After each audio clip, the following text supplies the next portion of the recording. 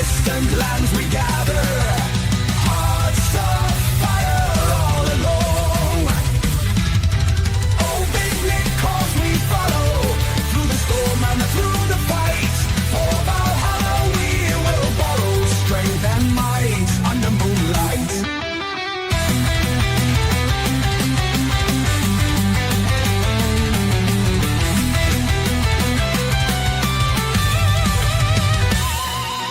Warriors of the ancient sea, songs of glory dark and bold. In the night, our spirits free, legends born, tales unfold. Oh, big Nick, 'cause we follow through the storm and through the fight. For Valhalla we will borrow strength and might under moonlight.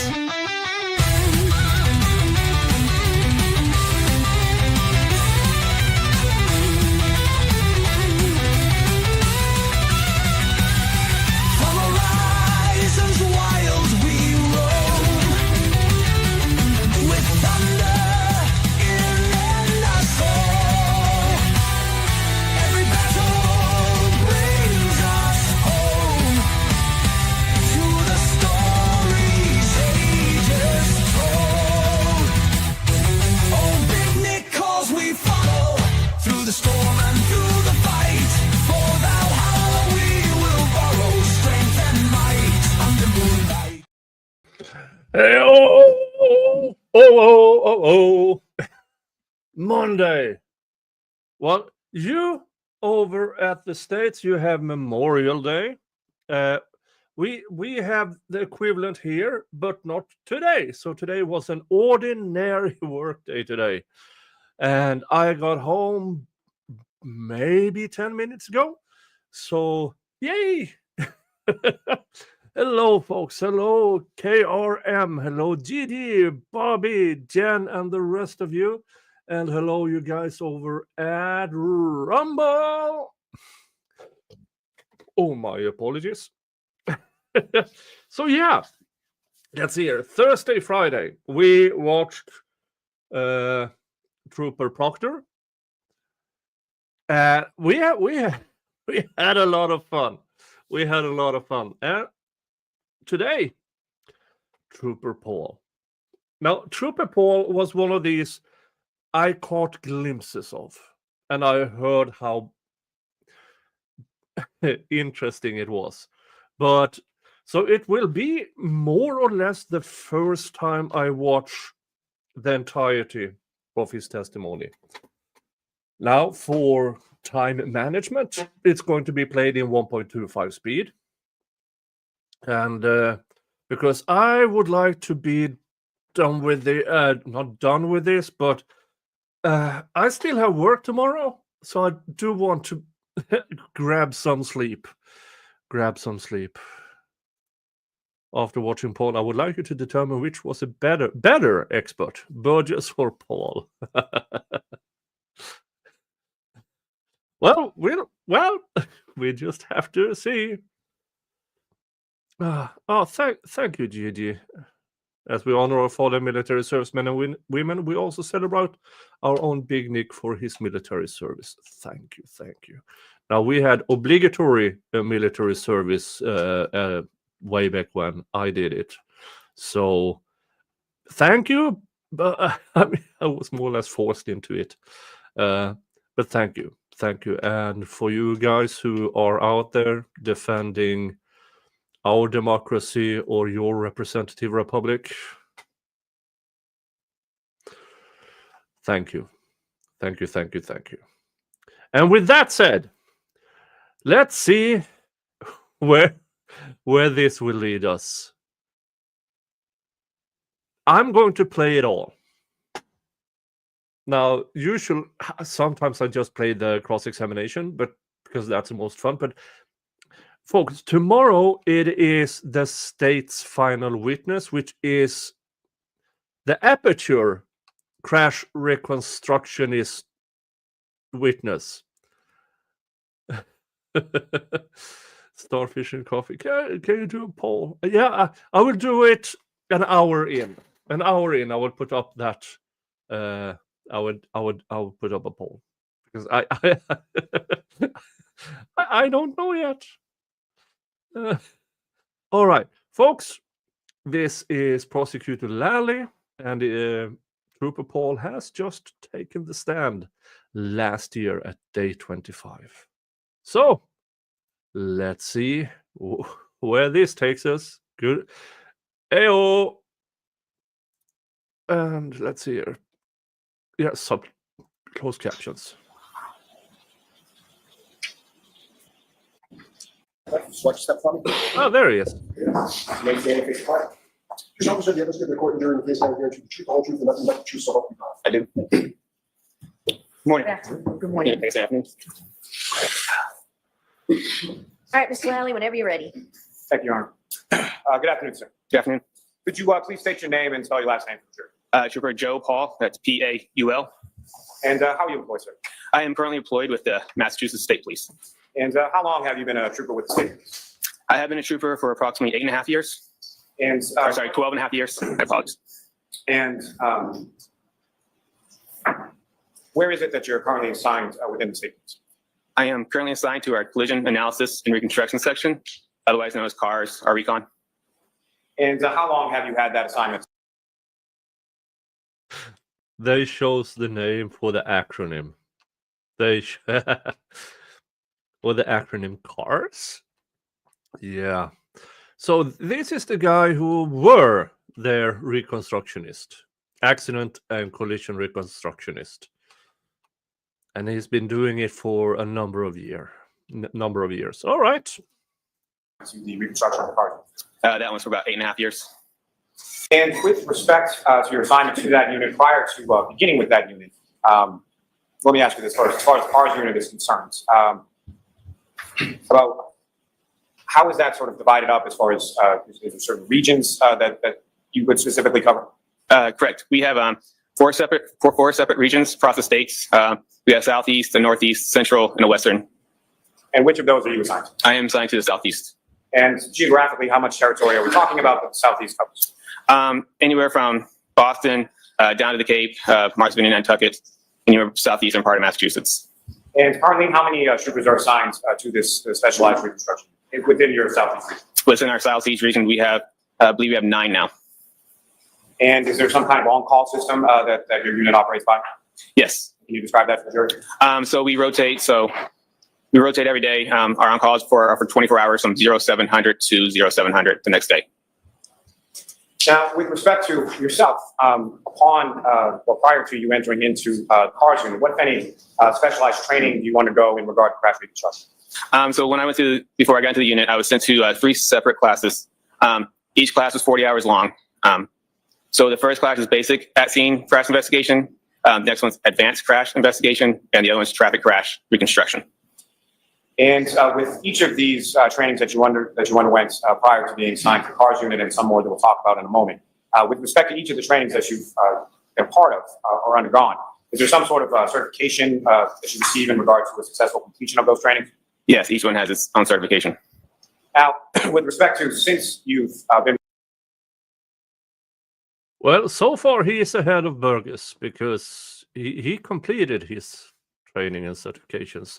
We can't be sure if Burgess certifications, if they are completed or if he aspire to complete them. So this guy is ahead. Working with the CARS unit over the last several years, what, if any, additional specialized training have you received in the area of crash reconstruction? Since I've been on, I've been into probably about 877 hours of education in the units. That's anything from bicycle crash investigation, human factors. I'm currently certified through Borough Level Examiner and a technician. I'm a CDR analyst and a CDR technician trainer. Just recently I've attended multiple. So he trains other people as a crash reconstructionist. Do you feel secure with that, folks? Seminars, and most recently I attended a seminar in Houston on EDR data retrieval. Now, among those other trainings that you received, some of those trainings pertain specifically to pedestrian crashes. Correct. And in addition to the training that you received through the state police, what, if any, professional organizations do you belong to in regard to crash reconstruction? Yes, I am currently part of NAPARS, which is the National Professional Accident Reconstruction Section, and I'm also certified through ACTAR, which is the Accreditation Commission for Traffic Accident Reconstruction. Now, if I can focus specifically just for one on the ACTAR certification, can you explain to the jury sort of what goes into that, and as far as that certification is concerned, how does one obtain it? Okay, so first thing you do is you got to submit an application to ACTAR to be allowed to take the test, and part of the you got to tell them how much education you've had, how many crashes you investigated, basically anything within the crash investigation world. And then once they find that you're accepted to take the test, then you got to set a time for the test. We did it as a section throughout our state, and the test is a 2-part test. It's a practical and theory portion of the test. Each part's 4 hours long, and you got to pass both portions to be certified through ACTAR. So there's a written exam and a practical portion of the test as well? Correct. And can you explain to the jury sort of the practical portion? What does that consist of? The practical portions is you basically have to analyze a collision. So they give you a simulated crash, and you have to go through and document the evidence. You have to answer a series of questions based on that specific crash. So where you can find the speeds, the distances, times, and everything else related to that collision. And you successfully completed and received that certification, sir, is that correct? That's correct. And how long ago was it that you first received your ACTAR certification? In 2019. And how long is that certification? Is that sort of in perpetuity, or is there a sort of continuing educational component attached? There is a continuation educational component attached to it. The test is it's certified for 5 years, and within those 5 years, you still have to maintain a certain amount of education to reapply for ACTAR again.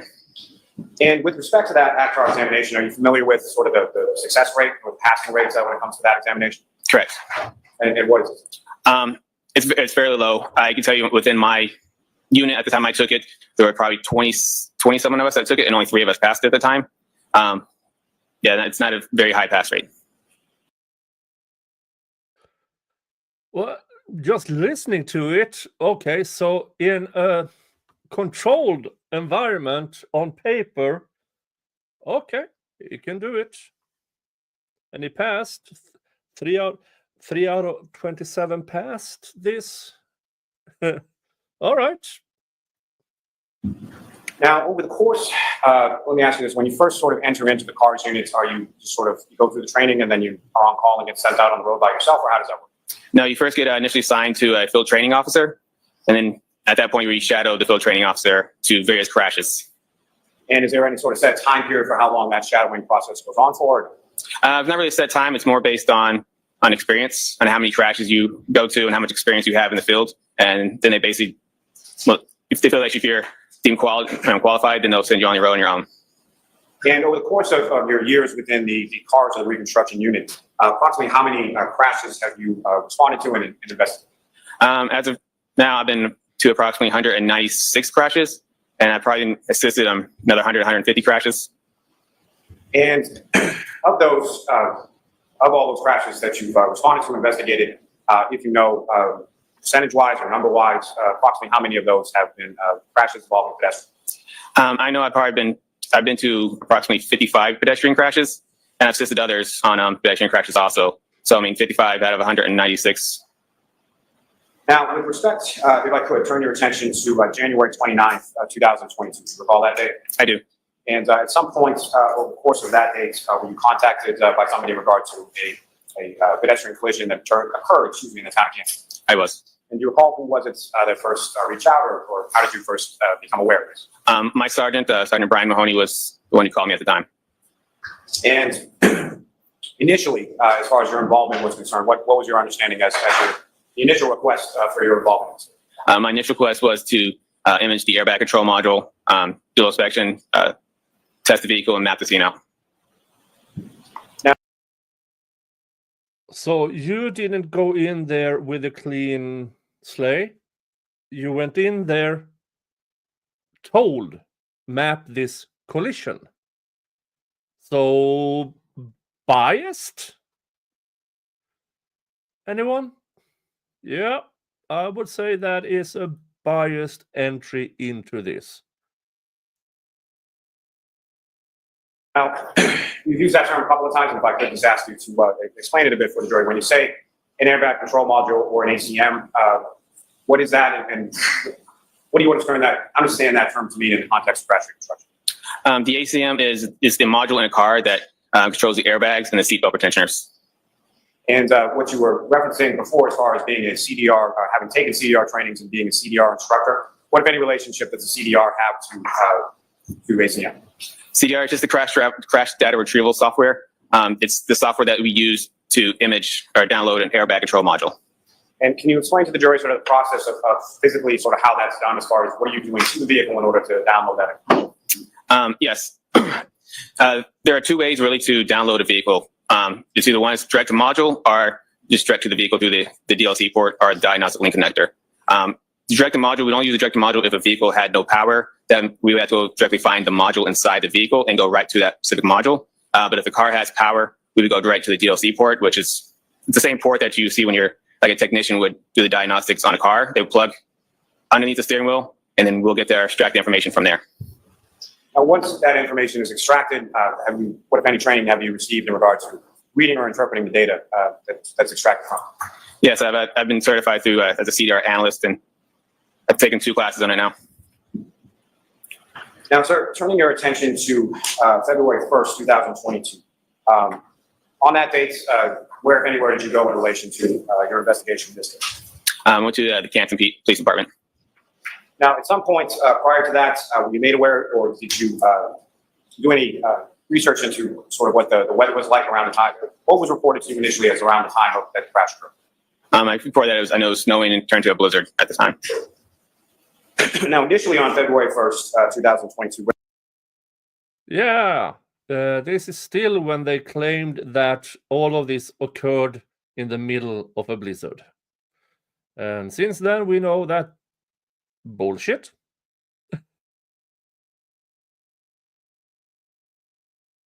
Where did you go? To Canton Police Department. Now, sir, at some point in time on that day, did you also have occasion to go to a residence or a street called Fairview Road in the town of Canton? I did. And specifically, there was a address that you were directed to. Is that correct? That's correct. And who, if anyone, did you go there with? I believe it was one of the Canton Police officers, Lieutenant Paul Gallagher, I think his name was. I met him there. And without anything specific Paul as to what was Gallagher. told to you by Lieutenant Gallagher, what was sort of the purpose of having? Paul Gallagher, who was involved in the Sandra Birchmore case.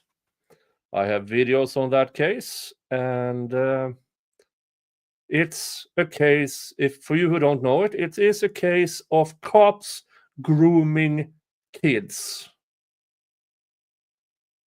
Yeah, it's as bad as it sounds. Lieutenant Gallagher there with you at that time? He was going to show me where basically the evidence that they have at that point was. Now, in addition to that, were you also able to, you're familiar with another specialized unit within the state police called CERT team? I am. And at some points, did you have access to certain diagrams created by Lieutenant O'Hara within the CERT unit? Yes, I was. May I approach the witness, John? Yes.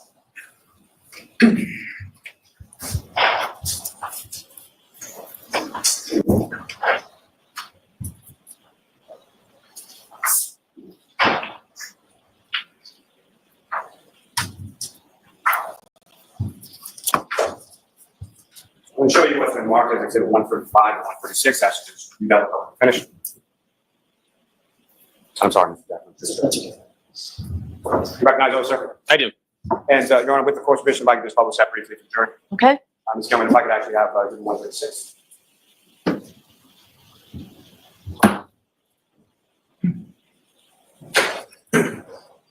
And Trooper Paul, do you recognize what's up on the screen as Exhibit 136? I do. This is the diagram that you were able to view from the created by Lieutenant O'Hara from searching. Yes, it was. And what's contained, at least with this overhead shot, is that fair and accurate portrayal of the roadway or the conditions of the roadway, absent obviously the weather at the time that you went out there on February 1st. Correct. So we can take that. Thank you.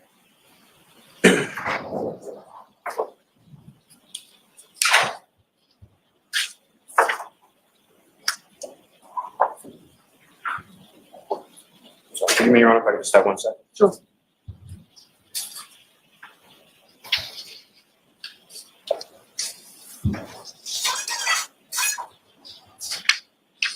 May I approach the witness, Your Honor? Yes.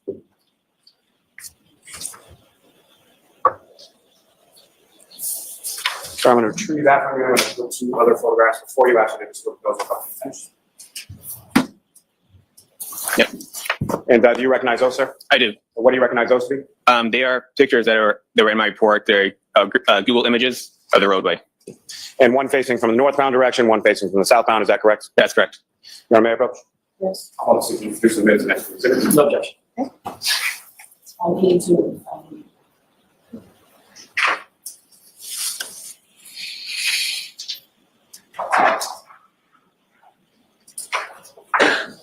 And Your Honor, with the court's permission, if I could just publish these, first return them to the witness and then publish them. Yes.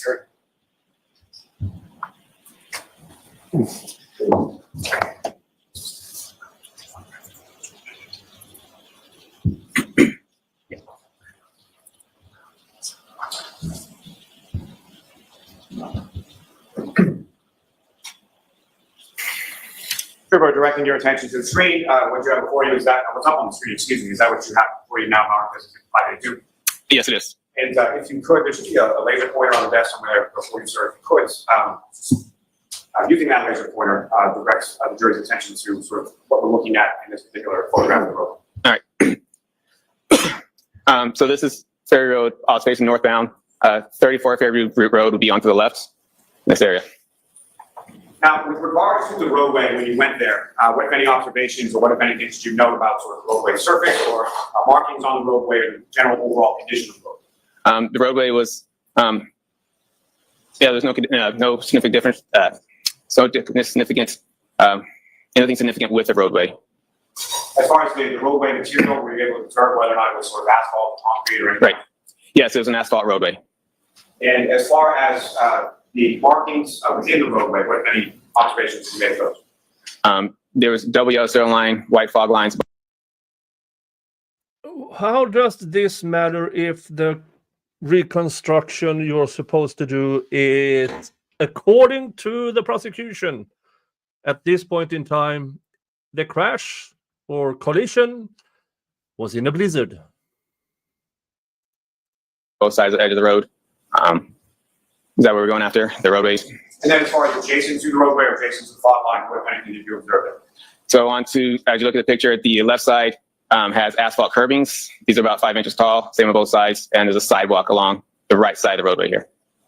And the side of the asphalt curbings, that's the same side that 34 Fairview is located on, is that correct? Correct. Let's go if I could have the next slide.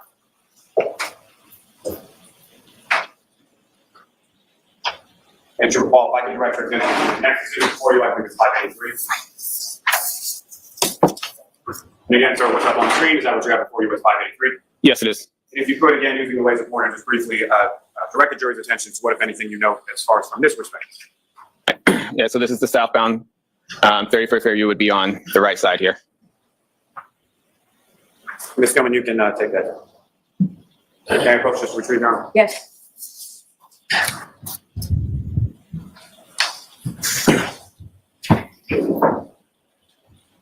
Now, Trooper, with regard. Yeah, this is one of the things that puzzles me, because the claim is that the car hit John's elbow in 24 miles an hour in reverse. In winter conditions, if you're really flooring it, even at the best of conditions, getting a Lexus SUV up to 24 miles an hour in reverse in that short amount of time is basically impossible. And I'm a bit surprised that nobody has gone into that. I mean, I think the top speed in reverse with a Lexus is 40 miles an hour or something like that. So I'm very, very puzzled. And remember, the road has a slight bend to it, very slight bend. So, yeah, there's so many things that does not make sense here.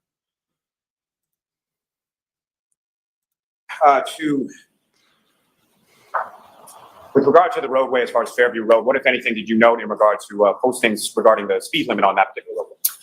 Yes, the posting for the speed limit is 30 miles per hour. At this area, it's only posted 30 miles per hour for northbound operators, and I believe it was like 19 Fairview Road was posted in front of. For the southbound operators, it was not posted. And so for a northbound operator, that would again be someone where the residents of 34 Fairview Road will be on the left-hand side of the road. Is that correct? That's correct. And with regard to the width of the lanes, or what, if any, measurements did you take in regard to the lanes or the roadway itself? Yeah, each travel lane was approximately 12 feet, and the overall width was approximately 27 feet.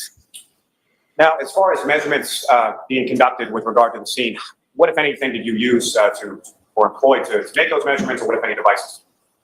Yes, I mapped the scene with a Leica GNSS GPS total station, and also used a drone. That's a UAS, is that correct? Correct. The drone, I mean? Yes. And with regard to each of those, as far as the GPS mapping and the drone, have you received any sort of specialized training in regard to employment of each of those tools? Yes, I have been certified to use the Leica, and I've also have a Part 107 license for the drone. Now, as far as starting with the Leica or the GPS, if you could explain to the jury sort of what that is and how you use that device in order to, as you termed it, map. Yes, it's essentially what surveyors would use to make roadways. It uses satellites and GPS data plus cell phone data to make marks on the roadway, or actually not marks, but just mark points in the roadway that are within millimeters of the device. And with regard to the drone device, sir, how does that, can you explain to the jury sort of how that works and how that's used? Yeah, so the drone, and we fly the drone around the area. We set it to set up a grid pattern to fly around the scene. And while it's flying this grid pattern, it takes a series of photographs. And these photographs are also GPS marked. So once we get all the photographs in, we throw it into a program, and the program will essentially stitch us all together. And then once we get that picture, we throw it into a diagramming system. And that diagramming system, have you also received training in regard to utilization of that diagramming system? Yes, I have. And the one that you're currently... They had the case for 2 years. Did they do any mapping in winter? Or did he do, was this the only thing? The only one?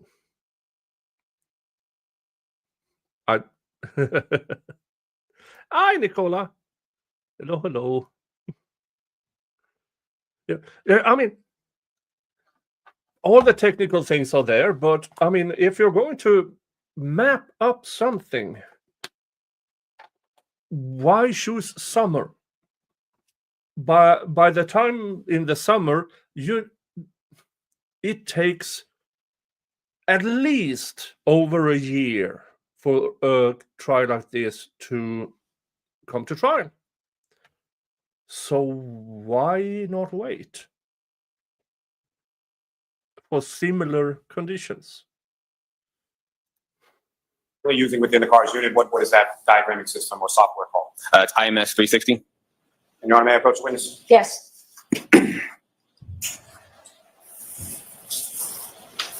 Sir, I'm showing you 4 documents, asking you to just review those. Finish.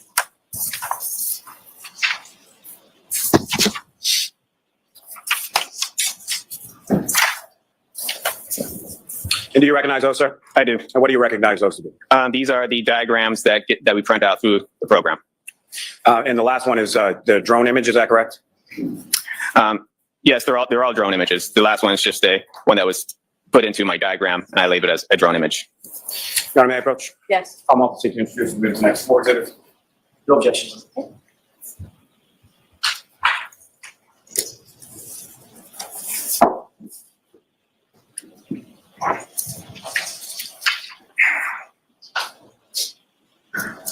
Hey, Dr. Heinz is in the house.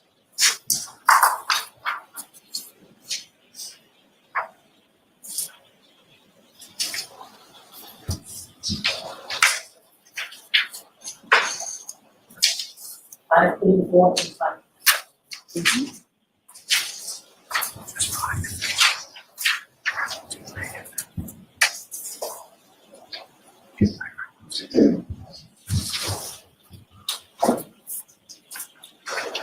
Yes. That's my fault. Thank you very much. Sure.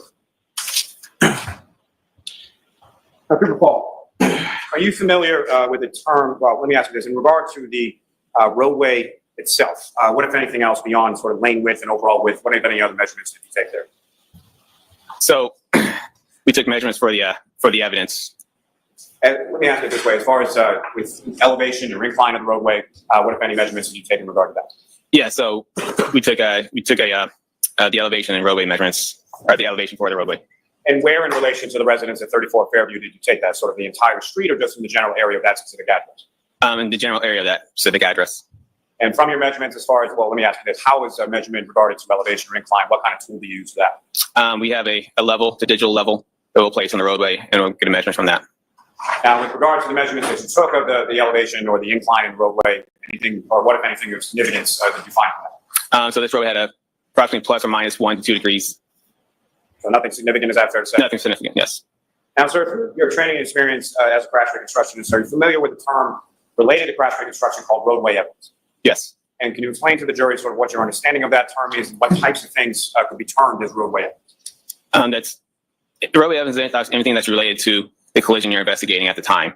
It could be anything from vehicle debris, gouge marks, tire marks, anything that's related to a vehicle or whatever type of crash you are investigating. It could be vehicle or pedestrians. So any sort of anything from either the vehicle, pedestrian as well, is that correct? Correct. So pieces from a vehicle, holding items from a pedestrian, correct? Yes. Now, with respect to both your review of the CERT team diagrams as well as speaking with members of the Canton Police Department, were you able to then plot certain pieces of roadway evidence onto those diagrams that you that I just showed you a few moments ago? Yes, I was. Now, with reference to, you're familiar also through your training and experience when it comes to pedestrian crashes, as far as sort of the physics or kinematics of how pedestrians interact with vehicles in the course of a collision? Yes, I am. Now, I'm going to ask you just a couple of terminology questions when it comes to items that are involved in a collision, sort of simple Newtonian physics, Newton's first law. Can you explain what that is to the jury and sort of how that pertains to any collision between two objects? The first law? Yes. Yeah, that's the when an object stays in motion or stays at rest, will stay at motion or rest until acted upon by an outside force. Now, with respect to, are you familiar also with a crash reconstruction term called final rest? Yes, I am. And are there different derivations of final rest as far as controlled final rest versus uncontrolled final rest? Correct. And can you explain just first to the jury what final rest means in relation to crash reconstruction, and then what, if any, differences there are between a controlled final rest and an uncontrolled final rest? Yes, the final rest is what we use for describe the area where a pedestrian came to stop after the collision. It's immediately after the collision. This is where they first stopped, or a vehicle. Usually after collision, it's where this vehicle first stopped. And a controlled final rest is when an operator actually controls the vehicle to the stop, and as opposed to the uncontrolled final rest is when there is no control. It's usually acted upon by outside forces that will control the vehicle or pedestrian to its final rest. And, Your Honor, with court's permission, if I could publish what's now been marked as Exhibits 584 to 587 for the jury. Yes. Ms. Gilman, if I could first have the diagram left.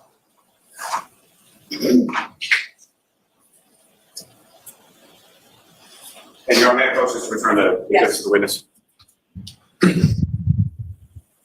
Ms. Gilman, if I could ask you to zoom in just a little bit on that. And now, Trooper, what you have up on the screen, is that what you have before you as the first in that exhibit? Yes, it is.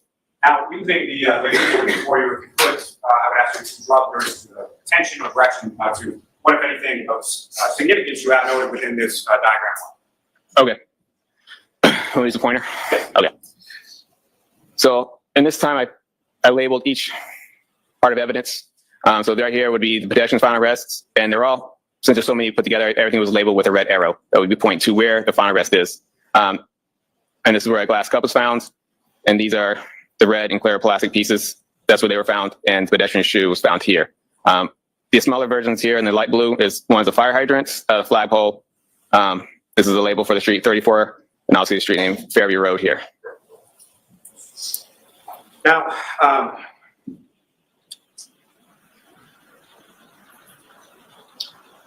as far as measurements were concerned, what, if anything, were you able to do to measure sort of between different points of roadway evidence, or specifically from the pedestrian or Mr. O'Keefe's final rest in reference to other items that you have depicted on the diagram? So, you're talking about, like, so on these diagrams, like it's hard to see here, but it is a scale diagram. The diagram itself is scale. Once you put it, roll up to the actual paper, it's scale. I've also have on here, sorry to see, but there's, I think it's right here. They're called ground control points. They're little X's on the roadway. They are used for the drones imaging, and using the drone imaging will use those in order to help put the all the pictures back together. At the time of this, I measured between each point from ground control point 1 to 2 and put it as approximately 50 feet. And 2 to 3 is 50 feet and 3 to 4 is 50 feet. So it kind of is a second way to measure off the diagram, and also using the program to measure to different points while using the diagram. And as far as starting with the shoe that you have depicted in this diagram, what was the measurement of the shoe away from Mr. O'Keefe's body? I believe the shoe was approximately, I don't know, I think it's approximately 10 feet away. Your Honor, with court's permission, may the trooper refer to his report as to the specific measurements? Yes.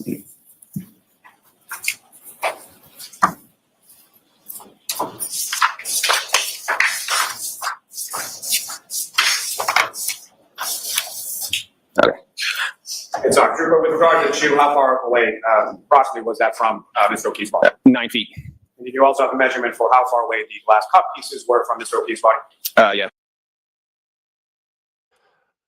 I do remember this, that they have no idea where John's body actually were. So this pedestrian's final rest, you don't know. You guessed. So this is flawed fundamentally. 1 foot. And for the red plastic you have labeled on this diagram as A, how far away from Mr. O'Keefe's body was that? 7 feet. Now, with regard to the directionality, you also measured sort of directionality as far as the 9 feet the shoe was away. Which direction was it? Each point, each evidence was measured from the pedestrian's final rest. So the shoe was 9 feet southeast from the pedestrian's final rest. And if you could, using the laser pointer on the screen, as far as the directionality of this, or if you could first direct the jury's attention to where Mr. O'Keefe's final rest is, and then as far as the directionality of southeast from that, where is it? Okay. So right here, pedestrian's final rest. It's more right there. The shoe is right here, so it would be kind of southeast. I have an arrow pointing north to kind of give it extra. And the glass cup that was 1 foot away, in which direction was that? It was about 1 foot north. I think it was found like within, right next to him. So. And the red plastic that you have labeled as A, again, that was 7 feet. In which direction was that, sir? That one was east, so it's right here. As far as the clear plastic, what was the measurement and what was the directionality for that item, sir? 10 feet southeast, so we're about over here. And the red plastic that you have labeled on the diagram is B. How far was that and what directionality was that? That was 12 feet southeast, and that's found right here. Okay.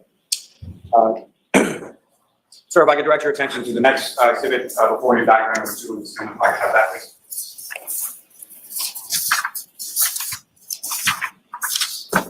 Sir, do you recognize what's depicted up on the screen? Yes, I do. And if you could, again, using the laser pointer, what, if anything, of significance to observe in this particular diagram in reference to in reference to the roadway evidence? It's just essentially the same diagram. It's just a closer up version of it. So you guys, yeah. So you saw the pedestrian's final rest class club.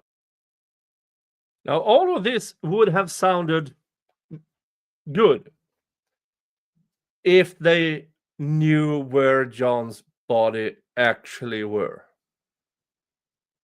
All they have are rough estimates, and Trooper Paul was sent there to investigate a collision, as in biased from the start. Because if he's looking for a collision, he's going to find a collision. Instead of an unbiased, hey, there's a scene here. Go out there, do your things, and then tell us your findings. But no. No. So there are three fundamental flaws here. First of all, he did all his measurements in summer and then applied winter conditions to it. Number two is they don't actually know where John's body was. And and then three, he went in there searching for a collision. Glass cup, plastic pieces, the shoe. It's all still depicted in the diagram. And the red arrows that you had indicated, delineated, depicted sort of from where the words are to where the items were. Is that present in this diagram as well? Correct. If I could direct your attention to the next exhibit before you, and if I could have diagram 3 to go. And again, Trevor, do you recognize what's up on the screen? I do. And if you could just describe to the jury what are we looking at in this diagram? Yeah, so this is just a closer up to the evidence. It's a little smaller scale. And these diagrams are created from photographs so with the drone.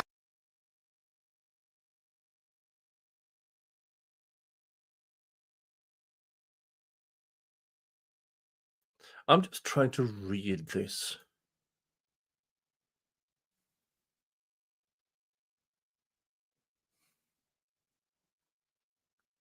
Yeah. Overhead on that date of February 1st, is that correct? That's correct. And if I could direct your attention to the last exhibits within those images. And again, sir, if you could, you recognize what's up on the screen? I do. And could you describe to the jury again using the laser pointer to delineate what anything is significant to from this drone photograph and diagram? Yeah, so this is from my report. It's the same diagram. Has the same amount of evidence on here. The house, there's a light pole here. These lines here, which I mentioned earlier, were the edge of the road and edge of the sidewalk. Thanks. Someone you can take that down. All right, Mr. Lally, why don't we pause here for the lunch and recess? Junior Paul will have you back with us in a second, okay? And if you follow the jurors out, please. All rise, jury. And jurors, why don't we take 45 minutes? You are muted. I'll see counsel at sidebar.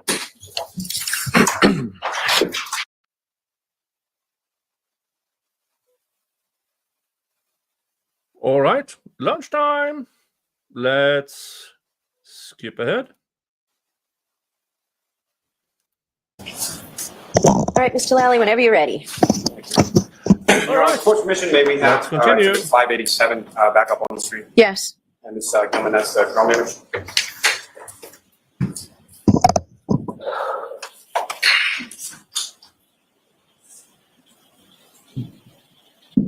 Mr. Paul, direct your attention to what's up on the screen. It's now been marked as Exhibit 587. Again, this is the last of the set of 4 diagrams or drone images that I presented before you before, correct? Correct. Now, with respect to the evidence, specifically pieces of taillight that are depicted within this diagram, did you put every single piece of taillight that was recovered on January 29th within this diagram? No, I did not. Fair to say you did also not put every piece of taillight that you're aware was recovered over the course of this investigation and depicted in this particular diagram. That's correct. Now, with respect to this particular area of Fairview Road, understanding that you were there in the daytime, correct? Yes. However, when you were there in the daytime, what, if any, note did you take as to sort of overhead lighting or available sort of handy street lighting in the area? Yeah, so on the top corner, I'll try to right up here, there's a light pole right there, overhead light pole. And with relation to where you've marked as far as the final rest position of Mr. O'Keefe and the other areas of items of evidence that were recovered from the scene, was there any lighting in that particular area? There wasn't. Ms. Gilman, you can take that down. Mr. Officer, we can have that's back. Thank you very much. Now, turning your attention, sir, back to February 1st, 2022. At some point, you were at the Canton Police Department, correct? Yes. And where specifically within the Canton Police Department did you go? To the back in the garage area. And within the garage area, what if anything did you do in the garage area? In the garage area is where we imaged the airbag control module. And so, I'm sorry, it's fair to say the vehicle, the defendant's vehicle was located in that garage area? That is correct. And you imaged that vehicle, and what, if anything else, did you do with respect to that vehicle that day? At that point, we just analyzed the damage to the vehicle. Now, at some point, At some point, did you perform any sort of mechanical inspection of the vehicle? Yes, Was that day or at some later date? it was that day. And was that within the garage area itself, or where did you perform the mechanical inspection? We analyzed a little bit of the steering and the brake pedals while it was sitting in the garage. Then we did testing with it on the in the driveway next to Camden PD. Now, sir, starting with a visual inspection of the vehicle.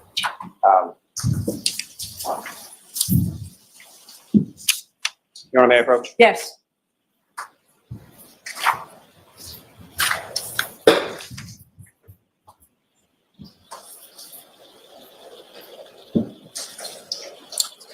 I'm showing you some photographs. Ask you to just view those, look up when you finish.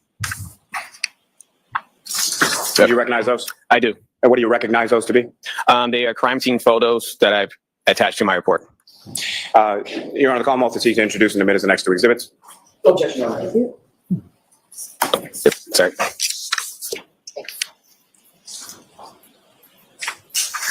588, 589. Thank you.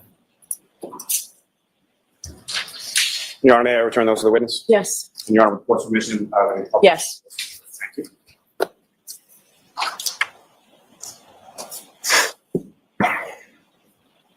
One moment, Your Honor. Okay.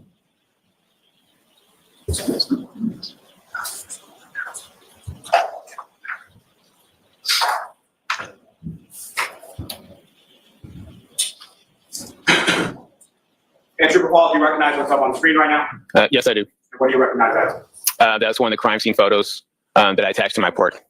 And what's contained in this is a very accurate portrayal of sort of the front of this vehicle, looking at it from the passenger.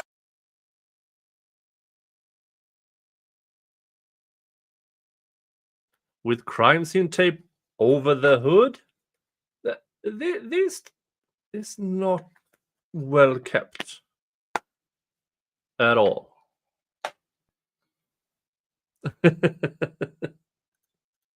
Side.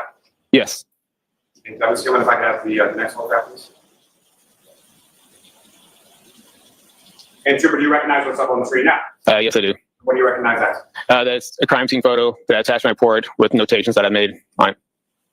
And what's contained in this photograph is that a fair and accurate portrayal of what you observed in the rear passenger side area of the defendant's vehicle in the garage on February 1st. Yes, it is. Now,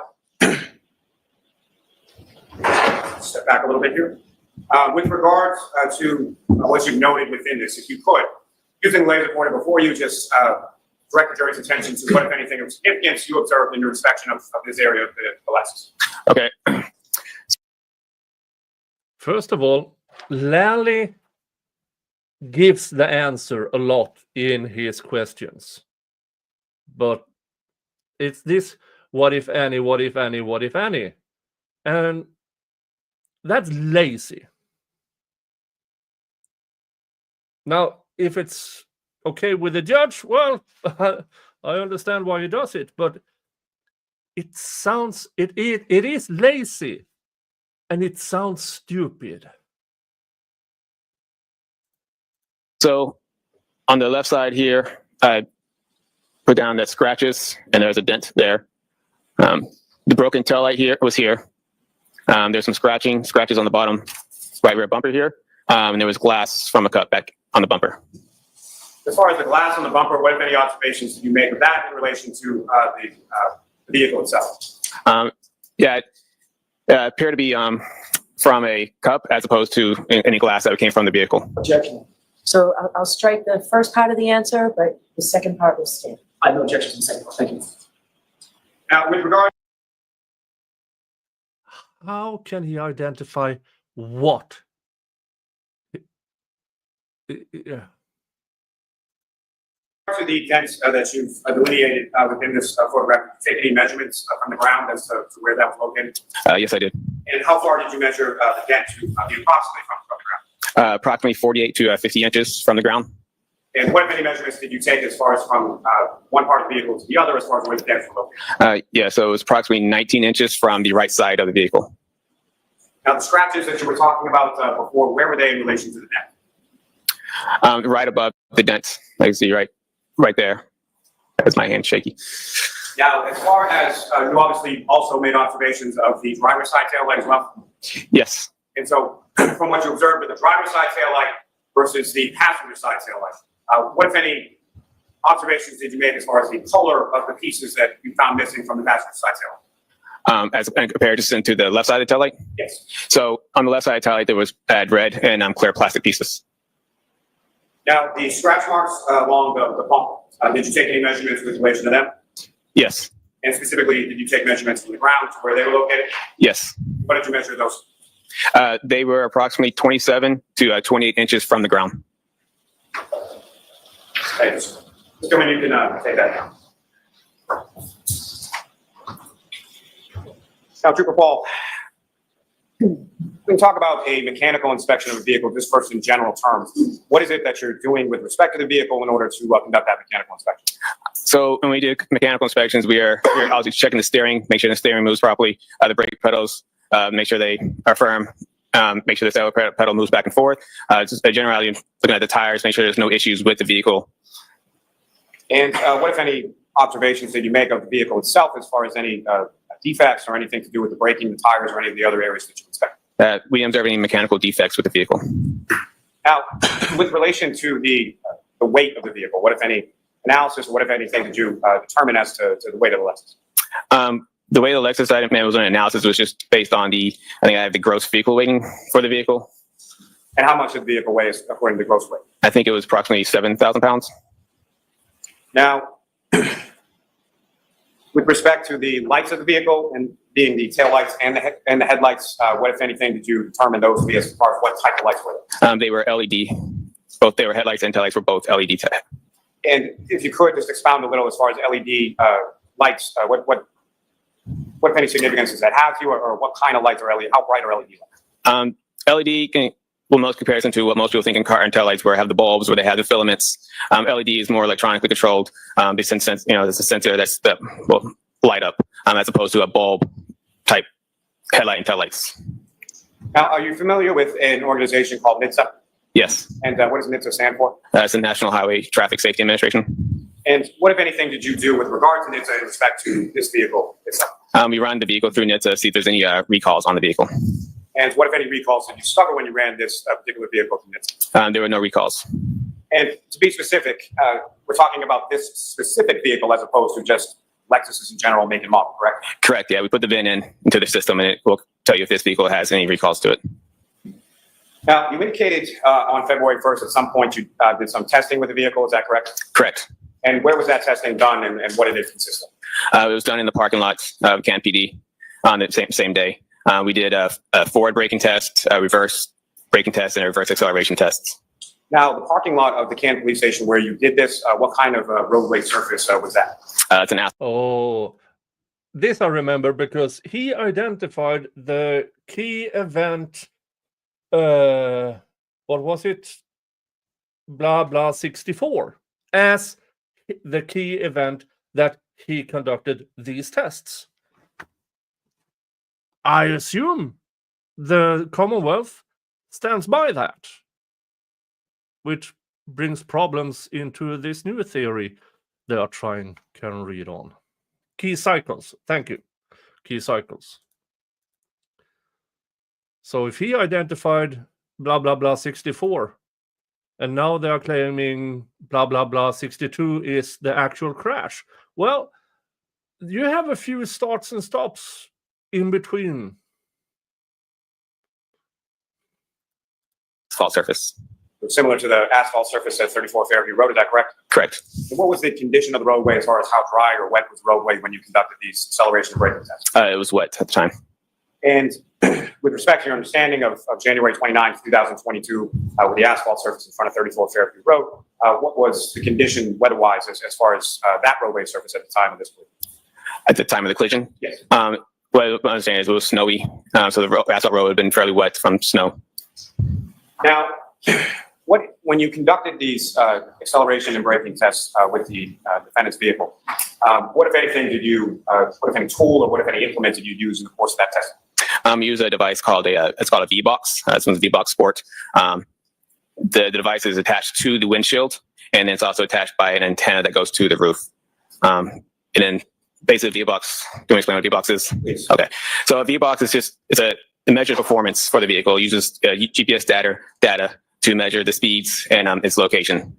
Use that just to, it'll give us how fast we were stopping, a drag factor for the roadway for that specific vehicle and type of road, and acceleration factors.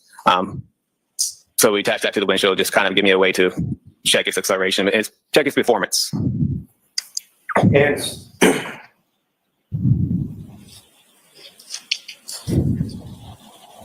sorry, Your Honor, one moment, please. Sure.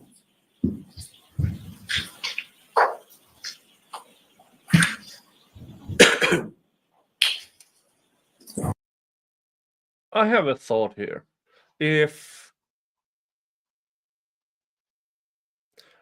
Judge Bev closes court every day at 4, that would be 10 p.m. my time. And I play in 1.25 and skip pauses, breaks, lunches, and stuff. I should be able to do recaps of the rest of the trial. Yeah, maybe. We'll see. We'll see. So the V-Box is attached to that vehicle, so it's, what specifically is it measuring? So yeah, it's using the GPS data to apply its location, and so it's measuring its speeds and using the speed and the location, putting that together. And once you use the app through the V-Box and accept certain parameters as like, you can go out 30 miles per hour, 20 miles per hour, 10 miles per hour, and it'll set your vehicle. So when you go to 30 miles per hour, it'll tell you what you're doing at 30, what you're doing at 20, what you're doing at 10. And then it'll know if you're doing braking or acceleration tests. And it'll use those numbers that you have to give you, your acceleration factor or braking factor for the vehicle. And so from the V-Box Sports device that you use, and you've received training as it applies to using that device? Yes, I did. And certification as well? It's usually just training on it. Now, with respect to the V-Box Sport as it's attached to that vehicle, that's measuring specifically from that vehicle with those tires on that roadway surface that day, correct? That's correct. Now, with regard to that testing on that day, you did some acceleration or reverse acceleration tests, is that correct? Correct. And how many of those tests did you conduct? 2. And you describe to the jury sort of how you conducted those tests or what speeds you were using or sort of that process of the 2 reverse acceleration tests that you conducted that day. So the reverse acceleration test we conducted, we set the parameters up to 25 miles per hour. So what we did is we try to come from a stop at 0 and then press the accelerators all the way about as hard as I could press it and try to go back and see how fast I can get to 25 miles per hour and see what the performance it did at that time. And what, if any, kind of data did you receive with the V-Box Sport using during those 2 reverse acceleration tests? It gave me an acceleration factor. It gave me its speeds and times and distances that it was at each location. And if you could explain to the jury, sort of when you say acceleration factor, what is an acceleration factor? It's just a number of how fast the vehicle could travel from an acceleration. It could be a light acceleration to a medium acceleration, a hard acceleration. They all have a different number that you can use to kind of relate it back to what the acceleration is for that. What you're meaning is how fast can a car go from point A to point B in reverse, and what speed it has, what acceleration it has. Trooper Paul, this is basic stuff. I'm not even a physicist or a mathematician, and I know this. A vehicle. And what was the acceleration factor that you were able to obtain with those 2 reverse acceleration tests? I believe this was I had 0.317, I believe. Now, during the course of those the reverse acceleration tests that you conducted on that day, what, if anything, did you know? Well, let me ask you this: as far as the operation of the vehicle, who was actually physically operating the vehicle? I was actually operating the vehicle. And what, if anything, did you know during your operation of that vehicle during the reverse acceleration test that you conducted? We also noted the accelerator pedal moved freely. There was no binding. There were no interference from anything on the floor. Nothing interfered with the accelerator pedal. It worked as it's supposed to. And when you're doing this reverse acceleration test, how are you, if at all, are you manipulating the steering wheel at all, or is it a straight line test, or how is the test? How is the vehicle directed during the test? So I try to keep it fairly straight. And when you accelerated in reverse in a fairly straight fashion with the steering wheel, what, if anything, did you note about that? They kept the vehicle fairly straight. It was fairly easy to keep control of. Yeah, because you did this in non-winter conditions. Yeah, that tends to make tests easier when you're not when you're not doing this at the correct time and place. Well, it should have been at 34 Fairview under winter conditions, but no, he didn't. Now, in addition to the 2 reverse acceleration tests, what, if any, testing did you do with regard to reverse braking? Yeah, so we conducted 2 reverse braking tests. And again, similar, can you describe to the jury, this is also with the V-Box board attached, is that correct? Correct. So you're obtaining data from that as well? Yes. And during the course of the reverse braking test, what, if anything, first as far as data is concerned, how fast were these tests being conducted? What, if anything, was input, and what, if any, data did you receive from? Yeah, so the reverse braking one, we try to get up to about 30 miles per hour. And then once we get up to that speed, that's when we apply the brakes, try to brake the brakes fairly hard to try to get the vehicle to stop. And are you also familiar with the term known as a deceleration factor? Correct. And can you explain to the jury what that is? It's just essentially the opposite of an acceleration factor. This is a number for how fast the vehicle would slow down. And What? Deceleration factor is the time it takes for a vehicle to reach certain lower speeds. Why are you making this so complicated, Trooper Paul? with regard to the deceleration factor from the 2 reverse braking tests that you conducted on that date, what, if any, figure did you receive from the instrument from the V-Box board? For the reverse braking? Yes. I believe this one was so it gets to get to a drag factor number for this vehicle too, and it's our deceleration factor, which is both are used the same way. This one was a point, I think it was 7.1. Now, with regard, again, you're operating the vehicle during the That's just a number.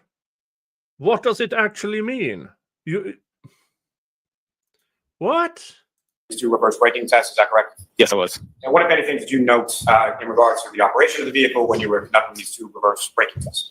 Yeah, the brake pedal was firm. There was no pulsation from the brake.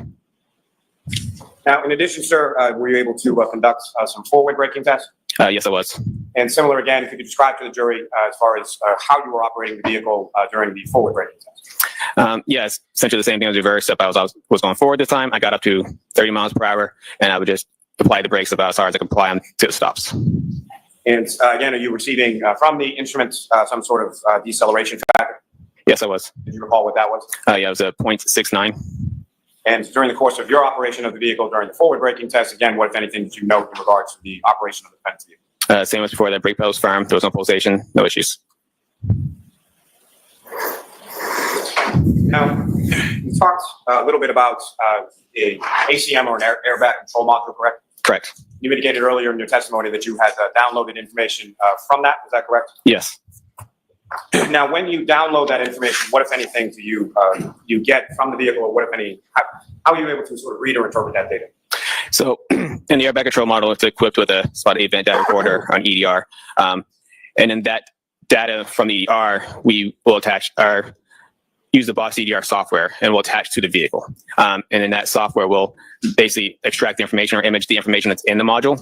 And so that information could range from getting us speeds, if there was braking, if there was steering wheel movements, basically like looking for change of velocity, that type of. So there's a lot of information around the vehicle. May I approach you? Yes.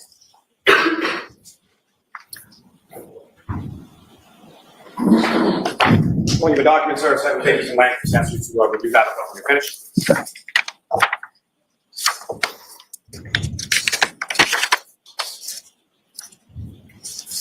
Do you recognize that document, sir? I do. What do you recognize that to be? This is the document that gets printed out through from the airbag control model through the crash route retrieval software. Thank you. May I approach again, Your Honor? Yes. I'm up to seek to introduce the minutes in that exhibit. No objection. 590.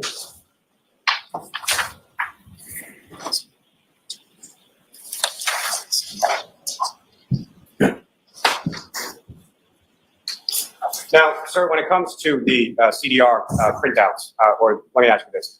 When it comes to the airbag control module, who is that designed to protect or to apply to in respect to safety measures with vehicles? Applies to the occupants inside the vehicle. And this may sound a little terse when I say it, but essentially the airbag control module is typically not designed to protect people on the exterior or the outside of the vehicle, correct? Correct. Now, you've been involved in a number of crash investigations involving pedestrians, correct? Yes. And as far as this particular case, what, if any, sort of useful or significant information were you able to interpret or retrieve from the ACM? And through the software, there was no data recovered or no events recovered. And when it comes to pedestrian crashes in general, and as far as there being no data in this case, is that something that's abnormal? Is not. Explain to the jury sort of why. So what an airbag control module is doing, as it's running, it's constantly monitoring the vehicle. It's looking for like a sudden change of velocity, and like a collision. So once it feels that sudden change of velocity, essentially will wake up and monitor the vehicle, see if there's people wearing seatbelts on, what's the speed of the vehicle, number of different things that it could look for. And all it wants to do is either do I deploy the airbags or do I tighten the seatbelts? So most motor vehicle crashes with a car-on-car crash, there will be a higher change of velocity. So that's usually kind of what it's looking for. Pedestrian crashes they're not mean much change of velocity to the vehicle. Here's a thought. If your taillight breaks, would that be seen anywhere in the data? I assume it will, because if you plug in a modern car into whatever car technicians use,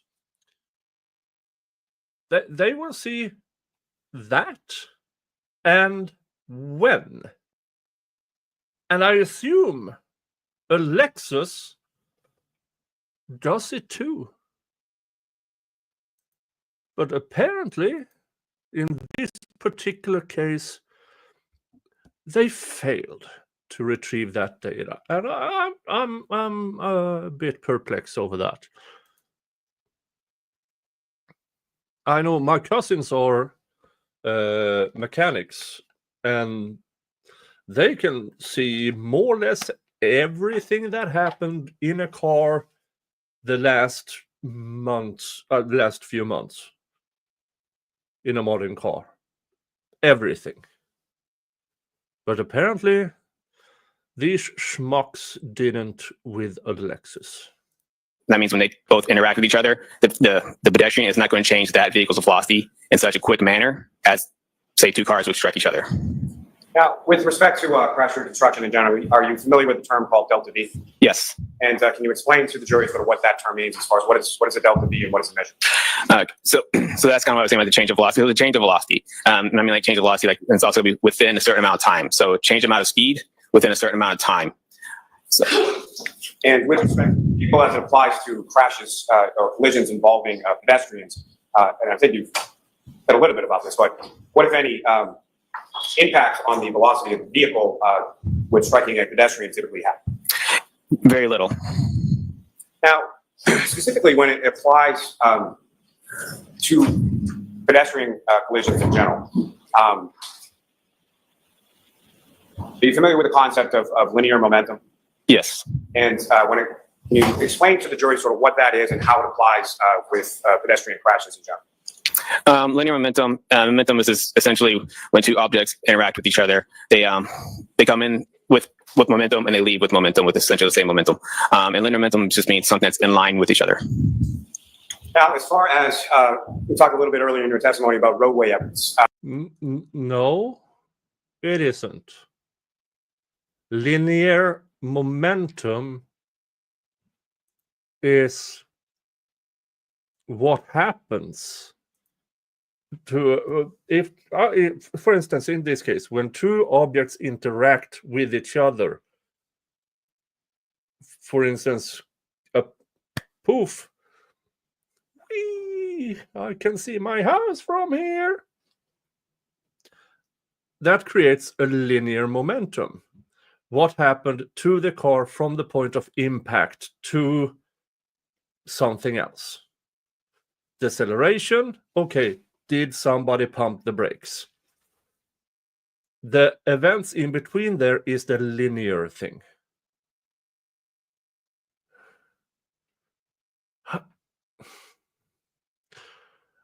Yes, Johanna, this guy is a cop. When it comes to your experience with pedestrian collisions, what, if any, relationship does that linear momentum have in relation to roadway evidence that you would expect to find at a scene of a pedestrian collision? So when a pedestrian strikes a vehicle, they will go in the direction where the vehicle was traveling. So if the vehicle is traveling one way, the pedestrian strikes, it will go essentially that same way, depending on what part that vehicle strikes.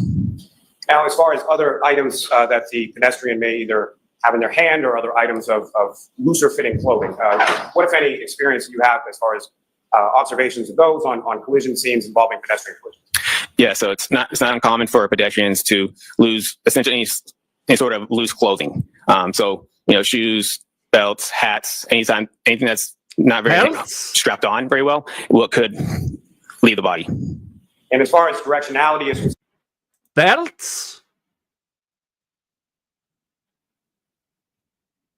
What? Shoes? I described this on a prior. Let's see. What can I use here? What can I use here? Here is a pedestrian and here is a car. In order for things to fly off, it had to hit, and then you see the body contorts. This force here, boom, hat flies off.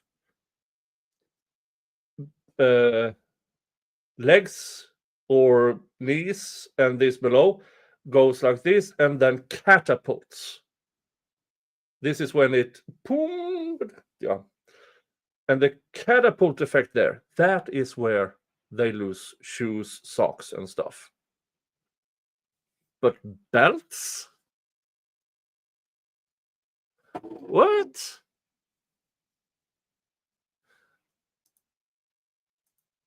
concerned when it applies to that linear momentum that you were speaking of before. Those sort of loosely held or handheld items, or would glasses be included within that as well? Correct.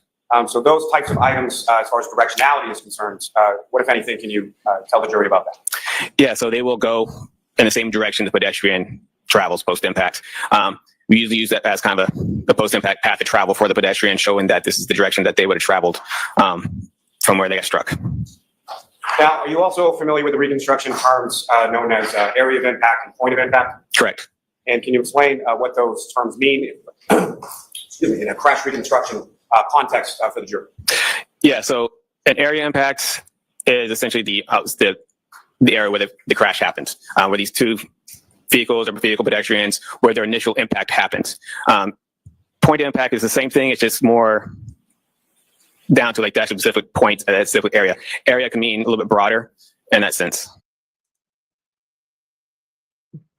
Trooper Paul, you're not a clever guy. Point of impact is the point where car meets person. The exact point. If you're hit head on, we grill off the car where that hits the body. That's the point of impact. Area of impact is he got that one right. It's where it happened. But point of impact is where the actual contact happened. Jesus Christ. And what are some of is this something that is delineated somewhat, at least by roadway evidence? Correct. And if you could describe to the jury sort of what types of roadway evidence that would lead you or any crash reconstructionists to formulate an opinion as to the area of it. Yeah, so like I said earlier with the path of travel, so a lot of collisions most of our collisions we start where the final rest goes, and we follow the debris or the clothing, we're back to where, follow that path back to where it came from. And we know within that area, that's where an area impact would be. Now, with relation to the evidence that was depicted on the diagrams that were up on the screen before us, the exhibits, what, if any, relationship would the tail-light pieces and the shoe that were recovered from the street in front of 34 Fairview Road have in relation to that area of impact? Yeah, so they were found alongside the roadway. So I know that they were found, the area impact had been somewhere within the roadway and probably somewhere at the beginning, just prior to the beginning of the first point of evidence that we found. So somewhere towards the first point of evidence contained within that debris field, is that correct? Correct. Now,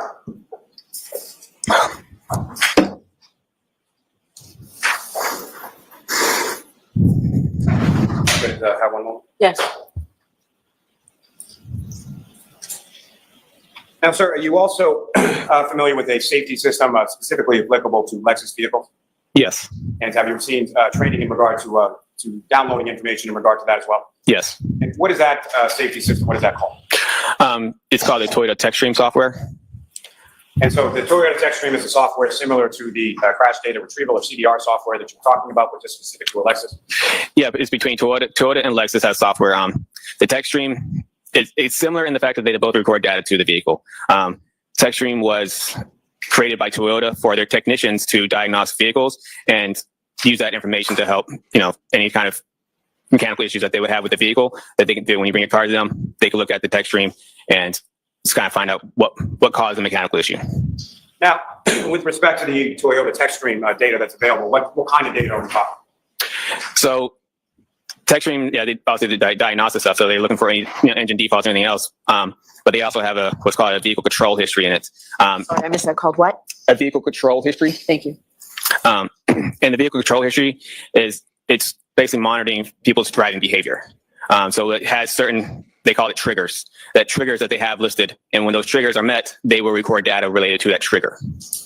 And what type of data, in general terms, what type of data are you able to recover through the Toyota TechStream tool from the vehicle control history? Yeah, so each trigger, you can record the same as you got to get your speeds, brakes, the accelerator pedals on, look for steering wheel angles, engine RPMs, all the information that you have related to vehicles. Now, in addition, is it possible with vehicles that have some vehicles made that are accessible through this Toyota TechStream, including Lexus, which I should say, I'm sorry, so Lexus is manufactured by Toyota, correct? That's correct. So in some vehicles, Toyota or Lexus vehicles are made by that manufacturer, are equipped with camera systems, is that correct? Correct. And again, in general terms, what, if anything, in relation to the camera system, is it possible to collect from the vehicle control system? The camera systems in certain vehicles can record photos, like little grainy black and white photos. And were you able to recover any black and white photos or photos of any kind from the defendant's vehicle in this case? I was not. Now, with respect to the sort of physical process of the downloading using this Toyota TechStream tool, can you explain to the jury sort of how that's physically done or what you're doing to the vehicle in order to download that information? The same process, just different software as we would for the airbag control module. As I said before, we plug into the DLC port and then up that software program, and we follow the steps and we extract the information from the vehicle. Now, the extraction of the Toyota TechStream data in this particular case, when was that accomplished? For this one, I believe it was February 2nd, 2023. So a year and a day after you had conducted the braking installation test and inspected the vehicle in the Canton Police Department garage. That's correct. And so as far as the timing of that being February 2nd of 2023, why was that? I was at the time of my initial inspection, I didn't really know much about TechStream at that point. So over time, I kind of learned about TechStream. And so once I learned about it and I thought this is relevant to our case, and I looked more into it and found that it is relevant. So. And the Toyota TechStream, as far as that applicability or that tool, is that a relatively newer tool in the area of crash reconstruction? It is getting fairly newer, as it's getting spread out. It's getting bigger. It first got created on one vehicle in 2014. So it's been slowly trickling into the Toyotas and Lexus vehicles over time. But it's definitely gotten bigger within the past couple of years. Now, with regard to this information, when you were then able to download that information, you received some data, is that correct? That's correct. And you mentioned that it goes, or it's measured sort of by triggers, is that correct? That's correct. And from the data that you were able to obtain from the defendant's vehicle, what type of data were you able to retrieve as it relates to the vehicle control history? Yeah, so this had like a page and a half full of triggers that over the vehicle's time span that it captured. And with respect to the triggers, how many triggers did it capture? It's like a page and a half. I don't know exact numbers of how many triggers that that it was on each page, but there was, it's at least a good page and a half full of triggers. Your Honor, may the trooper refer to his notes in regard to Yes. that? The trooper, if I could direct you, I think it's page 9 of your report. Okay.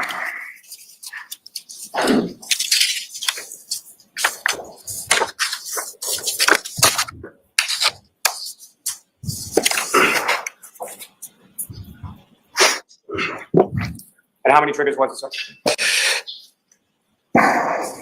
Can you count them? Does he have to count them, Mr. Lally? No, I don't think he has to count them. Sir, if I could direct you to paragraph 23. Oh, yeah. So 22 separate triggers. Those are, so in my report, it says 22 separate triggers that occurred on odometer mileage 12665 through 12666. And with regard to the mileage that you noted as far as being between miles 12665 and miles 12666, that's 12,665 to 12,666, correct? Correct. And what was the mileage that you observed on the vehicle at inspection? 12,665.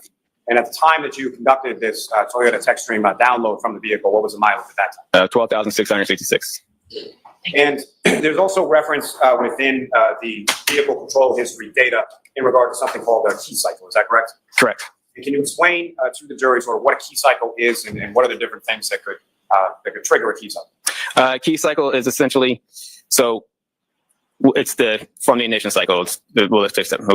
Sorry. So a key cycle is essentially from when the vehicle's off, it's pressed on. It doesn't necessarily need to be running or turned on. It just needs to be turned on and then off again. And that'd be one key cycle. Now, with relation to your analysis in regard to the vehicle control history, what, if any, role did the key cycle numbers, or what kind of role did that play in your analysis? It shows me where, how far away they were from each other. The key cycles were. And how far away in what terms? So when I turned the vehicle on, when I did my testing, it showed me what key cycle was that I was on when I did those testings, and then the odometer mileage in relationship to that. Your Honor, may I approach? Yes.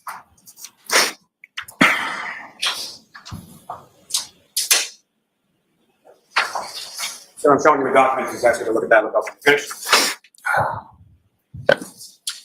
And do you recognize that, sir? I do. And what do you recognize that? That is the table from the vehicle control history from my report. And Your Honor, may I approach? Yes. I'm off to seek to introduce the minutes next. No objection, Your Honor. Okay. The 591. Your Honor, may I have a moment and then return it to the witness? Yes.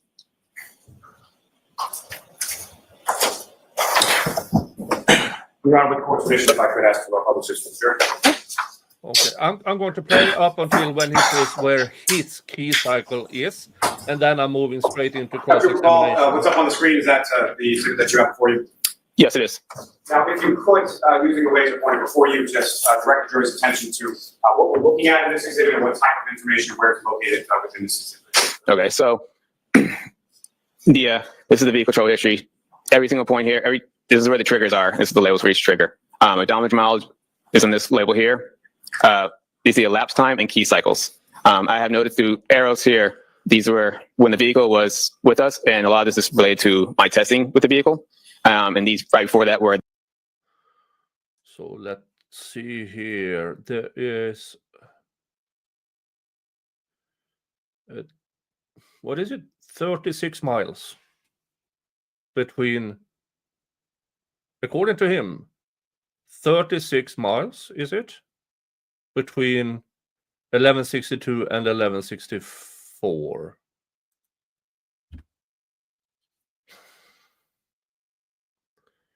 I mean, it's much longer than 36 miles between Jan's home and Karen's parents' home, isn't it?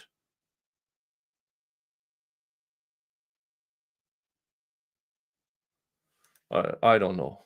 The triggers that were prior to those testings. Now, from the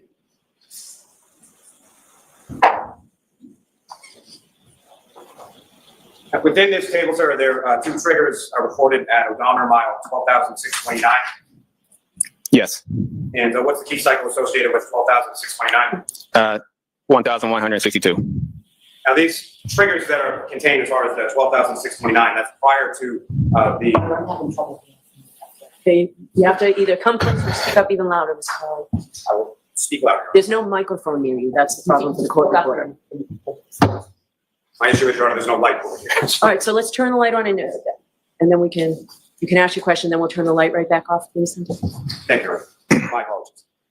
So that odometer mile, as far as two triggering events, at 12,629, correct? Yes. And that occurs prior to the 12,665, 12,666, during the course of your braking and acceleration test, correct? Correct. And the mileage difference between those two, did you do that math? Yes. What was the mileage difference between the two? 36. And how many key cycles were different between your testing and that odometer reading of 12,629? 2 key cycles. Now, as far as the, what if any information did you have and where did you get it in relation to England, 2 key cycles. Okay. You have the key cycle when they drove it up. Well, when they drove it off the tow truck. You have a key cycle, or should have a key cycle of sorts, when they drove it up the tow truck. There should be a key cycle when she drove from Jan's place to her parents' house. There should be a key cycle when she drove, or when the car was taken, when she drove around with the Jen and Kerry stuff. Now we're up to 4. That should be, we are under key cycle 1160. How does 1162 become the impact? This doesn't compute. the defendant's vehicle's path of travel prior to those odometer readings that you noted when you did your. Yeah. So yeah, I was told that where she traveled afterwards or prior to that. I was noted their locations, and I used those locations through Google to get a mileage for them. May I approach her? Yes. All right, now we have the key cycle. Now I'm not as interested in the rest of this. So let's jump up to when cross-examination starts.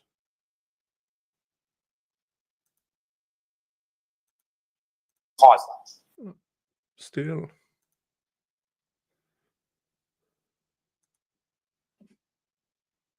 So go ahead and publish it if you're inclined.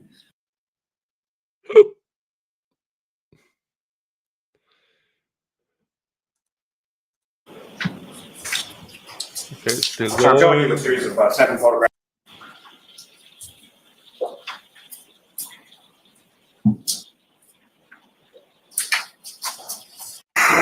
Photograph 2612.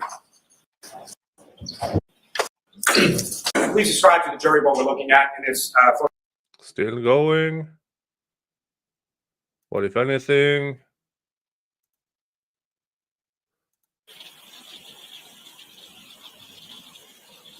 Oh, so you did the test in winter. My apologies.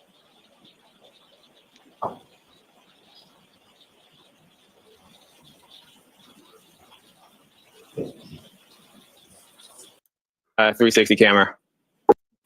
Then in the actual camera view.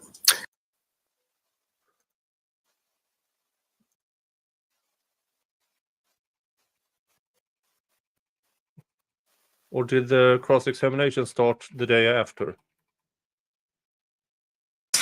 Sometimes when we take these breaks, I have to see.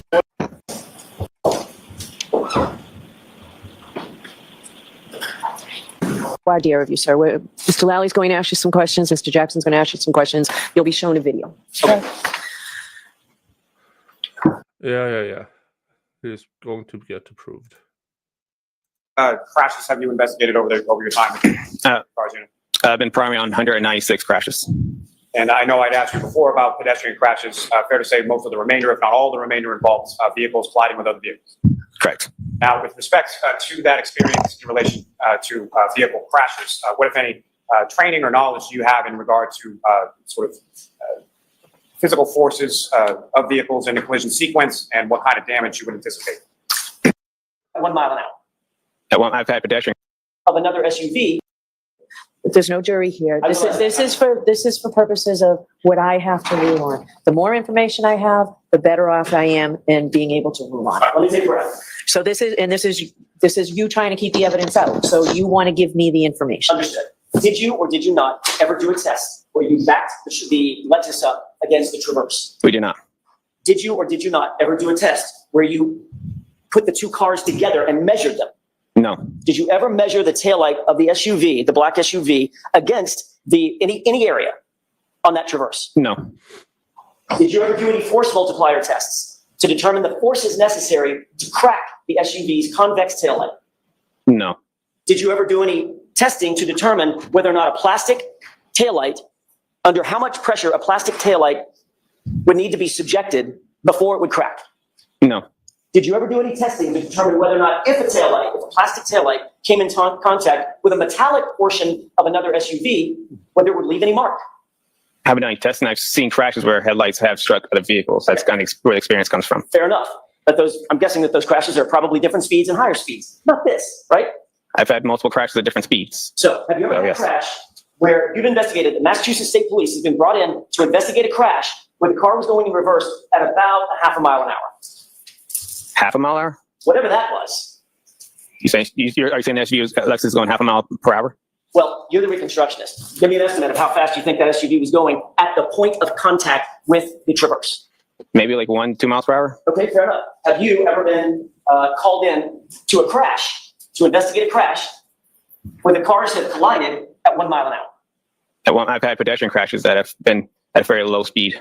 Okay, that wasn't my question. That wasn't quite my question. Okay. My question is, have you been called in to a crash involving two vehicles Yeah. that have made contact at about 1 mile an hour? I have seen testing for vehicles at low speeds.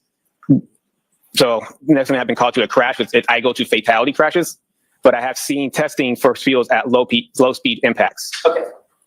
How low speed? like just the bump. So like this? Yes. Did you see any damage? Yes. All right. Well, minimal damage. Right. And what's your minimal damage like? I don't know, like a cracked taillight. No, like just a little bit of rub off on the paint. Right? Or you might see nothing, right? Yes. You've certainly seen circumstances in which two cars come in contact and there's absolutely no physical damage to either car, nothing observable, right? Have I gone to crashes that I've seen no physical damage on a car? Or just in common sense, just everyday life, where one car backs into another car at the Jiffy Lube, makes contact and drives away, and there's no damage. Not normally. It's usually something with car and car impacts. Like what's the something? A crack or a paint, something chip, scratches. Right. Yeah. So if you put a piece of metal in that scenario, if you put a piece of metal, steel, right, Uh-huh. against a piece of plastic, which one do you think is going to give way first? You'll still see some damage to both vehicles at a speed. Which one would give way first? Between metal, depends what speeds. And what we're talking about, you're just saying plastic and metal. You're giving a pretty general broad. What cracks first, metal or plastics?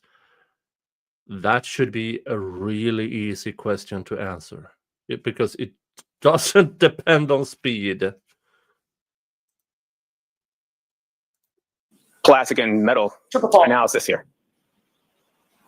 you admit, you got to agree with me, that there are circumstances in which low speed, very, very low speed contact between two cars can certainly leave damage on one and not damage on the other, damage on both, or no damage on either one. Observe. Yes, I just said in a situation where the scratch on the side of her car Right. had a scratch mark and his doesn't appear to have anything. And you said on questioning by Mr. Lally that certain circumstances like this could lead to a lens material, right, plastic material cracking. Say again, like on least. Just a few minutes ago, Mr. Lally, I'm trying to answer your question. Sorry. Yes. Mr. Lally asked you a question a few minutes ago, and you indicated that something might show up on a bumper. Something might, like a taillight, might actually crack, correct? At a low speed impact. The taillight might crack in a low speed impact? Correct. Yeah, it might crack. Okay, now, Mr. Lally also said you saw this video where the cars come close to or make contact, right? That's how we worded the question. Remember that? Come close. Yep. Which one is it? Did it come close or did it make contact? I said it might. I don't know if that scratch from the side is. It's something that's consistent with the height of the bumper. Like I said, I didn't measure them side by side, but you can clearly see there's a scratch on the side, and that's something that looks like that would come back. So as I look at the bumper, I see the bumper, and it has that little divot, and I look at her side of her car with that scratch mark. That kind of lines up a little bit of why that. It lined up a little bit. You're a crash reconstructionist. You have tape measurers, don't you, Trooper Paul? Measure it. Could be where that was from. I thought you said there was no damage on that car, on the Traverse. There is no damage. That's why I went to why there's the two different paint materials there. That why one could have showed up on her car because it's that flat, the glossy paint on there, and it could have scratched on it. While you have something that's a little more rougher texture with like a flat, flat color on there. So that wouldn't leave on there. So you just described the circumstance in which two cars come in contact, you don't see any observable damage on one, and you do on the other. That's what I suggested that when you asked me that a second ago. Yeah. With regard to the video, let's get back to the question that I asked, which was, in that video, did the SUV come close to, or did it come in contact with the Traverse? Again, I don't know because I'm saying based off the damage that is something consistent with that. So most likely it did come in contact with the bumper to bumper, but I don't know definitively because there is no damage to his car, but it's something that could explain why there's a scratch mark alongside the right rear side of his car, her car. Did you see the tire move, sir? Did you see the wheel on the Traverse move in that video? No, I couldn't see the wheel move. I beg your pardon? I didn't see it move. If I did, I didn't observe it moving. If it moved, it moved. I didn't observe it moving. I wasn't looking at the wheel. When was the first time you saw that video? I don't really know. He didn't see it move. Jackass. Everybody saw it move. It's been a little while. Well, I don't know what a little while means. Like a year ago, I think. Okay. So you saw that video a year ago. Did you put anything about that video in your report, which is wherever it is, right here? I'm looking at your entire car's report. Yes. Did you put anything in this car's report about watching that video? No, because I watched the video like after the report was done, and I watched it first time on Court TV. So who? What? On Court TV. Oh, what a crash reconstructionist you are. You finished the report before looking at a possible other bump. Oh. During this trial? like Prior here. no, when it was on TV at some point. When did you and Mr. Lally have a discussion about you testifying about this video? That was a couple weeks ago? I'm sorry, I couldn't A understand. couple of weeks ago? What's a couple of weeks ago? Is it 10 days ago? Days ago? 2 weeks ago? 2 weeks ago? Couple? Two? Where did you two meet? At the DA's office. Was that at your request or was that at Mr. Lally's request? It was a pre-conference hearing, or pre-trial hearing, Right. Well, or pre-trial conference, sorry. done? So, We're talking over each other. I'm trying not to talk over each other. I'm trying not either. Let's both try hard. Okay. Who set up the meeting? For my pre-trial, Yes. Okay. Paul. Adam Lally. Who was at the meeting? Right, sitting right here, Lieutenant Tolley. Lieutenant Tully, you, Adam Lally, Laura McLaughlin. I'm guessing Ms. Gilman was not there. She was not there, correct? Did Mr. Lally show you this video at that meeting? Yes, Did he tell you that he intended to ask you some questions about this video at that meeting? yes, Did he ask you whether or not you could render an opinion as to whether or not the impact you saw or lack thereof, whatever the case may be, was consistent or inconsistent with damage to the taillight? yes, Did you tell him that you would give him such opinion if called upon at trial? yes. Did anybody take any notes? I don't know. Were you taking notes? Yes, Where are those notes, Trooper Paul? I think I just, well, no, it's not on this specifically, but just, make sure I had, my everything checks and balance. And for what I want to talk about, what we're going to talk about. Make sure you had My what? checks and balances, sorry. Checks and balances. Just make sure we're on the same page of what we understand, what's going on in the trial. You want to make sure that you're on the same page with Mr. Lally about what's going on in trial. Yes, Did Mr. Lally take notes? I have no idea. You were watching him. I mean, was he writing something down? I wasn't paying attention to his note taking. So they had this pre-trial conference. Now, this is not unusual to have pre-trial conferences, but if you are asked to do something that's not in your report, that has to be shared with the defense. And they didn't, and Judge Bev didn't care, I guess. Ms. McLaughlin was there. Was she taking notes? I don't know. You didn't see her either? I don't know if there were people who were taking notes, writing stuff down, or what they're writing stuff down in relation to our little conference. Did you give him an opinion? We've asked whether or not you were asked to give an opinion, and you said, yes, yes, yes, I was. Yep. Did you give an opinion at that meeting about whether or not you believe, in your opinion, the contact between the SUV and the Traverse, the Lexus and the Traverse, could result in the damage to the taillight? Yes. What did you tell him in the meeting? What we talked about already in the stand here. Okay. So what you relayed to him was exactly what you relayed in this court. Yes. All right. And he told you that he was going to ask, I'm going to ask you to look at the video, correct? Yes. You're going to be asked a series of questions about that video, correct? He told me the video and he said, okay, this is the video. This is what they think the taillight was broken. And these are the pictures of his car that they take. So they asked my opinion on, do they think that's where a taillight would be broken? And he told you, you need to make sure that you tell the jurors that could have happened in this impact, right? He didn't tell me I had to make sure that's my opinion on, it doesn't appear to happen in that video. Did he tell you that it would be helpful to the prosecution if you said that it would be, that it was inconsistent with the taillight break? Judge. I'm going to allow it. Did he tell you it would be helpful to the case if you said that? No. But you knew it would be, right? I'm just stating what I saw, my professional opinion on what it is. Got it. If it looked like it was consistent, I would say it's consistent. If it wasn't consistent, it's not consistent. I'm not going to. I'm sure that's what you would say. Okay, so comments are not appropriate for the jury. They're also not very good for me, Mr. Jackson. Understood, Your Honor. Did you formalize your new opinion? Because this is a new opinion, right? You've never been asked this opinion before. Yes. Did you formalize this new opinion in any kind of report or memorialize it in any way? No. Did Mr. Lally ask you to create a report of some sort that you can turn over to the defense so that we would know that you have a new opinion that you're going to testify about? No. Did you save those notes? Nobody's surprised. About making sure that you were on the same page as Mr. Lally? Yeah, I saved mine. Where are they? They're my report. They're in your report? Yeah, as I was writing a report, I just kind of highlighted stuff that I want to make sure I memorize and remember my report. Okay. I'm talking about notes specifically about this video, seeing this video and rendering a new opinion about this video. No, I didn't have notes specifically about this video. I didn't write anything down saying I must do this on this video. Did you write anything down about the new opinion that you would come up with related to this video? No, I did not. I just want to know. Yep. And your opinion ultimately that you imparted to Mr. Lally in that meeting was that the car did not move and the snow did not move, correct? Correct. That's all I have. All right. Did you want to follow up at all, Mr. Lally? No, thank you, Your Honor. All right. So, Trooper, you are all set for today. We will see you Monday morning. Thank you.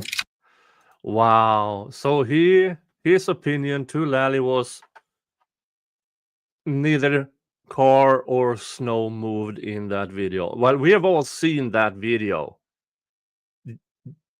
You don't even need to get close to see movement. You don't really need a close-up. Oh, all right. I guess we are going to day 26. Where is it? There.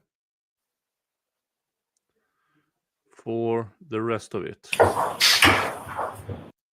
Vehicle. Now, the two events that occurred, Oh, it's still Lally.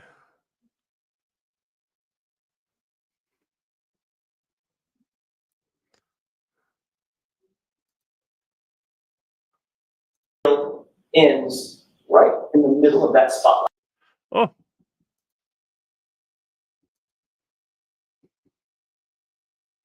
Let's see here. Now we get to cross-examination. collision occurred. All right. So on the night of Saturday, January 2022, at approximately 12:45 hours, At approximately 12:45, Well, we know that's shit because she was nowhere close to 34 Fairview at 12:45. 21 Lexus LX 570. Could you slow down, sir? So, yes. So forget all that part, Okay. Trooper. All Just right. answer the question. Okay. Where did it occur? It occurred in the area of 34 Fairview Road. And who, if anyone, were the participants in this collision scene? The operator appeared to be Karen Reed, and the pedestrian was John O'Keefe. And where was the vehicle? So his foundations are completely off. And his conclusions is shit because Karen Reed was not at 34 Fairview at 12:45. Case closed. Vehicle located in reference to the residents of 34 Fairview. It was located along the southbound travel lane and to the left side of the house as you look at it from the front. And as far as the vehicle, what, if any, directionality did it head in, and what, if any, interaction did it have with Mr. O'Keefe? So the vehicle was traveling in reverse along the southbound travel lane, traveling north. And how fast was the vehicle traveling and over what distance? The vehicle traveled up to 24 miles per hour and approximately 62 feet. And at the time that the vehicle was traveling approximately 24 miles per hour over approximately 62 feet, what, if anything, occurred then? The right rear of the Lexus struck the pedestrian John O'Keefe. And post-collision, what, if anything, occurred with regard to Mr. O'Keefe? Mr. O'Keefe was projected forward and to the left along the front yard of 34 Fairview Road. And post-collision with Mr. O'Keefe, what, if anything, did the defendant's vehicle? The Lexus continued traveling in reverse before they left the area. Now, as far as the vehicle, Continued to travel in reverse. But what? She reversed right out on the intersection?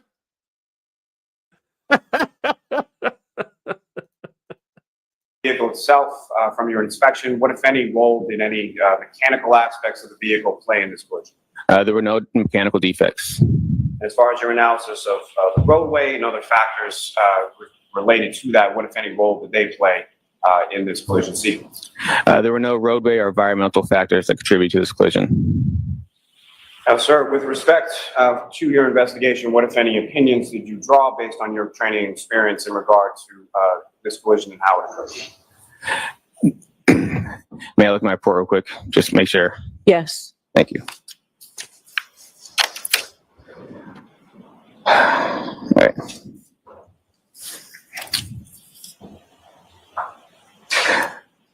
So throughout my investigation, this appeared to be a single car collision involving a pedestrian. The vehicle was traveling at a higher acceleration when. You can barely Sorry. talk. The vehicle accelerated at a high rate of speed before she struck the pedestrian John O'Keefe on the roadway and subsequently left him at the scene. And with respect to the backup safety system that you observed in this vehicle and made use of in the course of your visibility analysis, what, if any, role do you, is it your opinion that played in how this crash occurred? Based on the visibility analysis. So even if the camera systems were covered in snow, even the systems were defective anyway, and even the mirrors were blocked, an attentive and a reasonable operator would not travel in reverse, especially at a high rate of speed. They would have cleaned the mirrors off. They would have made the cameras and systems, if they worked, they didn't work. They would have done all this prior to accelerating in reverse. The objection sustained. Move to strike. I'm going to strike that. With respect to your observations during the course of the visibility analysis, the exemplar pedestrian that you placed in the right rear of the vehicle, was that exemplar pedestrian visible to you at the time that you conducted that visibility analysis? Yes, it was.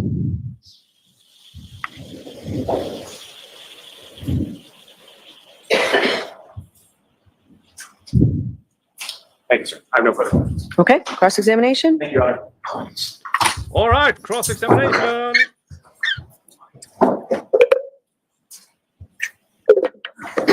So do you have any, do you hold any degrees in the scientific discipline of mathematics? I do not. Do you hold any degrees in the scientific discipline of physics?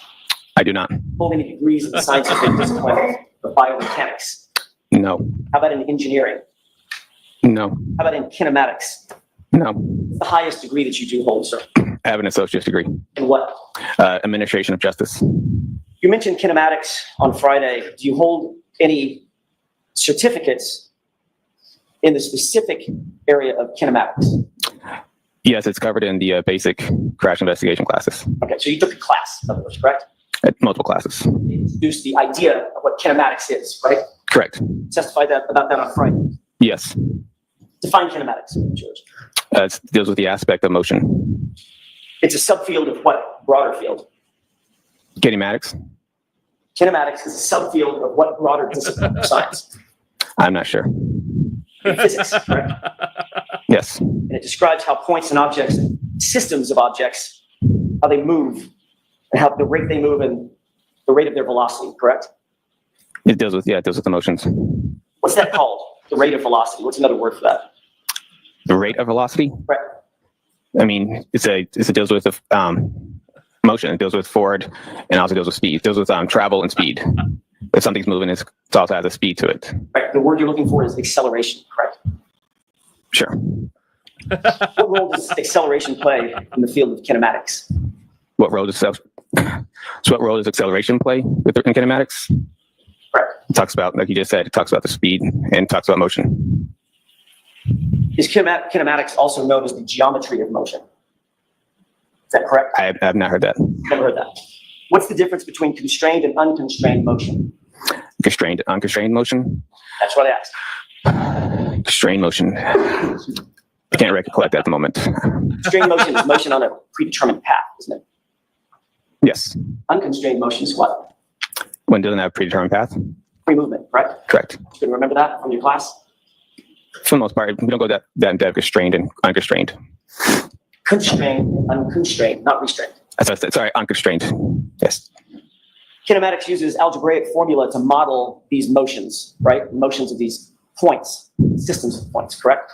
Yes. And it includes concepts like displacement and speed, velocity, distance, acceleration, which we've talked about, correct? Correct. And it looks at how these things, these values vary over a point in time, or duration in time. Is that right? Yes. Do you actually understand the physics behind the study of kinematics? Yes. What did you learn in class? Yes, we had to go over the physics part of it. On Friday, you said that this incident is a pedestrian strike from the vehicle. You reiterated that again this morning. Is that right? Correct. I want to be clear. That is your opinion based on your training and experience, correct? Yes. And on Friday, you said you based that opinion on the fact that you noted a half-mile-an-hour decrease in speed and a steering input of less than 10 degrees at some point in that reverse motion, correct? I said that was consistent. That data point in general was consistent. It was something that you would see within data of a pedestrian strike. A 10-degree. Folks, 10 degrees on a steering wheel is, I remember this from last year. It is about, you know, 10 to 2. 10 degrees is 4 minutes to 4 minutes after 12.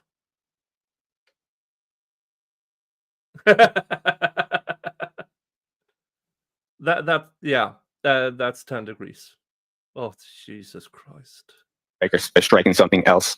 I do go on my report saying I can't say that's definitively where a pedestrian was struck, but I'm sorry. it wasn't definitively. Sorry, in my report, I do say I can't say that is definitively where the pedestrian struck. You cannot say this. Definitively, yes. Okay, so you're going to have to slow down and speak up, okay? You said, I just want to make sure I'm hearing you correctly, and I apologize. Okay. You said you cannot say definitively that resulted in a pedestrian strike. That data points within the text stream data is what I'm talking about. Okay. That specific points, that time frame. Because there's a multitude of reasons why when someone is driving in reverse, they might slow down by a half a mile an hour, right? It's when I say when it's consistent is because there's the other aspects of it is the fact that the accelerator is consistently strong. Let him answer. Finish your answer. So the accelerator is just at a constant rate, and then it just drops by half a mile, and the steering wheel all of a sudden abruptly goes to the right. That's what I'm talking about. An acceleration is on a constant rate? What? No, that's not correct.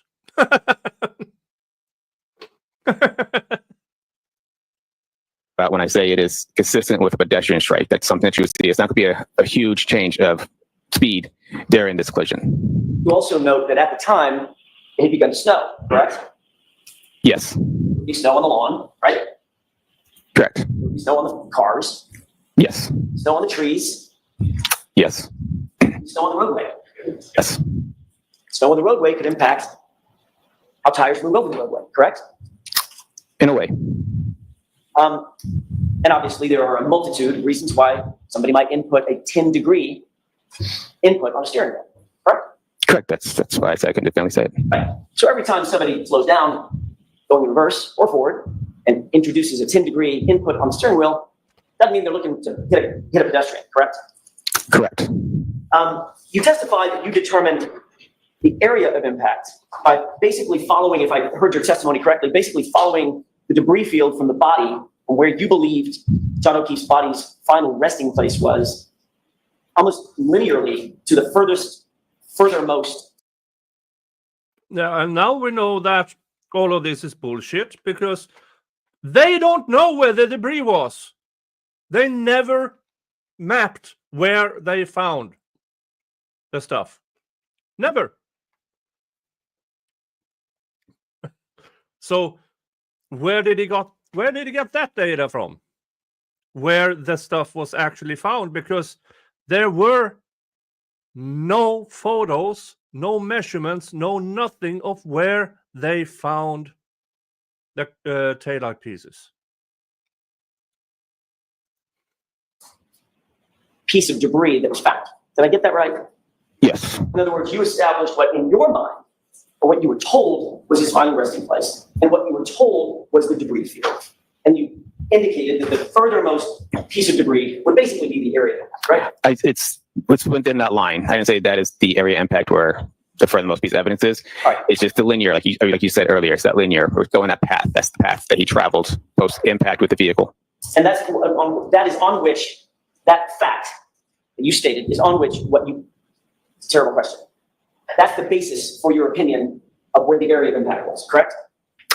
Yes. Let's take a look at exhibit, with the court's permission, 587. It's your diagram 3. If I may approach on this verb. Okay.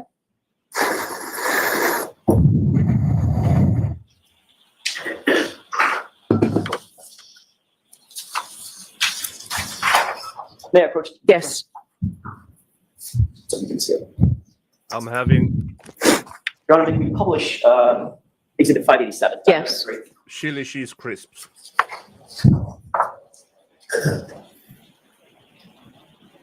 Folks, Okay. now we know that all of these arrows saying shoe, resting place, glass cup, plastic are all fake because they never actually monitored or took down or measured or anything where the things were actually found. Sir, you see diagram 3 on the board. You also have it in front of you, correct? Yes. It's easier for you to refer to what's in front of you because that's a little bit further away. Just let me know. Okay. The red arrows adjacent to the blue writing, where I'm highlighting right now, indicate basically the debris field that you explained to jurors on Friday, correct? Yes. And then there's a point of an arrow that comes back to a wording that says pedestrian's final rest, basically right there, correct? Yes. And the debris field ends right in the middle of that spotlight, correct? Yes. All right. So that's the area of impact that you indicated to Mr. Lally you believe occurred because of the debris field and the linear portion of that debris field going from the pedestrian's final rest all the way out to that final little red arrow that says red plastic B in parentheses, correct? Yes. Now, can we have exhibit 492 published to the jury, please? Okay. Approach. Yes.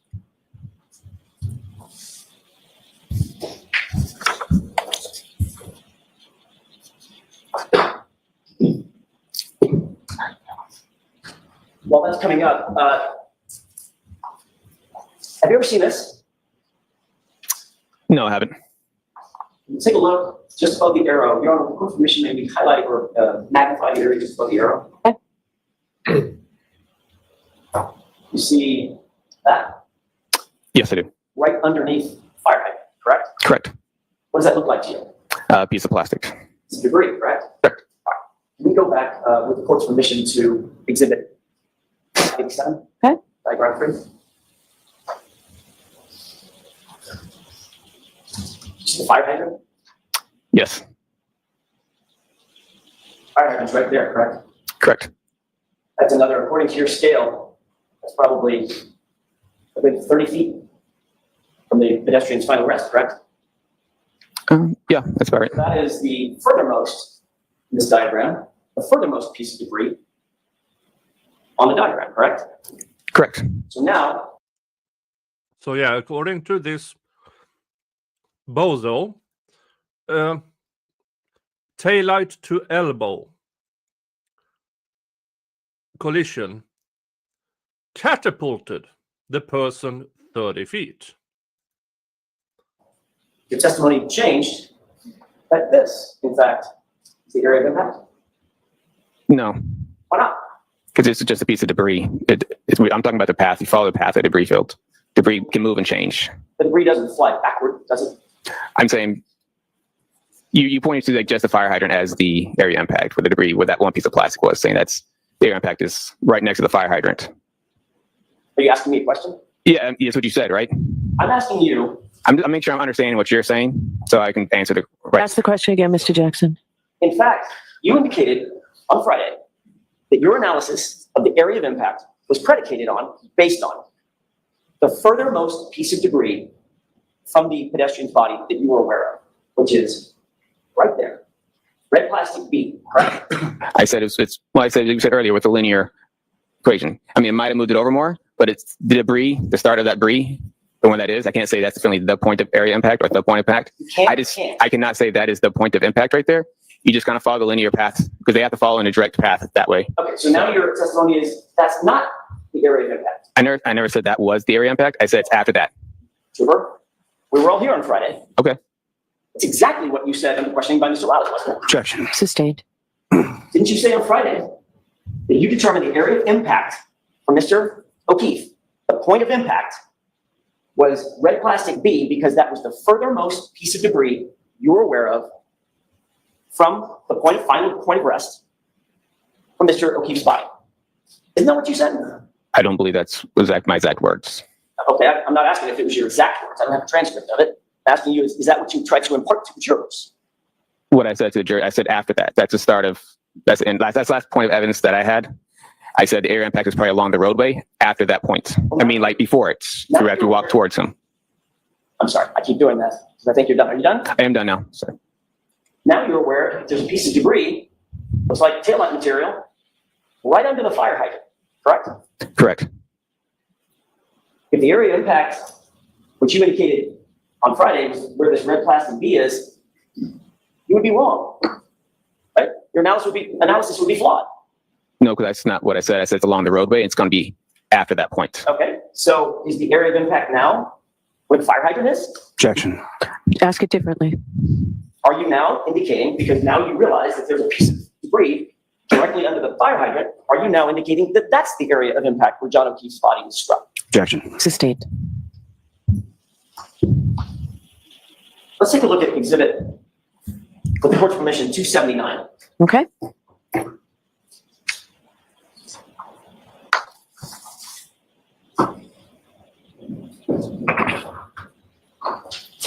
Take a look at exhibit 279. I'm going to draw your attention to that piece right there of plastic. You see it? Yes. You describe it for me. Just physically, what does that look like? It looks like clear plastic with a little bit of red and black on the top part. Okay. Maybe in a triangular shape. Is that fair? Correct. Okay. Now, if we could go back to, with the court's permission, exhibit 492 Okay. and highlight just above the ruler. How would you describe that piece of material? It looks like the same piece. Does that, based on that, does that appear to be part of the taillight material that was found at the scene? Correct. Now, based on that, are you now suggesting, if we could go with the court's permission, if we could go back to 587, I'll stop jumping around just a second, I think we Okay, just get back to 587. Oh, sorry, the diagram. Okay. Now, seeing what you just now seen in terms of that piece of plastic that appears to be from the taillight, does that appear to be under the fire hydrant, which is highlighted? Same piece. Yes. Okay. Based on that, does that change your opinion? Is that now, the fire hydrant now point of impact? No. Where's the point of impact now? It's along the roadway. I don't know the exact point of impact. So you don't know the area of impact? I said the area impact is along the roadway after the debrief. Okay. I mean, the only thing it would change, only thing it would change is maybe it was a little further away. But besides that, it's a linear field. I'm not talking about No. You were talking about the linear of the strike and where his landing spot was. If debris is found further away, then also the area of impact also must be further away, right? Trooper Paul? And now it tries, it's along the way. Well, how did that piece of debris, if this was a collision, how did that go backwards 10 feet? You are the reconstructionist, Trooper Paul. How did that happen? at one point, you kind of follow the middle of the debris field, and that should be the path. Well, if the point of impact is along the roadway, where along the roadway, you can show the jurors where along the roadway, in your expert opinion, was the point of impact. It should be within, if you follow from pedestrians, find a rest here, just kind of follow back. That's what I'm talking about, linear field. I can. So now you've indicated an area, I can follow your laser pointer, an area along here, correct? Yes, somewhere in there. All right, if I have my spotlight, is that, if I leave it right there, is that about where the middle of the spotlight, about where you believe the area of impact is? It's within, I guess you can say it's within that area. I don't know, definitely there's nothing on the roadway that has a definitive point that says this is the area impact right here. It's within the roadway based on the evidence at the scene. Mr. Paul, sorry, Trooper Paul, I'm asking you, based on your expert opinion and your conclusions, based on your full analysis, can you point me to within an area of 5 feet or so on the roadway where you believe the area of impact is? Is my spotlight basically highlighting the area that you believe, in your opinion, is the area of impact? Do you have that laser pointer? I do. Why don't we let him show you? It'd be easier for the jury to see. So what I'm trying to say is, we follow the linear path back around this area. Okay, can you? And sorry, I'm trying to keep it straight as much as I can. Follow back to here. I can't say if this definitely is, but it's possibly based on also vehicle damage to the back of the vehicle. So if you follow back to here, that could be a possible area impact. So when you say that area there, I want to be very clear for the record that what you highlighted is an area basically just to the left of an X that's on the roadway, on the bottom of diagram 3, toward the lower part of diagram 3. It's correct. You would use your circle almost to kind of be a good area around. Sorry. You can use a circle around here. This would be around the area.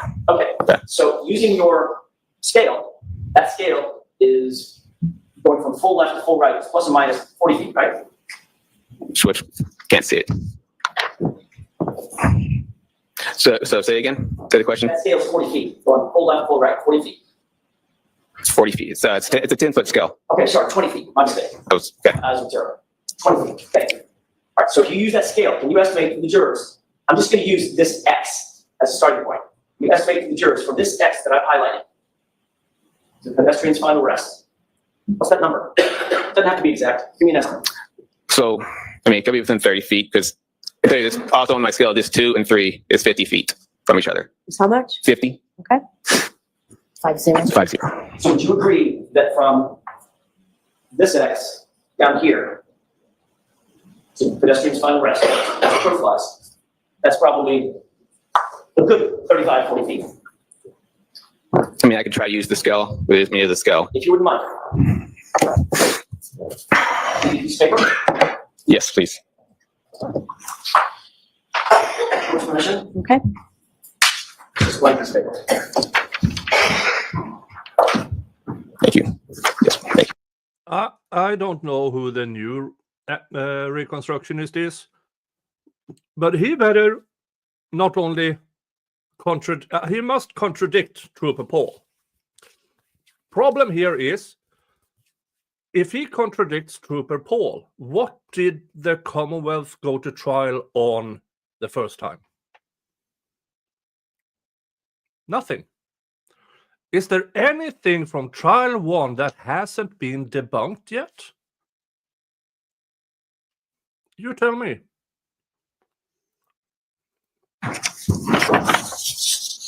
You need a pen? I got one, thank you.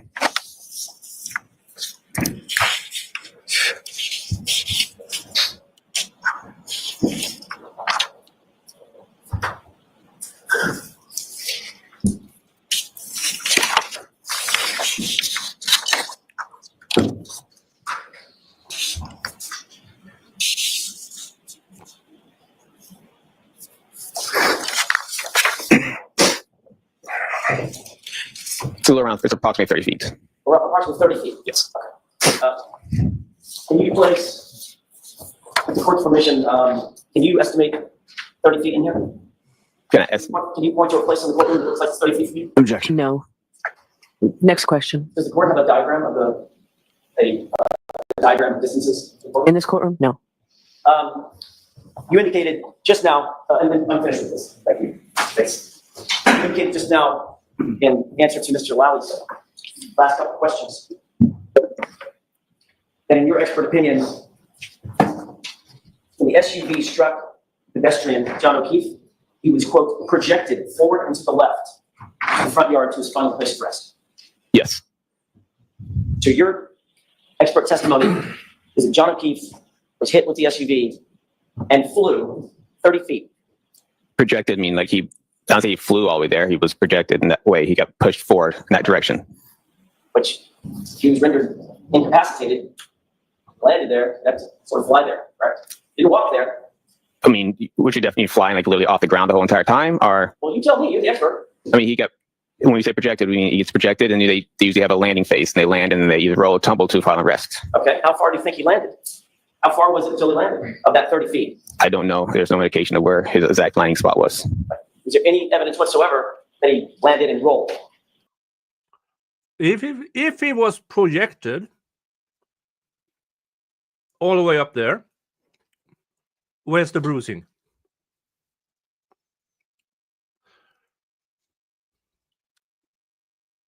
There's zero bruising on John O'Keefe's body that indicates this kind. Yeah, this is so stupid.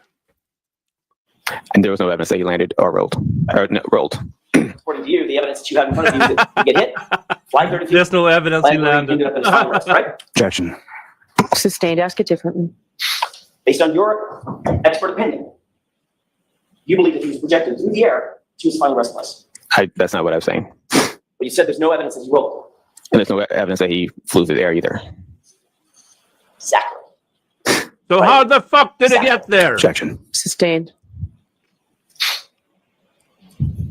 How did it get there then?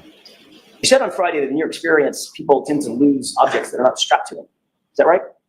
Yes. In other words, get hit by something, car, truck, bus, whatever, train, and if you have something in your hand, boom, you lose it, you drop it. If it's not strapped to you, correct? Correct. How do you suppose that Mr. O'Keefe, in your opinion, held on to that glass cup that was found right next to him over the course of 30 feet being projected? Objection. I'll allow it. Do you have a theory on that? I don't know. I mean, it just could have been with him the whole way. I don't know. I wasn't there, so I don't know how the glass stayed with his body and went with him to the final rest. So it's just common sense. You have to believe it. Oh, he lost his shoe, his hat, but held on to the glass? It was in his hand. He held on to it the entire time he was being projected. Right. It's possibly, it could have been his hand. It could have been tucked next to his clothing. Could you say tucked in? I mean, like, could have been next to his body. So when he projected, maybe the glass was with his body as it was also flying. So there's a number of reasons why the glass, because it also got projected with the body while he was holding it. I thought you said on Friday, and you disagreed with me, that people drop things and they're hit. Yes, but not everything it tends to fly off. I mean, some stuff flies off, some stuff will stay on. I see. it's not uncommon to find piece of clothing and stuff, that you find at the scene. Piece of clothing? Like clothing, like shoes, like shoes and stuff like that to come off the body during a pedestrian crash. Well, that's not what I asked. I know, I'm just saying, you asked me, you said why this, I'm just responding to what you said. I'm trying to make sure you understand what I'm saying. No, I don't, but I'll ask another question. Shoes are strapped on by definition, right? Yes, but it's very common for shoes to come off. How about a cell phone? Cell phone, yeah, it depends, depending on where it is. Well, it was under his body. Okay. How do you account for that? He held onto his cell phone with one hand and held onto the cup with the other. Objection. Sustained. Ask it differently. If the cell phone was found under his torso, under his body, what's your theory on how that cell phone ended up flying 30 feet with it? It just did. Just did. And somehow, as he landed, tucked that cell phone underneath his body so he landed on top of it. It just did. That's the evidence at the scene. I didn't put the evidence there. So Well, you didn't. Objection. All right, so jurors, I've told you before, lawyers cannot make comments, so disregard it. Mr. Jackson, don't do it I again. understand. So You understand, but don't do it. Your answer's always, I understand. Don't do it. Yes, Sean. Cell phone in one hand, cup in the other hand, blue through the other. All right? Objection. Sustained. What? Why? You were informed That's of this the incident on testimony. January 29th, 2022 at about 2:30 in the afternoon. Is that right? yes, At the time, you were working out of the CARS facility, which is located on West Grove Street in Middleborough. Is that right? yes, By the way, that's a facility that has multiple garages. Sally ports, I don't know if they're called Sally ports, but garage bays, correct? the mechanic shop are there. The mechanic shop Yes, is, if you're going to review, for instance, for purposes of reconstruction, if you're going to review a vehicle, is the vehicle placed in those mechanics bays? no, not there. That's for state police vehicles. Okay, so where are the mechanics bays, sorry, reverse that. Where are the Sally ports where you do your analysis, your reconstruction, your review of the vehicle, inspections, things of that nature? We don't have Sally ports for that. You don't have anything dedicated to that? No, the only time we would use a Sally port is crime scene would have some Sally ports that they would do to document their crime scene stuff. And I've gone there to do my inspections, but most of our inspections are done either at the tow yard or some type of facility for that. Ultimately, was this SUV ever taken to the Middleborough facility? Yes, it was. Where was it placed? There's a fenced in area it's a fenced in area Is it outside or inside? outside. Okay. Did it remain outside in that fenced-in area the whole time? I don't know the exact time. It was there for a while, then it got moved. Where did it get moved to? I'm not sure exactly where they moved it immediately after I left Middleborough. Are you familiar with the Foxborough location at USD? Yes. That have Sally ports or bays for inspection and evaluation. It has garages in it, but we wouldn't use them. We don't normally use those garages for inspections. Is it possible to use those garages for inspections? It is possible. Okay. Happened before, correct? I've not used the inspection in the garages. But if, I'm going to ask you to keep your voice up and Sorry, speak yes. slowly. but you know that it could be used. Sorry. You know that those bays could be used for inspections or analysis or evaluation if needed, correct? Yes. Given the fact that the SUV that was being seized on January 29th was being seized as potential evidence, best practices would suggest that you want to get it in and out of the bad weather, the inclement weather, as quickly as possible, correct? You wouldn't want to subject it to continued forces from nature like rain, wind, snow, sleet, hail, right? That would be beneficial, yes. All right. You're aware that the Foxborough location and the Middleborough location with the mechanics bays are all closer to Dighton than Canton, right? Both Foxborough and Foxborough and Middleborough are both closer to Dighton than Canton. In other words, you have to pass by, depending on which way you go, pass by Middleborough, pass by Foxborough to get to Canton. so from where? From Dighton, sorry. So from Dighton? Where the vehicle was seized and Yeah. all going toward Canton, you pass by either Middleborough or Foxborough to get to Canton. I don't believe you'd pass by Middleborough to get to Canton, but you've passed by Foxborough. The car was not taken to Foxborough, was it? No. As a matter of fact, the car was taken basically double the distance all the way to Canton to that Southport, correct? Objection. Do you know that? Is that double the distance? I don't know the exact distance. I know it was in Canton. And you know it's fine to Canton. From Dighton, yes. Right. And you're also aware that because you've been to the scene, assuming correct, the 3430, Yes, I have. and you've been to Canton, PD. Yes, I have. You know, those two locations are about 3-4 minutes apart. Yeah, I can say that. When you started let me ask this in a little bit different way. Before you began any review on this case, any physical review on this case or analysis on the case, you were told that there had been a crash, correct? Yes. You testified to that at the state court grand jury in this matter. Is that right? That you've been told in advance this was a vehicle pedestrian crash and you were asked to analyze it, right? Yes. You wrote in your report that it was a single vehicle collision involving a pedestrian and you were, quote, assigned to reconstruct that collision, correct? Yes. So when you began your analysis, Chief Paul, you were told conclusively by the lead investigator, Michael Proctor, that the deceased was hit by a car and your job was to reconstruct it. Is that right? Objection. Okay, so there are lots of parts to that. Break it down. Sure. Were you told by Michael Proctor to reconstruct this incident? Objection. So were you told that by Chief Proctor? I was not. Okay, next question. Sure. Who were you given your instructions by Instructions for what? to reconstruct this incident? I wasn't given instructions to reconstruct it. It's just I was assigned to it. Right. That was requested. My assistance was requested to reconstruct it. That's my question. Who assigned you to it? I talked to my sergeant at the time who gave me the phone call. And you were told some basics about that reconstruction, the event that you were asked to reconstruct, correct? Yes. The information that you were told came from the case officer. Is that right? Who's the case officer? The information that this was a pedestrian vehicle incident, as opposed to motor vehicle incident, pedestrian bicycle, motor vehicle motorcycle. You were told it was a motor vehicle pedestrian incident that you were asked to reconstruct, correct? Yeah, I was told that, yes. All right. And you had to be given some basic parameters of how that incident occurred. The car was going in reverse, it's got a damaged taillight, things like that. Some basic stuff, yeah. What I'm trying to get to is, who gave you that information? Where'd it come from? That the car was traveling in, like, which part of the information? You asked me about several different things just now. Were you given information from multiple sources? Or did someone give you a summary of what you were being asked to do? At the very beginning, Yep. who gave you the summary Summary of the whole entire, of what? of the event that you were asked to reconstruct? I was passed down when I got to the garage. There was no way they sat there and gave me the summary, like, that I can remember. I was told that it was a pedestrian crash. I knew it was a Boston police officer involved, that this was the vehicle, But who told you? and that it was traveling in reverse. That's all they had. Okay. What I'm asking is, that's great. Thank you for the summary. Who gave you that summary? I don't know if it was definitely anybody from the get-go that was like I talked to. From where? I don't know if it's anybody that I could definitely say that was the person. There was multiple people going around when I got there. I think I talked to Trooper Zach Clark. He was doing the crime scene. I think he was Zach Clark. He was the crime scene photos at the time. I knew him from past crashes. He just said this is the vehicle, and I think he kind of gave me a little bit of a lowdown on what the vehicle was. Okay. So My question is this. When you got that, did you call it a lowdown? Gave you the lowdown? he gave me information, yes. Right. When you got the lowdown, you were told Boston police officer was involved.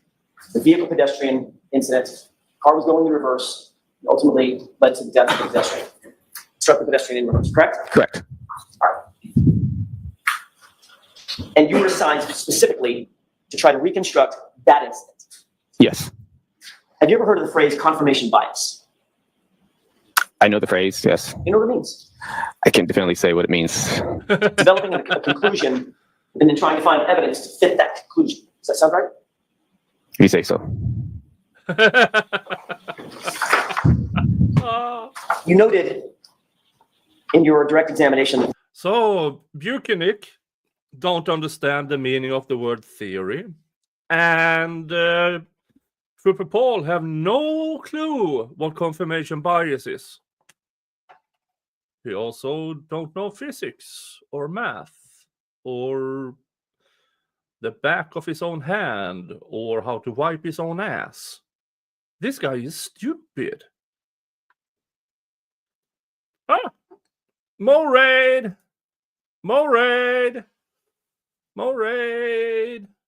Yay! Welcome, Mo Raiders. We are revisiting Trooper Paul's testimony from the last Karen Reed trial, and Jesus Christ, this man is a moron. How did he even get it? How easy to get a degree in the United States.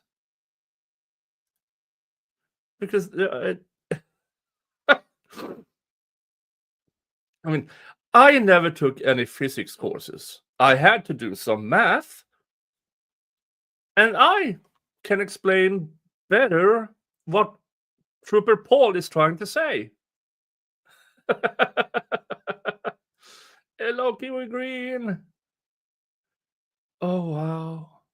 And yes, of course, when he came to this guy, it's overly obvious that the person who gave him the rundown on what he was supposed to do was, well, Proctor, Buchanan, Clark. Well, I don't really care who it was, but he was asked to reconstruct a specific event.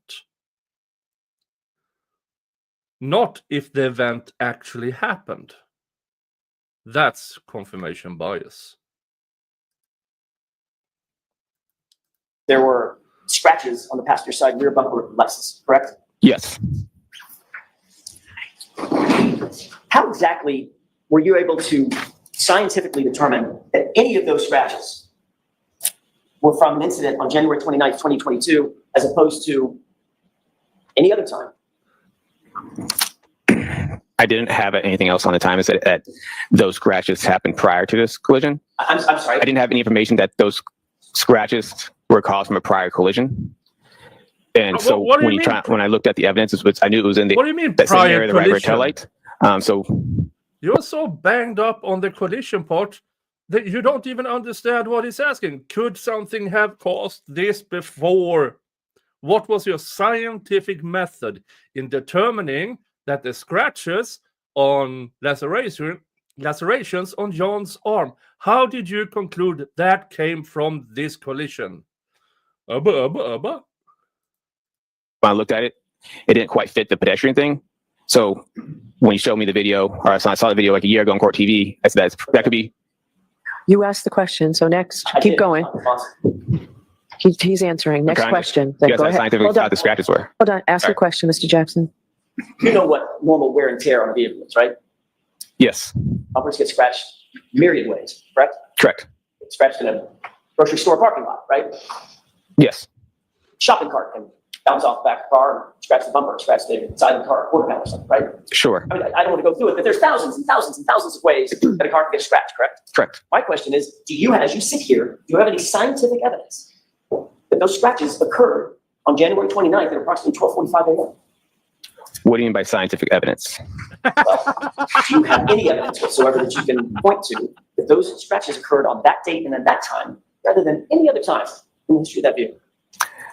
Like I said earlier, the video seems to appear that's what it looks like that could have been from.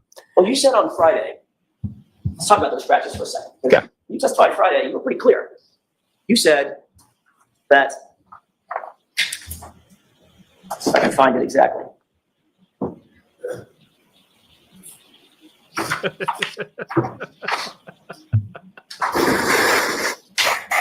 I may have just a moment, Your Honor. Sure.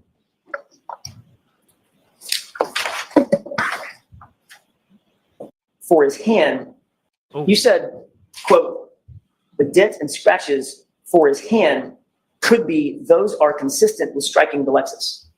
Remember saying that? Yes, on the tailgate. Okay, so the dent and scratches we talked about on Friday, you said it was from his hand. Yes, hand in the glass cup. Okay.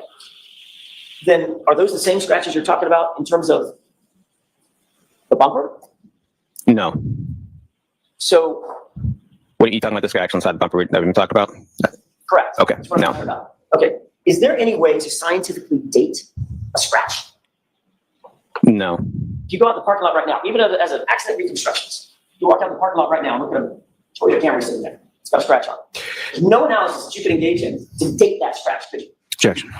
So you can ask it differently, Mr. Jackson. Is there any way that you could, in general, look at a scratch and say, that scratch is from such and such date? Objection. I'll allow Nothing it. more. I'll allow it.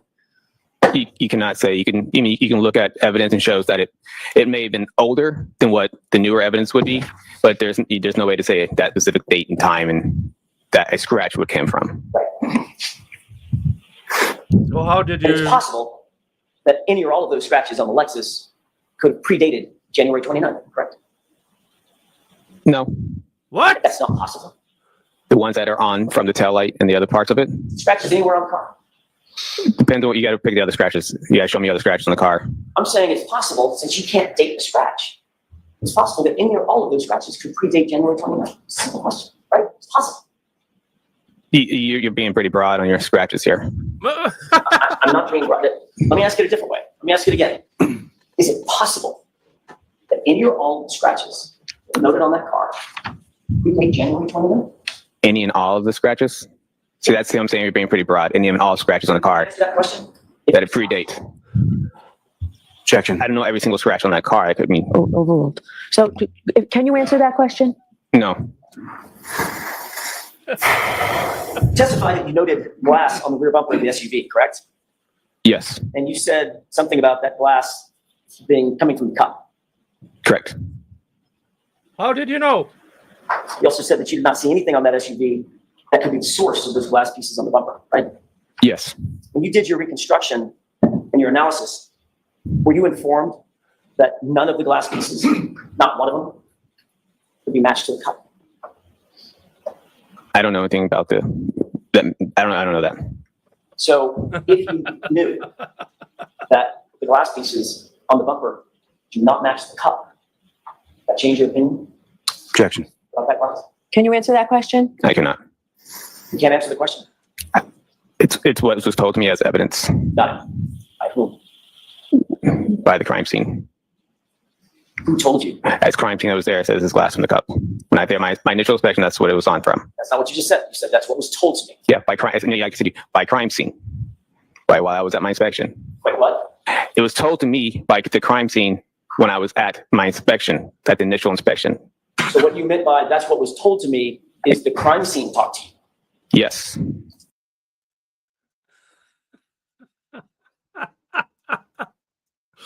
So, Trooper Paul, is the crime scene in the room with you right now? What does it say?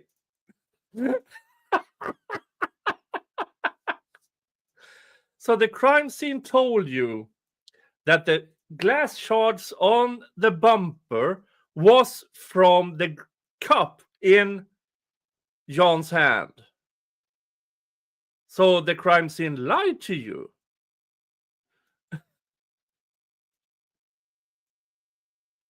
Folks, this guy, Trooper Paul, trains other crash reconstructionists as a Massachusetts state trooper. He trains people. He still trains people. People who then go on and testify in courts. He will probably go on and testify about other crashes in court.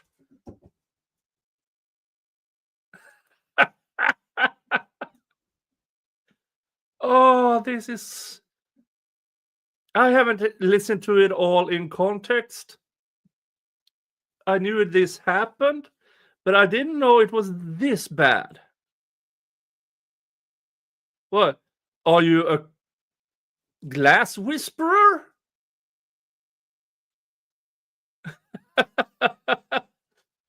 Well,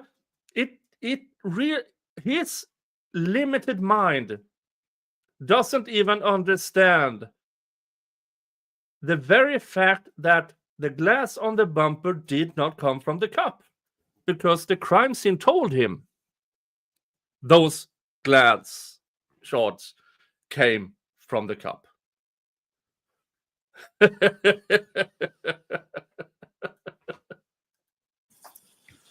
Oh. Crime scene say anything else? I don't know what else you want me to say. Oh. Trooper Proctor tell you that those pieces of glass on the bumper are somehow associated with the cup? No, Just the crime scene told you. correct. But if you knew that the crime scene was incorrect, and in fact, those glass pieces don't match the cup, would that change your opinion? Objection. Sustained. Why? It's a Would it perfectly change your valid opinion in any question. way if you knew that the glass pieces do not match the cup? Objection. I'll allow that. Can you answer that question? No, I'm sorry, no. I don't. It's glass from a cup. It's glass. It's not, it doesn't belong to the vehicle. Right. It's glass. But if I told you it didn't match that cup, What? what's your opinion? Objection. Does that change your opinion? Are we talking, which cup we never established which cup we're talking about. How many cups have we been talking about, Trooper? You said that cup. One from the scene? Okay. That cup, I'm talking. I just want to make sure that we're on the clear path here. On the clear what we're talking about. Absolutely. Okay. All I said, it's Found next to John O'Keefe's body in the snow at 34 Fairview on January 29, 2022. You got the cup in mind? yes. Okay. That's the cup. When I say cup, that's the cup. Okay. Would it change your opinion if I told you that the glass pieces on the bumper don't match that cup? What's my opinion on it? All I said was glass from a cup. What? That's the only opinion I had. It's glass from a cup that was on a bumper. Are you saying a cup? A cup. A cup. It's not glass from the car. That was my opinion on it. I didn't never say that it matched No. to That the scene. wasn't your opinion on it. I never. Your opinion on it was that the scratches and stuff came from cup in John's hand, and that is based on that you found glass on the bumper. Now that is wrong. Now he claims, oh, it must have come from another cup. Well, yeah. Sort of. Came from glass that Trooper Proctor probably put on it. Said that my thing. I said it's glass from a cup. Okay. It's safe to say you didn't do any testing to determine the forces necessary to shatter a taillight on a 2021 Lexus 570, right? I did not do testing.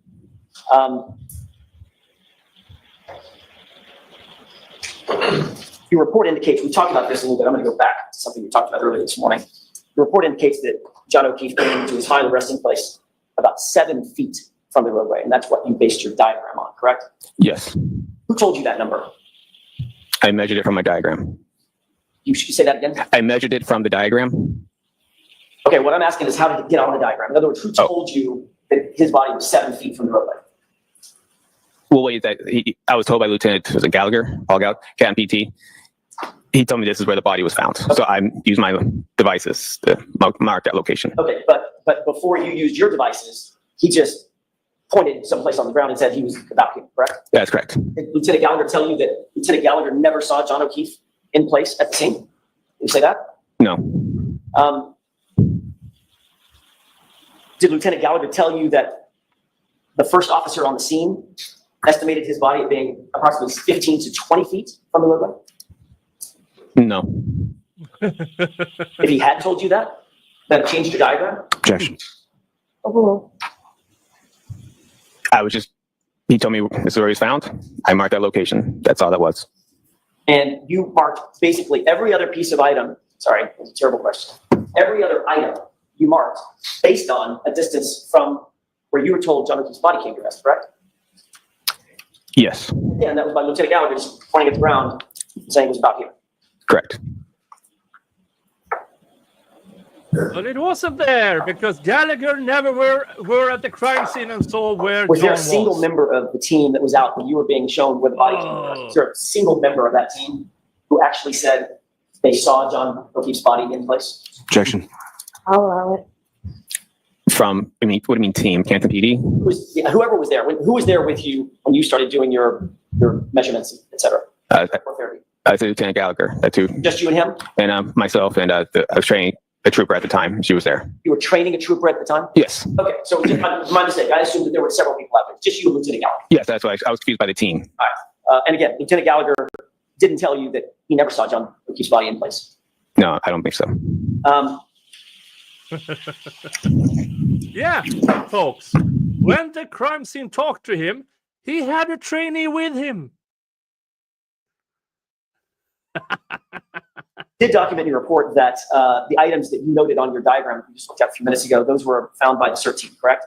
Yes. And you indicated in your report that the members of the CERT team located a single Nike sneaker that was noted on your report. Is that right? On your Correct. diagram, right? Yes. You also indicated that, quote, in the same area, 2 red plastic pieces and 1 clear piece of plastic of a taillight was discovered. Yes. So your report is clear that in total, the items discovered by the CERT team on January 29th were a shoe, right? Yes. A partial glass cup broken, correct? Well, it was on there. I can't remember if that's on their diagram or if that's what I was told at the scene, but yes. Sure. Yes. You knew that a cup was found. Yes. You were told a cup was found. Yes. And 3 pieces of plastic, 2 red, 1 clear. Yes. Not 5 pieces of plastic, correct? Correct. You then measured those items, is that right? I didn't, what do you mean measure them? Like Measured at them this, relative to John O'Keefe's final place of rest. 10 feet from it, 12 feet from it, what go those numbers? yes, I used their report to place those items onto my diagram. So, and then I'm going to get to that question in just a second. I want to make sure that we walk through it sort of methodically. You then use some calculation, some tool or something to measure distances. Like there's where I assume John O'Keefe's body was. There's a final rest place. I'm going to use that as point A, and then I'm going to measure from there and go 7 feet to where the shoe was found, or the first red plastic piece was found, or whatever, right? Yes. Who told you where the pieces were found? They were in Lieutenant Tully's report. He put measurements in his report. Okay. And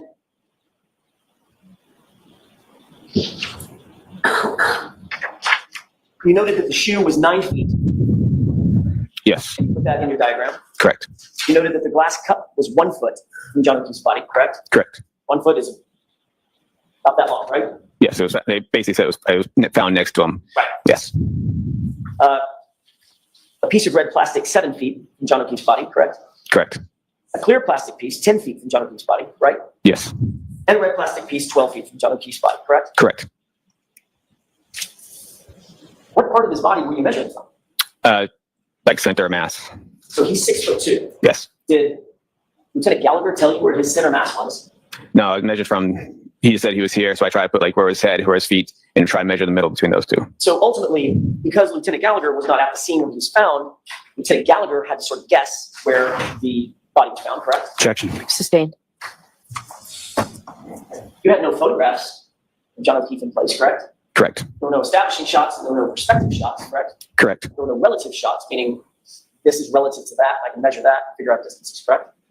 What, like from the picture? Yeah, so you know how that's done in science, right? You want to find out a relative position of something, so you take 2 or 3 or 4 shots. In You know that science, something is never going to move, like, I don't know, a flagpole. You can measure from there. Sure. You get cross coordinates, right? Sure. Left and right, where the 2 coordinates match, that's where the item is, right? Correct. None of that was done, right? From the pictures? None of that was done to do your measurements.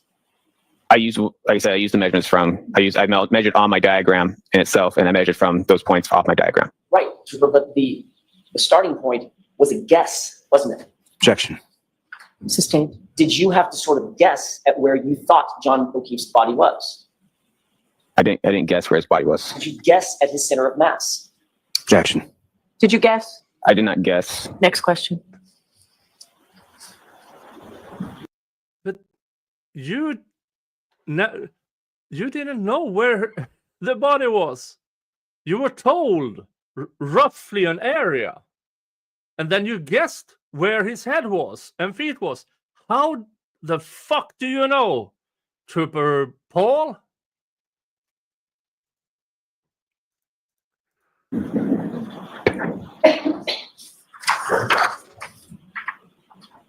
stated in your report that you Google mapped Miss Reed's path of travel. Well, let me ask you a different question. If I could withdraw that question with court permission. Yes. Your diagram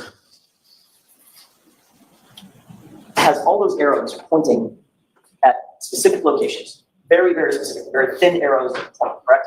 Yes. If you start off with an incorrect assumption about where John O'Keefe's body was, right?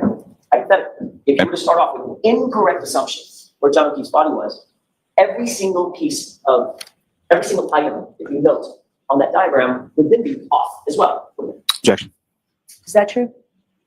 I mean, I guess hypothetically, depends on how off you want to be. And the answer is yes, correct? Hypothetically. You stated in your report that you Google mapped Miss Reed's path of travel on January 29th, based on what you determined to be, quote, it's likely the two, and you said that it's, quote, it's likely that the two events, meaning the triggering. All right. I will take a stab at this from Kiwi Green. When you get a chance, can you explain what a quote-unquote proper question is and how to form one? It seems Lally plus you can... Yeah. According to Judge Bev, it depends on who asks it. But a question in court normally should render a specific answer from the person on the stand, which means you can't lead too much. Now, this is cross-examination, so he should be able to lead a lot, but he isn't. But hence the what if any questions from Lally, because that is his what if anything did you find out here. I don't think it's proper, but it's phrased as a question that gets the defendant to answer specifically on an item, on a piece of evidence, on a piece of information. An improper question would be the blue cardigan in the driver's seat. Where did you find it? In the driver's seat. So that's an improper question because you are telling the witness what to answer. I mean, it's hard because we don't really have these things over here. So it's easier to say what is not a proper question than what is a proper question. I don't think I gave you a proper answer. But I gave it a shot. Thank you for your question. Events occurred at the same time the Lexus was at 34 Fairview at the time of the collision, correct? Yes. The first triggering event was what? Was it a 3-point turn or a U-turn? I thought I heard you say both. I guess it would be more, 3-point turns, essentially. I guess it's a 3-point turn. Okay. Yes. What did you say U-turn on Friday? I just want to heard that. It could have been a U-turn. I mean, it's still turning around. So you had to make a U-turn when it's a 3-point turn or not, but it's still. Okay, but not to be picky, but sort of my job. Okay. A U-turn, traveling in one direction. Turn, right? Turning the wheel, never changing gear. It's just reverse or anything, just turn, right? A 3-point turn requires moving forward, stopping, changing gears, moving backward, stopping, changing gears, using steering input, and moving off, correct? Correct. Well, those are two very different maneuvers, right? You'd agree? It's, in a sense, I was trying to say she made a U-turn. Like you can say they made a U-turn. It's a 3-point turn. It's still making a U-turn. And I didn't mean it as like she literally had to make a direct U-turn. She was turning around. And obviously the diagram, but the trigger shows a 3-point turn. Well, I mean, I guess you could have said reversing direction, right? That would have been a better way to say it, yes. You didn't say that. You said U-turn. So are you changing your testimony from Friday that it was a 3-point turn, or could it possibly have been a U-turn? The 3-point turn. Okay, because you have evidence of the starting, stopping, changing gears, reversing, stopping, changing gears, turning. That's correct. So when you said U-turn, that was inaccurate. Objection. The objection sustained. Let's get back to the path of travel when you began your analysis. How did you know what the Lexus's path of travel was that day? I got the directions from Trooper Proctor. And what did Trooper Proctor tell you in terms of the path of travel specifically? Starting point and an ending point, tell you the exact path Lexus traveled. No, all I got was mostly just the addresses. Okay, so if you got 2 points on a map, and Trooper Proctor told you Lexus traveled from point A to point B, there are multiple ways to get from point A to point B. You'd agree with that, right? Yes. You picked one of those, right? The path of travel includes freeways, et cetera, right? Yes. But as you sit here, you don't know what her actual path of travel was. This could have been something different, right? It could have been something. That's why I gave a range on my diagram. Do you have any scientific evidence to establish what her actual path of travel is, or did you just guess at the path of travel? I got the addresses from Trooper Proctor. I put them into the thing, and and one of the possibilities of 36 miles, and that was after looking at all of them, put at them 36 miles is into a the possibility. thing? Right, understood. So that's what I'm trying to get to Paul. Okay. That's one possibility. There's 36 miles, Mhm. one route of travel, right? Correct. There are other possibilities, right? Yes. So between and among the possibility that you picked and the other possibilities, you just sort of have to guess. And there's no science to it. You said, I'm going to pick that. You put it in my report, right? No, that's not how that works. Okay, why don't you tell me how that works? Her odometer mileage on the car from the download and the time we had the vehicle shows 36 miles. Yeah. So when I plugged those addresses into Google, it came up as 36 miles as a possibility. And you knew that there was another route of travel to the same location, correct? What do you mean? There were alternative routes of travel to the same 2 points, from and to the same points, correct? Yes. Yes. You could have tried to extract the location data from the street's cell phone to determine the exact route of travel, correct? I don't know. I don't have access to do cell phone extractions. So that answers my next question. You did not even attempt to do that, did you? No. You did attempt to analyze the key cycles for the Lexus in order to determine placement of that vehicle. You just talked about that with Mr. Lauer, right? Yes. I want to be clear for the jurors because most people have probably never heard of key cycles. A key cycle does not have any location data associated with it whatsoever, does it? Correct. It just shows you when a vehicle is turned on, the ignition is on, and off. That's one cycle, correct? No. Tell me what I've got wrong. Key cycle, the car doesn't have to be turned on. Say that again. It could go from off to run. The engine doesn't have to be started to off. Understood. So if it turns on, well, every single ignition is a key cycle. Every time the engine turns on, that's absolutely a key cycle. Once it's turned off again, right? That gets recorded as an ignition cycle. Right. So a key cycle can be an ignition cycle, but it doesn't have to be an ignition cycle. It also can be just turning the sort of accessory on, right? The key cycle is turning the accessories on. All right. But it doesn't, my question was, where we started with this conversation is, it does not have any location data on it whatsoever. Correct. All right. So when you drive your car, you walk out, get in the car, turn the ignition on, start to drive, get to your location, turn it off. That's one key cycle, right? One ignition cycle. But and I'm going to use the word key cycles because you use the word key cycles in your report. That's what we're talking about. I'm using that because that's how the trigger was read. That's how what? The triggers were read on the text stream. That's how they read them. Key cycles. By key cycles. Yes. I'm going to use that phrase key cycle. Okay. We're talking about the same thing. It's an ignition on, ignition off cycle. Doesn't have to be on. So you mean the engine doesn't have to be turned on? Correct. Right. But if you're seeing triggering events, right, I'll try to be tricky here.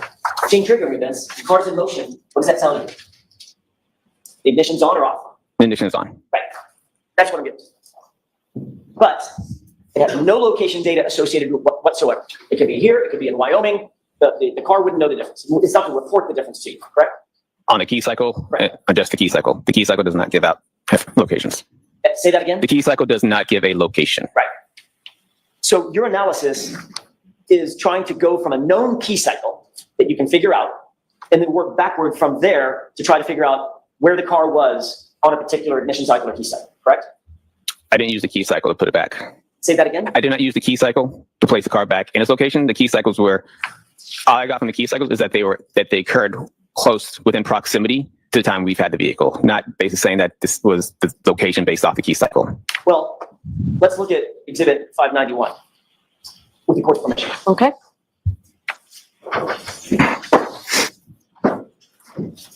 Did you testify on Friday that this is a copy of the exhibit that's put in 591, this is part of your report, correct? Yes, it is. And this is a chart that shows when this arrow, that arrow indicates top and bottom where your testing occurred, correct? Yes. And we move over to the left, that's key cycle what? 1164. Right. So you've testified, and we can turn the lights on. Your Honor, I don't mind if that stays up. You can turn the lights on for anything.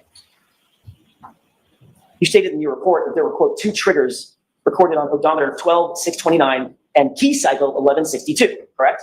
Yes. These events were prior to the testing triggers on odometer readings 12665/12666 and at key cycle 1164. Is that right? Yes. Okay, so what you're saying in that report is the triggering events were at 1162, going in reverse in order. 1162 comes before 1164. They're numerical, is that right? Yes. Every single key cycle just tags another number on top of it, right? There's no formula. Correct. After 1 comes 2, after 2 comes 3, 4, 5, 6, and then move on, right? Yes. So by the time you got the vehicle, there had been 1,164 key cycles on the history of that car, correct? Correct. And you knew, when you put in your report, or you know, that the triggering events that you see under 1164, those are yours, Yes. right? I mean, that's your testing. Yes. And you were very clear that the triggers that you recorded, that you talked to Mr. Lally about, were two cycles before that, Yes. meaning ignition cycles at least, right? Yes. For that.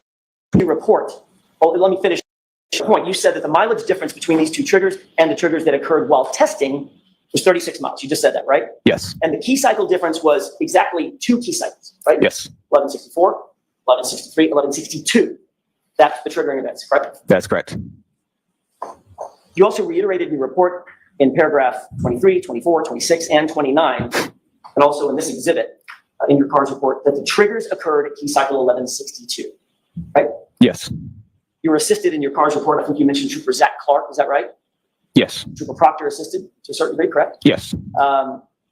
Trooper Larini, Gerald Larini, is that right? Yes. Also Sergeant Sean Good, Canton PD, assisted as well, correct? Yes, in a sense. Did they all read the report before it was finalized? No. Did you have any supervisor read the report before it was finalized? Yes. And he agreed with the assessments in the report? Yes. So in summary, everybody that read the report and you who authored the report believed, and it's reflected in that report, that key cycle 1162 contained the 2 triggers that you're talking about, right? Yes. That's the 3-point turn, I guess now a 3-point turn, right? Changing direction, and then Yes. the reverse at 24 miles per hour, correct? Correct. And you even went on and testified to that exact thing under oath in front of the state grand jury, correct? Yes. Wait, hold on. I need the text streams? On the key cycles. Not in grand jury. Okay. Testified to it on direct examination on Friday and again this morning. Yes, correct.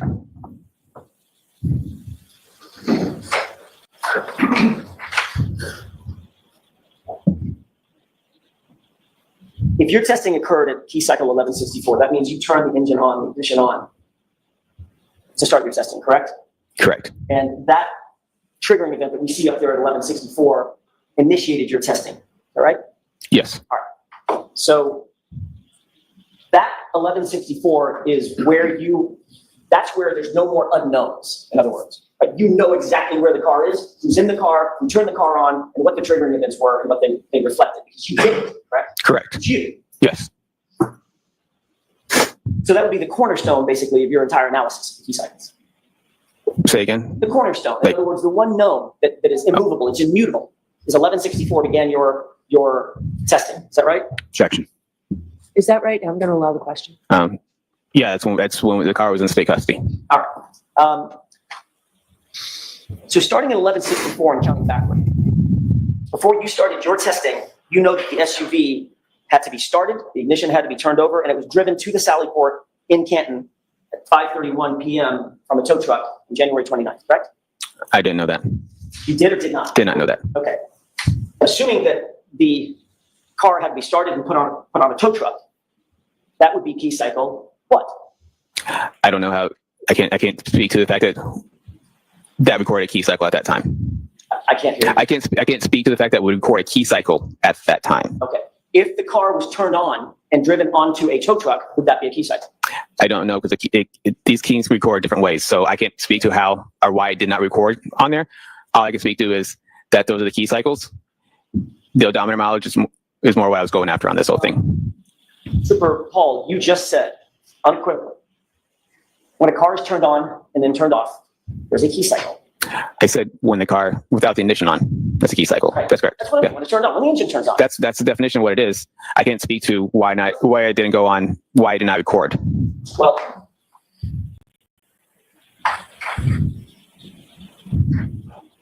let's talk about the ignition cycles. Okay. Before 1164. Okay. Okay. Obviously, the car had to get to Canton PD because you saw it there, correct? Correct.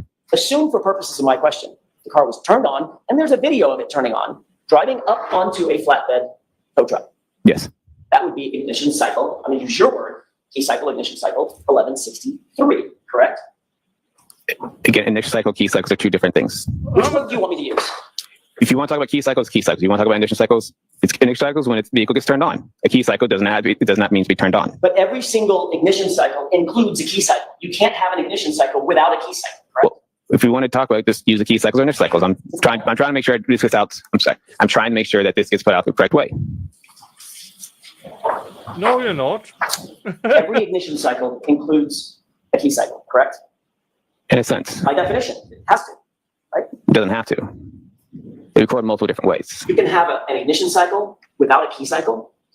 I don't know how it recorded, but it could happen.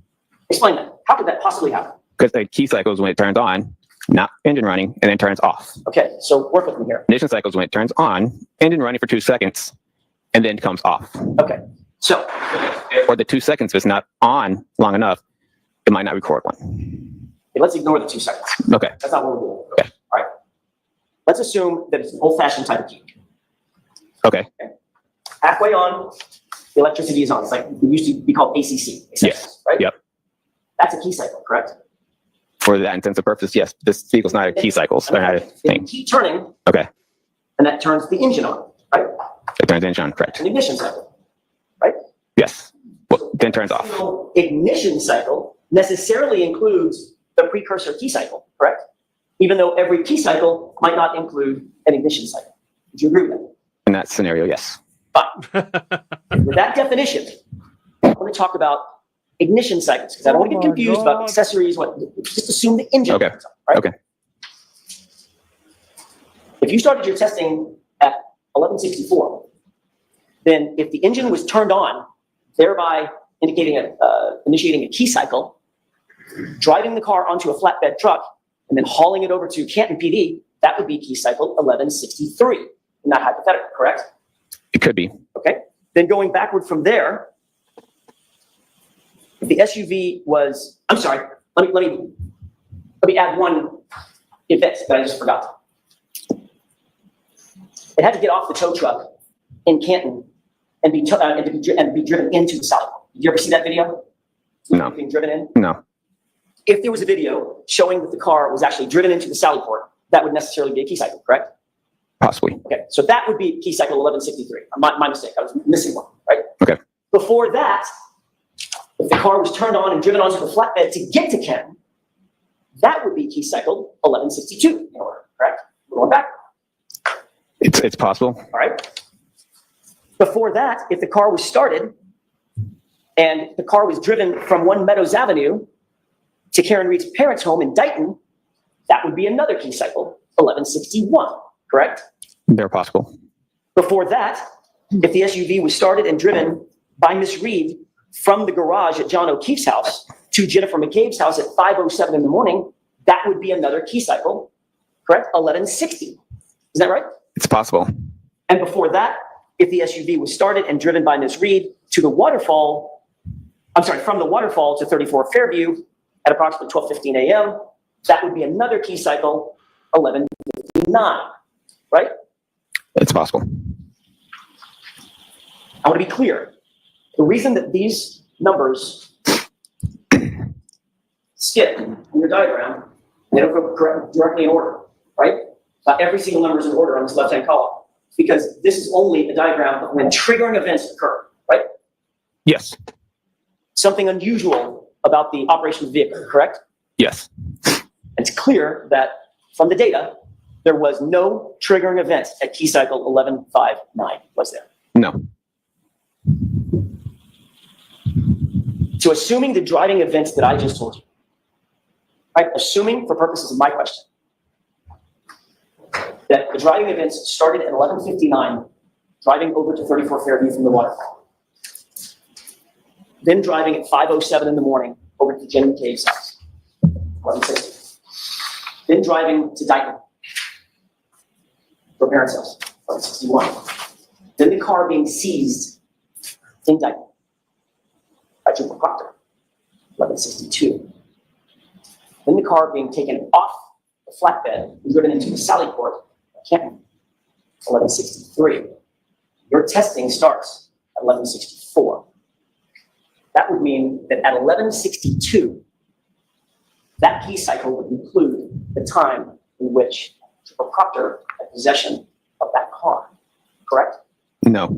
Assuming my hypothetical, Your hypothetical? yes. If that's hypothetically how it works, then yes.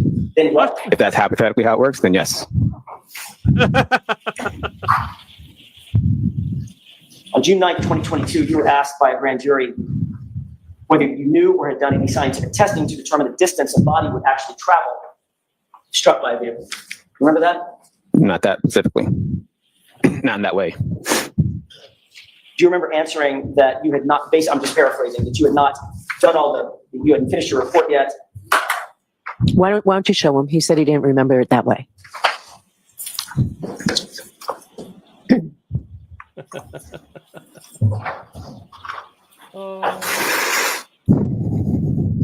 How the fuck was this a hung jury? Yeah? Yes. Take a look at middle of the page. Your answer starts at about line 12, but the question above it is probably informative.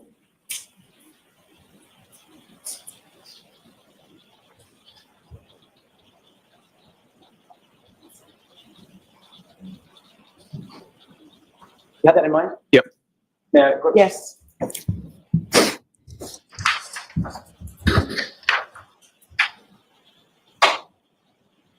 You were asked, does that remind you that you were asked by a grand jury if you could calculate how far a body would move having been struck by a vehicle? Yes. And you indicated, quote, yeah, there's certain calculations we can do with that, but figure out if you say if the car backed up, hit somebody, and then they go a certain amount of distance, and it's based on miles per hour, the speed of the vehicle, the striking vehicle, and stuff.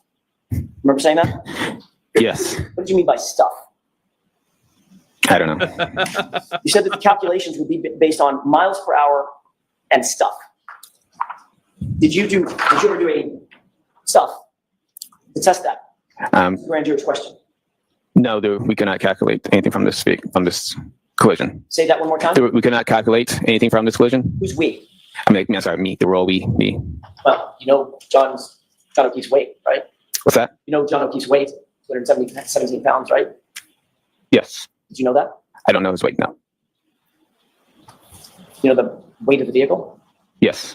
What's the weight of the vehicle, gross weight? What's the gross weight? Yeah. I think it's approximately 7,300 pounds. Okay. What? Were you able to No. calculate the mass of the vehicle? No, it's 5,700 pounds. I did not calculate the mass of the vehicle. Well, you told the grand jury that you were planning on doing that kind of stuff to calculate how far a person would travel being struck at that speed with a car of that weight. You didn't do those calculations? No, because the calculations would vastly underestimate the speed of the vehicle. What? You testified, again, my report isn't done yet. I'm going to look into it. I'm looking into all that stuff, end quote, correct? Yes. There's that word again. It's been more than 2 years since that statement at the grand jury. Is your report finished? Yes, it is. Did you engage in any of those calculations? I looked into it. This type of collision I would not be able to use the formulas for this type of collision. Well, let's talk about those formulas. How would you calculate how far a body at rest would travel after being struck by an object in motion? How would you calculate that?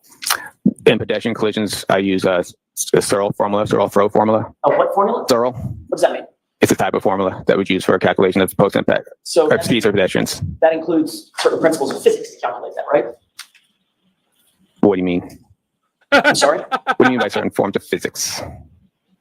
There would be physics calculations that would be required to figure out how far a body at rest would move having been struck by an object in motion. Right. That's a basic principle. Yeah, I guess you could say though. All right.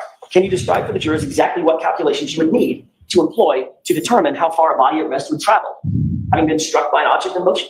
So in this scenario, in this collision, it's more of a side swipe. So he did not ascertain, he did not get enough speed of the vehicle post impact with the vehicle to be able calculations. His center of mass was offset from the vehicle. So we would vastly underestimate his speed. So that's why I did not do a formula. If he was more in line with behind the vehicle, are you saying, Trooper Paul, that based on whatever calculations you had, it didn't make sense that John's body traveled that far?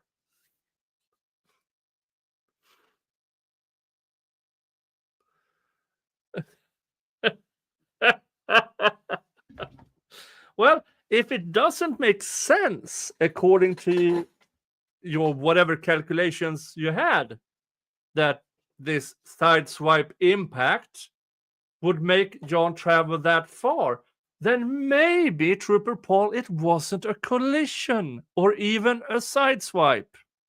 But you were asked to conclude there was a collision. Help us prove it. That was your assignment. And when it didn't make sense, you just brushed it off. Yeah, it's a transfer of motion. It's a transfer of motion. Huge mass towards low mass, you have impact and a transfer of motion. Boing, boing. I can see my house from here. But with a side swipe, as it had to be according to because the injuries doesn't make sense, John can't travel that far. It would have been projected forward, and using that projection forward, he would have been able to get more closer to the actual speed of the vehicle during that post-impact travels. Well, that presumes a couple of things, Trooper Paul. That presumes that he was quote unquote satisfied, right? Presumed? Presumed by you. You didn't see how he was hit, did you? Based on the evidence, it appeared to be a side swipe.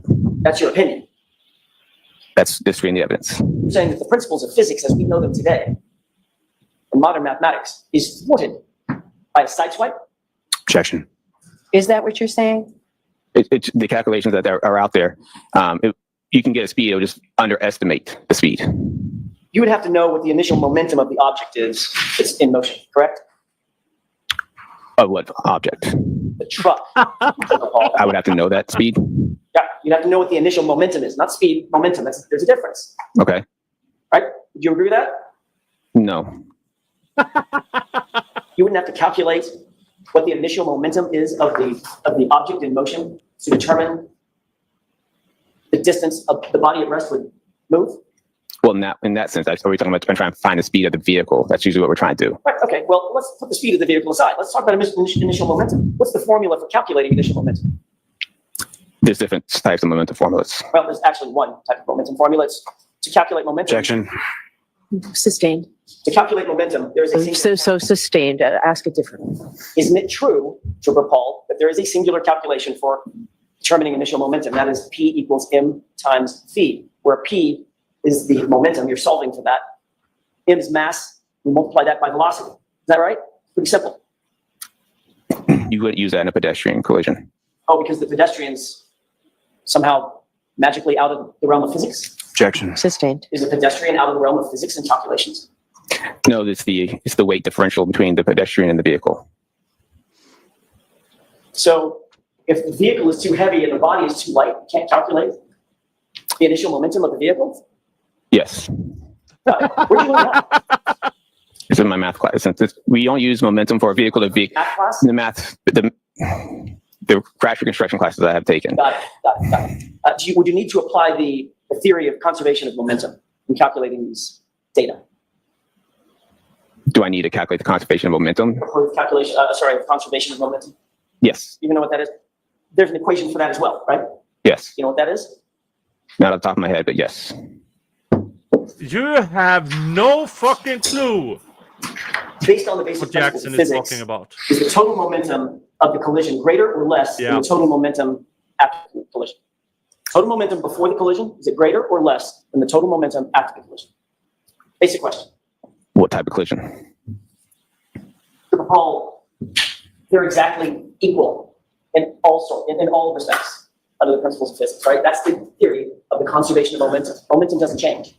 It's Yes. transferred from one body to another, Yes. correct? Correct. Why didn't you say that to the jurors? Objection, Your Honor. Sustained. Yeah, Jackson has he has an engineering background. So, yeah. Yeah, skill. This is standard physics, engineering, etc. Yeah.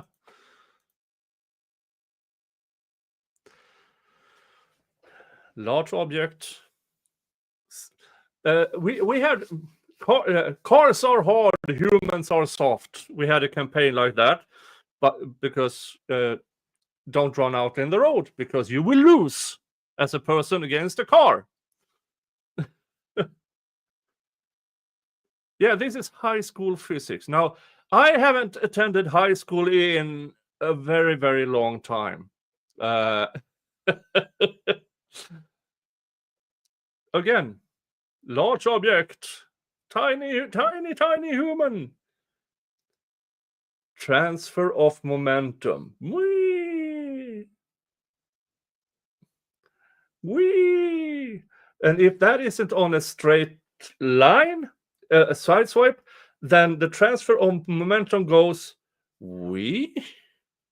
So you more or less stay at the same spot, maybe sideways, sideways momentum.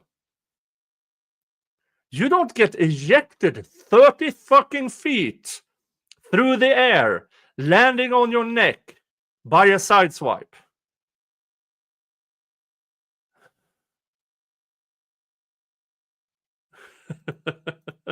Trooper Paul, if you were qualified to, quote, look into all this stuff, you would probably know these answers, wouldn't you? Objection. Sustained. Are there any other calculations that you need to figure out the stuff that you were talking to about with the grand jury? Objection. Sustained. How about calculating the final velocity of the objects after the collision? That'd be important? What objects? That would be John O'Keefe's body, sir. Object I don't, sir. you claim was flying through the air 30 feet. Okay, Objection. sustained. How about calculating the displacement using kinematic equations? Would you be able to do that? The displacement of the body? In order to calculate how far the body would move based on the mass of the object striking the body, could you use displacement using kinematic equations? So like I said before, the side swipe, he would not have gotten 100% of the vehicle, 100% of the speed of the striking vehicle. It would have vastly underestimated this vehicle. You couldn't hit the person and side swipe and spin them off to the side and have that and get a speed from those calculations. So you're saying that the discipline of physics cannot figure out how far John O'Keefe's body would move, but you personally figured out that he would have flown now somewhat, or been projected somewhat 30 feet. Objection. Sustained. Are you saying that the principles of physics are incapable of determining with the proper calculations how far John O'Keefe's body would have moved given the collision at issue? Objection. Is that what you're saying, Trooper? No. Okay, next question. Well, you just said because it was a side swipe, all these calculations, these physics calculations are inapplicable, right? I'm saying it would underestimate the speed and the distance.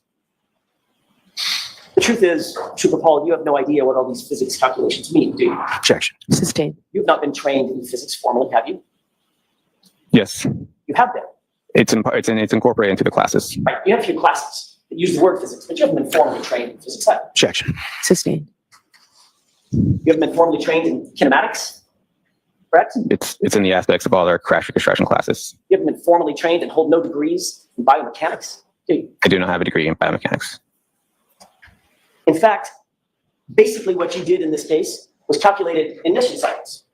And you got those wrong, right? Objection. Sustained. Come on, Mr. Jackson, ask the appropriate part of the question and you'll get it. Let me ask you this. Based on your reconstruction, nearly 2-year investigation, exactly how was that taillight shattered? Explain it to us. How does the taillight, what do you, it gets, so the taillight in this case was shattered when it was struck John O'Keefe's arm. Exactly what part of his arm? It, based on what I saw for his injuries, was from the upper part of his arm down. Was his arm out? and it just struck the arm on a hinge? Was it in front of him? You did the reconstruction? Here's exactly how his body was positioned when he was struck by that. So it looks like his arm was more. Here you see Trooper Paul gently putting his arm on the crime scene that is speaking in his ear right now. Folks, these are signs of schizophrenia, what you are observing here. I can say that because I'm not a psychiatrist or a psychologist. But the only thing that makes sense here is that he's hearing voices. That's not a good thing. Like this, if I can try it then. If he had his arm like that, it would be nowhere near the taillight. You're indicating out by his side, correct? Yes. All right. And the taillight would have struck his arm, right? Yes. Not his torso. Yes. Okay. So the full mass, the full weight of that truck hit him basically at the elbow.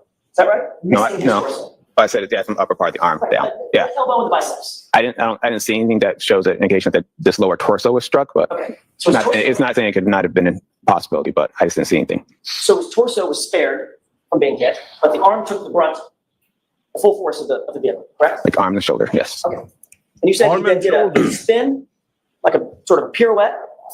He got spun around off his way he struck, it looked like he could have turned around counterclockwise. Okay. So if he turns around counterclockwise, is he turning around in the air counterclockwise? Yes, initially. So he gets hit on the upper biceps, shoulder area, and down to the forearms Yes. by an unbroken taillight, right? Yes. In other words, it's nice and smooth. No shards of plastic or anything broken at the time that made contact with his arm, right? Correct. Okay. So how did his arm get all cut up? Because when his arm struck the taillight then cracked, and as the car is driving past him, the taillight could scratch it. Got it. So he gets hit by the car, not his torso, just the arm. The taillight cracks, and as it passes by, his arm stays with it long enough to get striations, those scratches that you see, those lacerations. I'm sorry, those abrasions, right?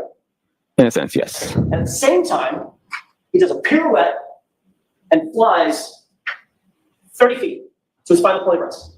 I don't know if he did a pirouette. Well, I'm using the word pirouette. He spun around. He started rotating counterclockwise. I don't know how far he ran counterclockwise, but he started rotate. According to that, would push him to rotate counterclockwise. Whether he went counterclockwise all the way to his back toward the ground, it seems like a most likely possibility. Did you account for the fact that his arm is on a hinge? Is what? Say again? Did you account for the fact in this scenario that you just told the jurors that his arm is on a hinge? On a His hinge. shoulder? Okay. Okay, so arm got hit. Did his arm just swing? I said arm and shoulder area, so his arm could have been considered part of it. Even if his shoulder got the upper Okay. points his upper biceps. Mhm. Right? There's no injuries on his shoulder, not a single one, not even a bruise, right? Like I said, it looked like to me it was from up here. I don't know how far I can up back here, but it was up here. Well, So you're the one that talked about his injuries on his arm. yes. That's limited to about mid biceps, to about mid forearm, correct? Okay. Right? Yes. No injuries on the shoulder, no injuries on the torso, no injuries on the ribs, no injuries on the back, correct? Is that right? Yes. So your theory is you got hit on the arm, took the brunt of the force from the taillight on the arm, stayed with the vehicle long enough for the taillight to explode, basically to shatter. Then these striations get on his arm, abrasions. Does a pirouette, spin, counterclockwise, and flies 30 feet in the air to his point of rest. Yeah, I have to probably go faster than that though. Actually said he hit his head on a curb. I said that's one of the possibilities of when you look at the roadway as he gets spun around kind of clockwise. It's a possibility that the curb is there. Any blunt force object on the ground, as the ground is pretty blunt. Well, except in your scenario that you just told us, he flew through the air onto the light dust and the snow, grass, and dirt. I didn't say through the air. Say that again? I didn't say he got thrown through the air. Okay, I'll use your word. He got projected. Projected doesn't mean it's not incorporating just throw. Project just means you get pushed forward. There's two parts of that. There's the air, then there's the ground. Like I said earlier, the tumbling, the rolling, whatever. That. How did he tumble and roll without getting bruised? This is so stupid. This is beyond stupid. This man is clinically retarded. And somehow he managed to not only get a degree in whatever he had, he went through classes and then he got certified while being clinically retarded. I, Lola Lisa, I wonder where he is today. He's still working as a crash reconstructionist for the Massachusetts State Police, where he's also training new crash reconstructionists. That is what he's doing now. Part of the crash would happen. Projecting is just what we call what happens to a pedestrian post-impact with a crash. Okay, so a couple questions. If his arm, elbow, brunt, that entire impact, how do you account for the fact that he didn't suffer a broken bone? I don't know. How do you account for the fact that he didn't have a fracture? Objection. Sustained. How do you account for the fact that he didn't even have a bruise on the arm? Objection. That's sustained. They reproach. Yes. This guy claims that he took all of this into account, his injuries. Of course, you can ask him, where's the bruises? This is so stupid.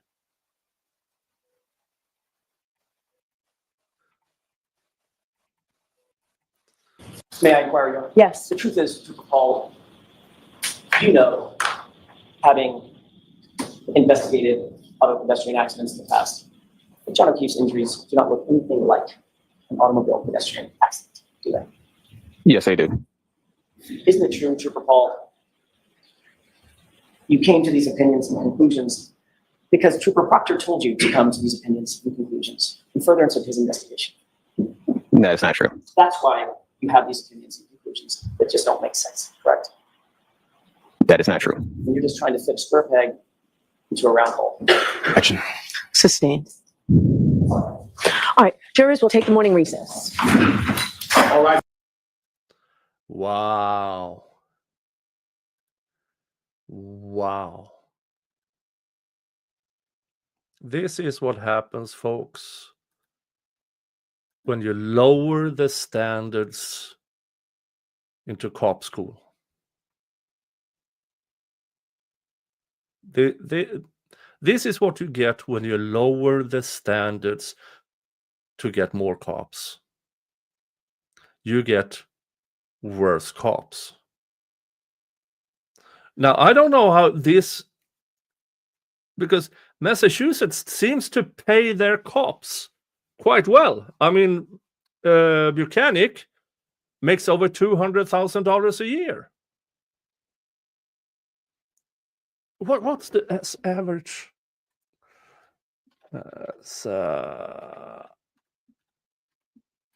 Massachusetts State.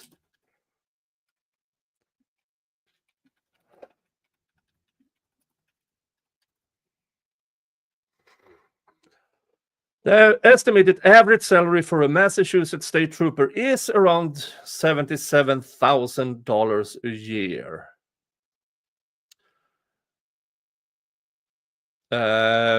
That's with mass.gov states the starting salary for state troopers is $80,000 a year. And this guy is a specialized cop.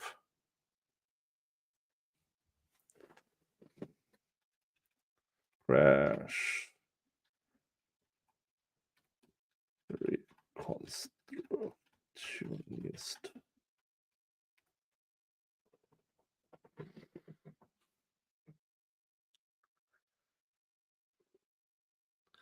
And he trains people.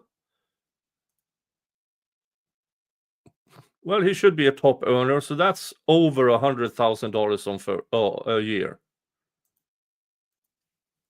And that is what you get for your money?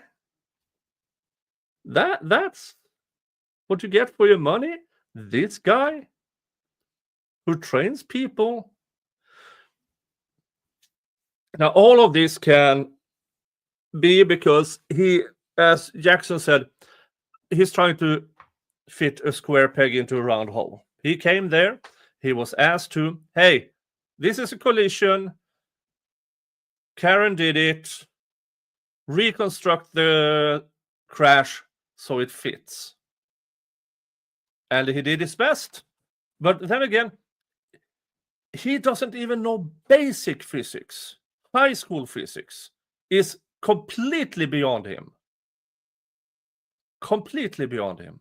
He has no idea about anything of the questions and the formulas and the equations. No idea. He's talking about we couldn't calculate the speed to the car to get. I mean, that's not how you calculate. I don't do math, and I know this. I went into law because I went into law because the union paid for my law degree, but I mean, I was just happy because I didn't need math. Wow. This is so stupid. It is. Wow. What happened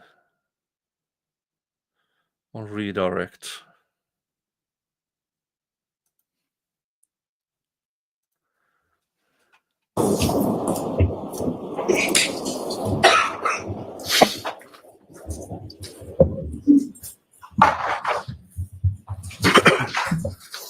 Okay, you see, it goes back to session.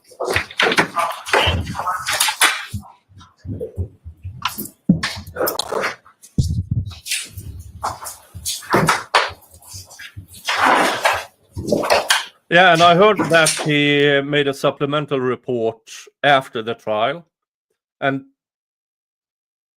Brennan still shows aperture, the aperture experts. So it was probably equally bad, or it might even be worse. All right, Mr. Lally, whenever you're ready. Thank you.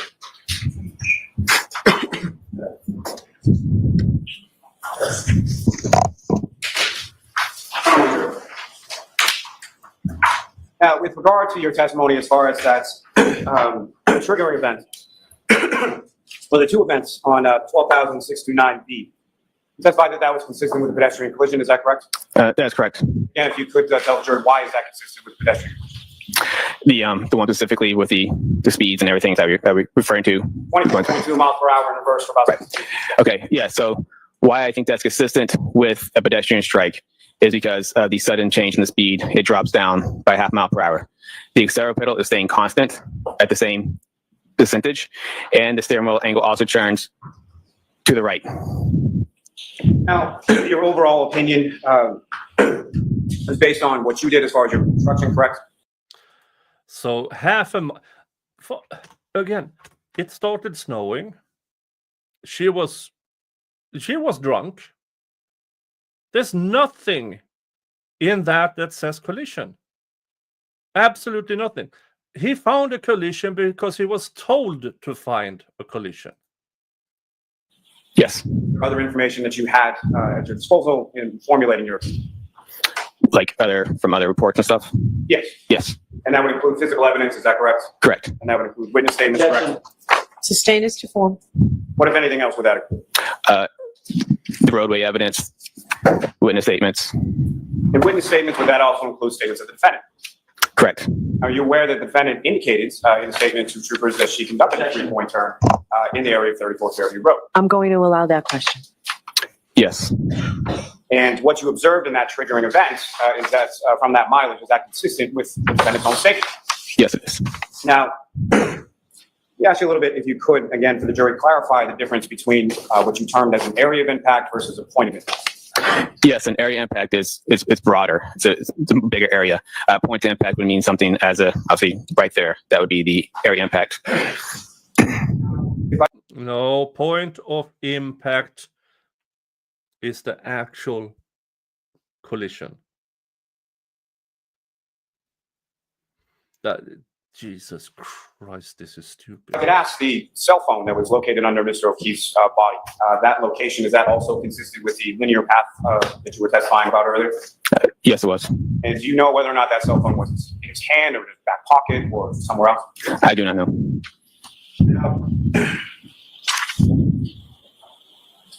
As far as the, let me ask you this. You were shown some photographs of some tail-like pieces near a fire, correct? Yes. As far as the area of impact, that was, from what you determined, that was Mr. O'Keefe's sneaker, is that correct? Yeah, it was within that. When I would have had for no initial evidence, I said the air impact was a star that in that area prior to the sneaker. Sorry, so what I was saying was the air impact was prior to the area the sneaker was. It was in that path, just prior to that area.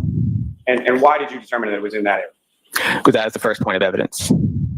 No, it wasn't. No, ass.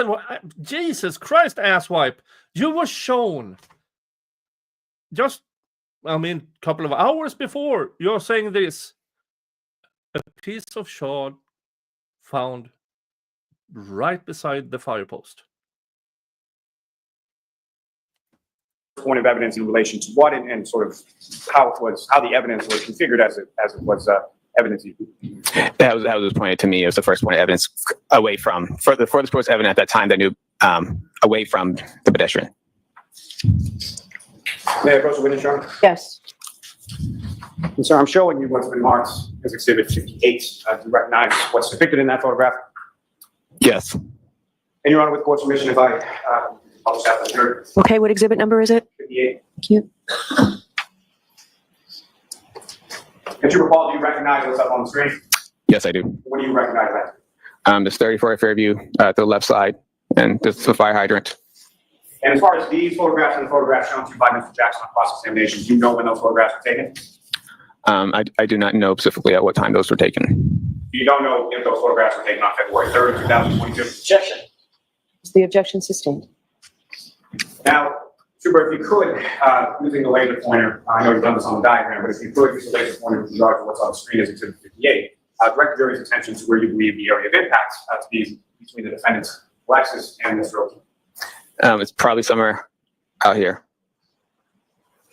Oh, so now he's pointing at the area before the fire hydrant, which makes his testimony all the thing Jackson said.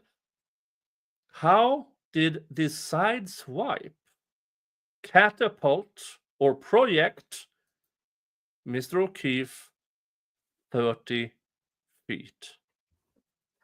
And if he wasn't going through the air and, as you said, tumble and roll, where are all the bruises? Where are the... And as far as that linear path that you were talking about from the area of impact, where did that go from and where did that go? Should I say? So from, I think it's from around like this way. Okay, let's go. We need to take that time. May I approach this for tree now?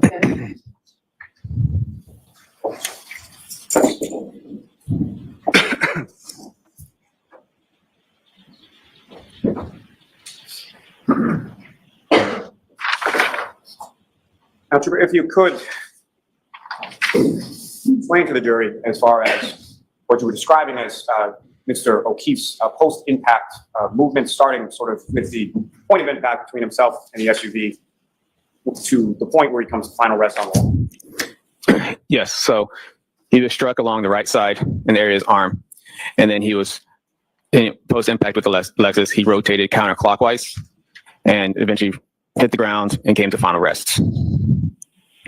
And the ground, based on your understanding of the weather conditions, was frozen at the time. Is that correct? Objection. Sustained. Watch the form, Mr. Lally. Yes.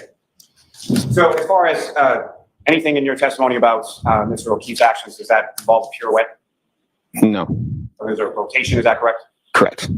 And as far What the as fuck's the 30 difference? feet in the air, do you have any opinion as to whether or not he flew 30 feet in the air? I do not have any evidence that he would have flown 30 feet in the air. And so as far as from your training experience when it comes to pedestrian collisions, So, in order for him not to have flown in the air, he had to have this tumble and roll. Did you calculate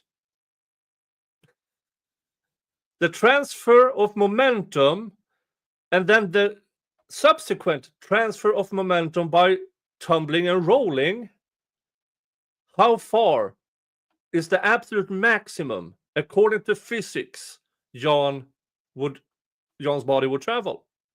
No, he didn't, because he has no fucking clue. Absolutely no fucking clue what happened, because he was told there was a collision, Jan was there, the car was there, do your crash reconstruction so it fits. Are you able to determine or calculate how much distance someone is in the air and how much distance someone sort of rolls or tumbles to their final resting position? Say it again. From your training experience, based on this collision, are you able to determine how far Mr. O'Keefe was traveling in the air versus how far he traveled tumbling or rolling after he hit the ground? I do not have a calculation for this specific style of pedestrian crash. There is. It's just you don't understand it. And folks, all of these calculations you can Google. Even back in 2022, it's just 3 fucking years ago. It's 3 years ago. Google existed. What physics calculations do I need for this event? And you would probably have it. Hey, there's a course in this. Due to the side swipe. So if I did, I could use the formula. It would just vastly underestimate the speed of the vehicle. Yeah, when he wait, hold on here. This specific style of pedestrian crash due to the side swipe. So if I did, I could use the formula. It would just vastly underestimate the speed of the vehicle. If he used the correct formula, the formula told him the car must have traveled much faster. That is pure physics that told you this was not a collision. Pure physics. So you chose to not apply it. Apply physics. You chose to not apply physics to make your conclusion make sense. Ignoring physics. Insanely stupid. Let me ask you a little bit about, you were talking about the Searle pedestrian throw formula, correct? Correct. And that's something developed in the course of physics specific to reconstruction by someone named Dr. Searle, correct? Correct. And that's SEARLE, is that correct? That is correct. And with respect to Dr. Searle's formula, why is that inapplicable in sideswipe collision versus some other type of collision? Because it takes in, it's looking for more, not so much the formula, it's how much projection efficiency that would occur, how much percentage of the speed of the striking vehicle would have happened. In order for the formula to work, the more of the body would have struck the vehicle, the more efficient the outcome would be in the speed. So in order to get down to the speed necessary, more of Jan's body had to have been hit. That is what he's saying here. Because if it's only his arm, then the car must have traveled the fucking speed of sound. But if the car traveled in 24 miles an hour for this to have happened, his body had to have hit it and then be projected up on the lawn. But since that is completely inconsistent with Jan's injuries, that could not have happened. So instead of reaching the conclusion this was not a collision, he ignores physics. This is stupidity at a level at believing you can fly by flapping your fucking arms. It's that level of stupid.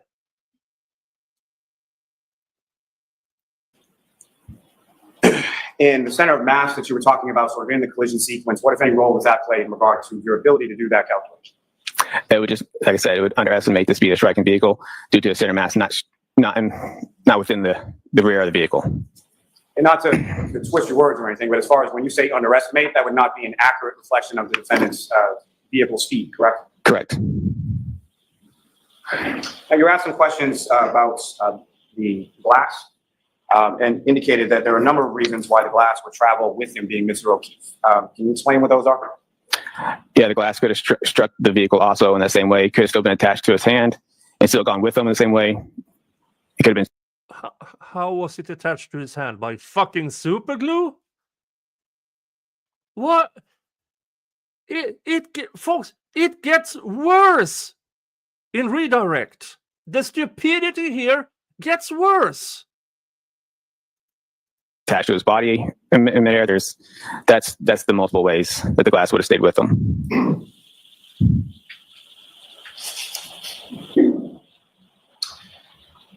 Now, and speaking. Okay, let's say he had. Okay, here is right arm collision. He has the cup in his left hand. There's no projection occurring with the glass.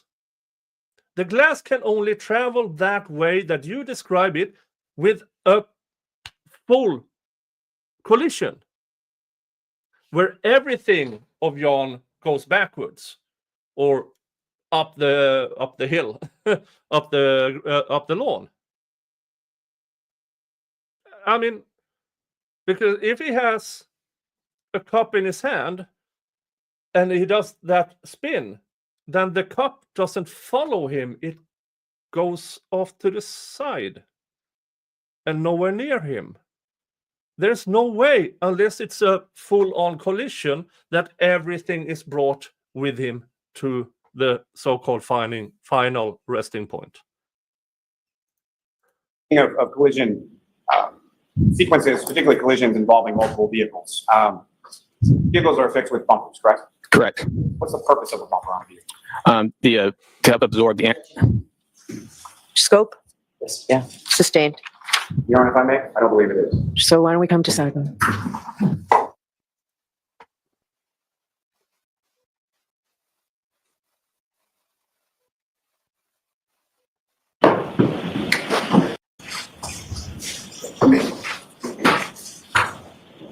So I'm sorry, again, if I could ask you, what is the purpose of a bumper on a vehicle? It's there to help absorb energy from a collision.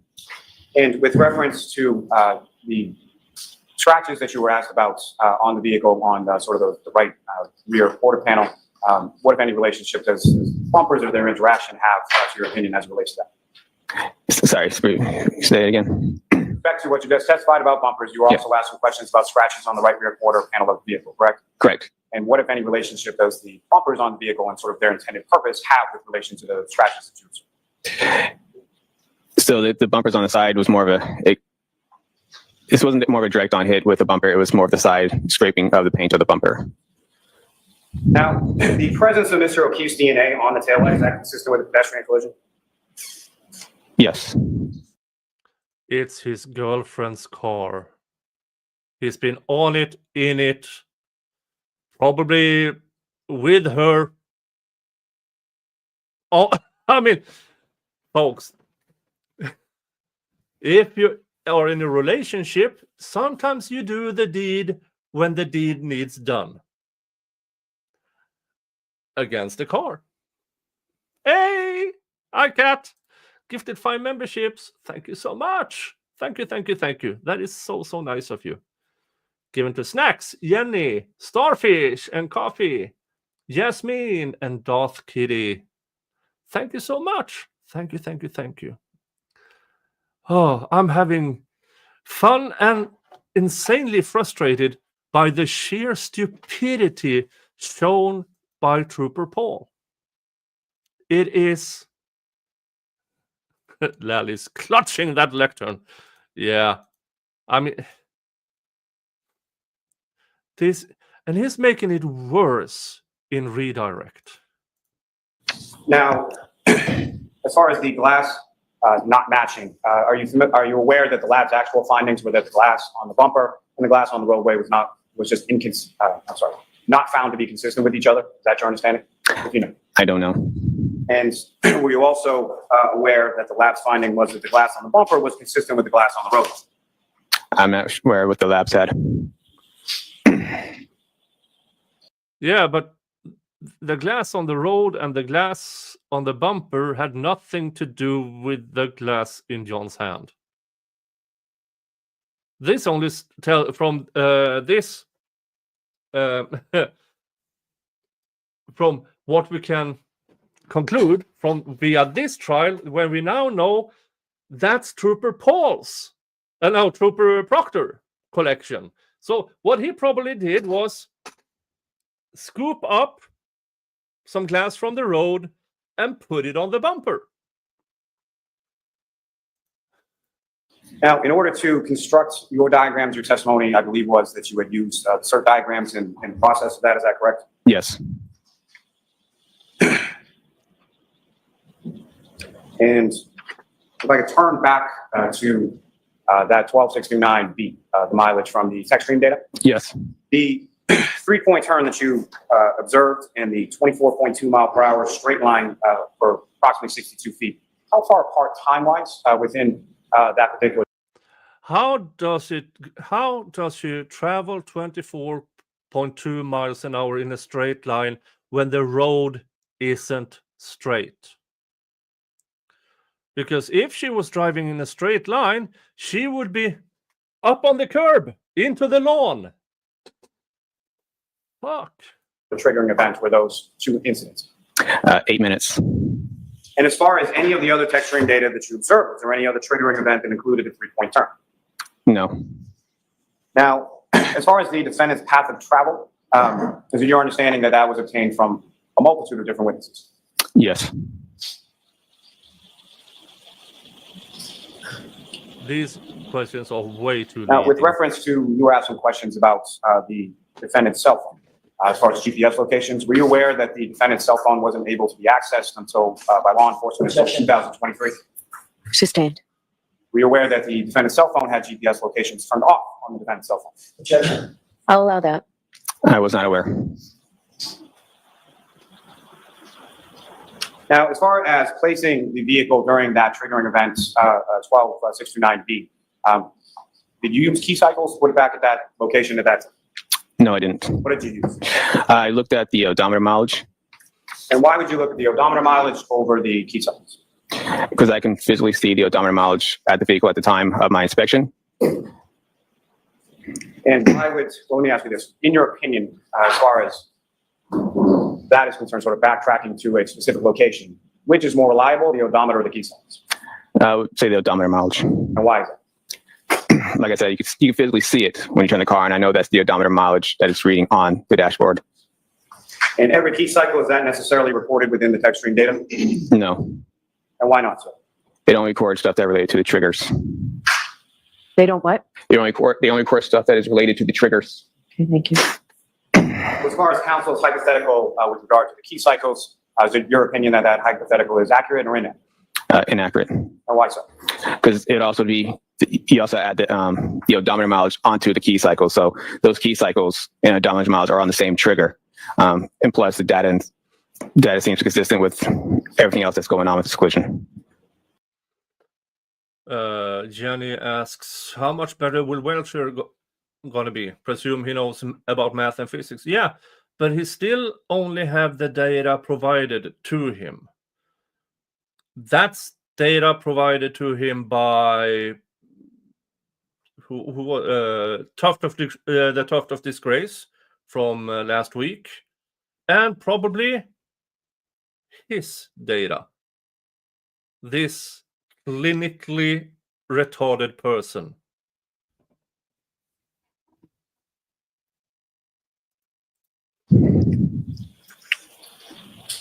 Now, fair to say that you were not outside of 34 Fairview Road on January 29th, sometime around 12:20 to 12:30 a.m., is that correct? That's correct. And so fair to say that you don't know exactly how Mr. O'Keefe and or Glass or anything that he's holding interacted with the defendant's vehicle at that time? Objection. I'll allow it. Is that true? I do not. And so based on your training and experience and the number of pedestrian crashes that you've investigated, again, if you could, one last time, just describe to the jury how you believe the vehicle interacted with Mr. O'Keefe and why. Objection. Sustained. Asked to answer. With reference to what you've described as far as the interaction between Mr. O'Keefe and the vehicle, why is that your opinion? Objection. I'll allow based on the evidence from the vehicle, based on the injuries to John O'Keefe, the tail lights appears to be broken and it's sharp plastic pieces that could have ripped his arm, and also the dent with the scratches above it is consistent with a hand holding a glass and the glass on top. Remember how he showed us how the arm must have been positioned, with John upright and the arm like this. How then did his fucking hand get all the way down to the bumper? You absolute moron.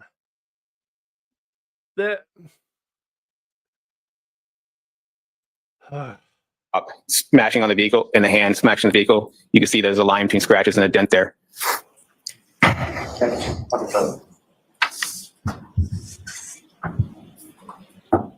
That just told me on this.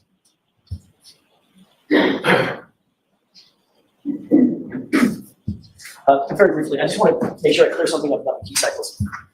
You're not suggesting that every key cycle in the history of the car is on this page, right? That's correct. I'm pulling up Exhibit 591. Okay. That indicates key cycles that have triggering events, correct? Yes. Triggering events are something that the manufacturer includes, basically a list of items that will be a triggering event, correct? Yes. It's a list of items basically for mechanics to figure out if there's some unusual driving or unusual event with the vehicle, correct? Yes. But the key cycles go in order. They're numerical, 1 through whatever. Correct. And the hypothetical that I gave you on cross-examination, with those driving incidents, each one of those would represent a key cycle, correct? So in your hypothetical, I mean, assume that it should create a key cycle, but you can't just say that key cycles from that, because I didn't just use key cycles. I used the odometer mileage on top of it. So you have to have key cycle and odometer. Interestingly, though, when you testified on direct examination, you said your analysis, this was on Friday, before the weekend. By the way, over the weekend, did you watch anything on, I don't know, YouTube or any social media? No. Nothing. No. So, did you have any conversations with Mr. Lally about these key cycles and problems? No. Did you have any conversations with anybody about the issues with key cycles? No. Did you realize at some point between Friday and today that I was probably going to ask you some questions about key cycles? Objection. Did you realize that yourself? I assumed you were asking me loads of information. So on Friday, you didn't mention that your analysis was based on mileage, did you? Objection. Sustained. On Friday, did you mention that your analysis was predicated on mileage? Objection. I'll see you at sidebar. I'm quite sure it wasn't. We just listened to it a couple of hours ago. He said not a fucking thing about his analysis being based on mileage, just that he saw that the mileage sort of could represent the key cycle, but the key cycle doesn't give time. It doesn't give mileage. It doesn't work that way. He just assumed it was.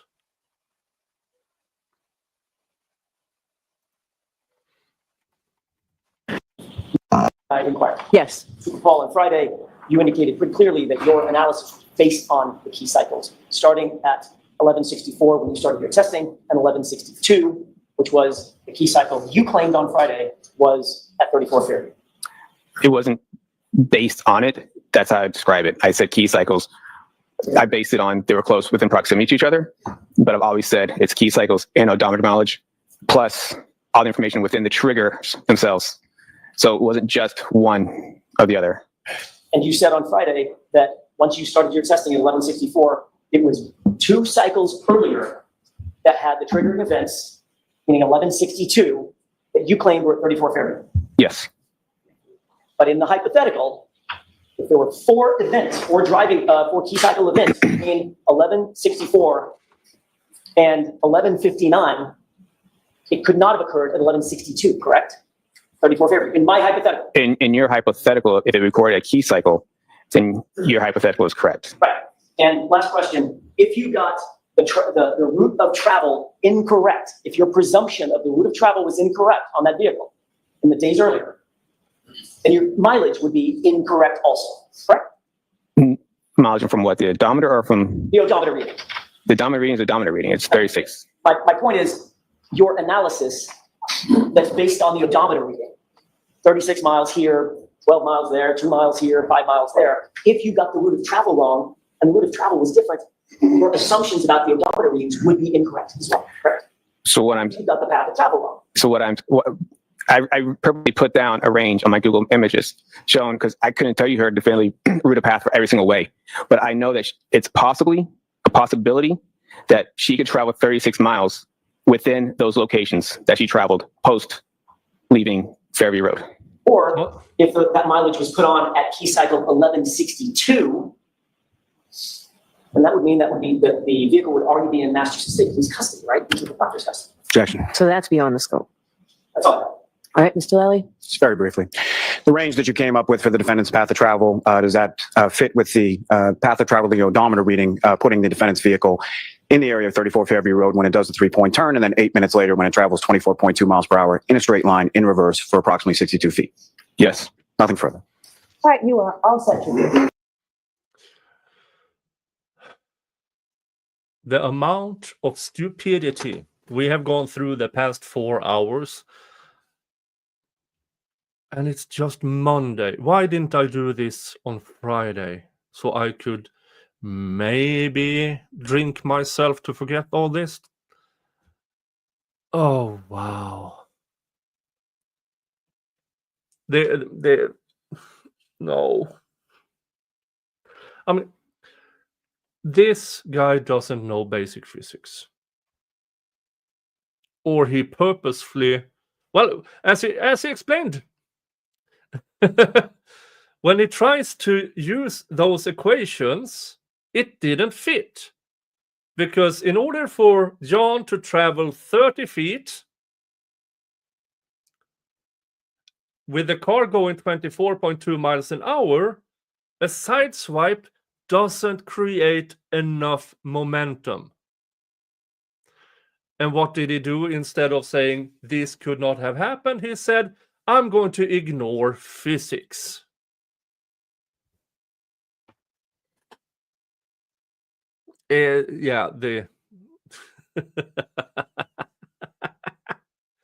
Oh, this is so stupid. This is insanely stupid. But we got through it. We got through it. Folks, here are my plans for the rest of the Karen Reed trial. Since I don't know exactly when I can be home from work, it will be hard for me to say, yay, I'm going to cover this live. Instead, I'm going to do what I also did on the YSL trial. When the trial ends for the day, boom, there I am, recapping. I can skip the breaks, skip the sidebars, skip the lunches, and we will be done in, well, depending on how frustrated I am, we will be done in, for me, a reasonable time. So I still can be somewhat rested at work the day after. So tomorrow, since we know that Judge Bev likes her first boxed wine of the day at 4:30, so she ends court at 4 p.m. 4:15, something like that, I will start my recap of the day. And we will see if Witter, whatever his name is, the Aperture reconstructionist guy, if he comes on tomorrow, because it will be really interesting to see how they tackle all this. It will be really interesting. But until then, folks, thank you so much for being here. Thank you for allowing me to do this. Hit the like, hit the subscribe. Go over to my Clips channel. Trial Watch Clips.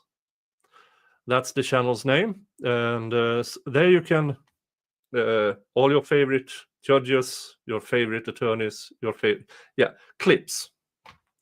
So, yeah, I will see you here tomorrow at roughly 4:15 p.m. Eastern Standard Time. Everybody, thank you again. And remember, hug your family. Unless they're crap, then screw them and give your love to the people who deserve it. Have a good one. See ya. Bye-bye.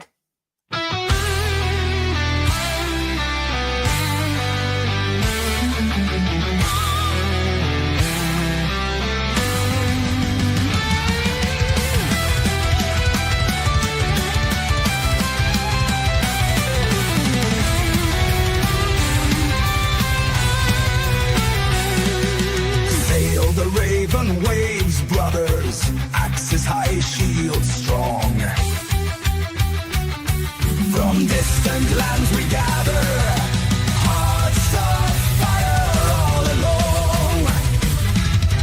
Oh, big Nick, cause we follow through the storm and through the fight. For Valhalla we will borrow strength and might under moonlight.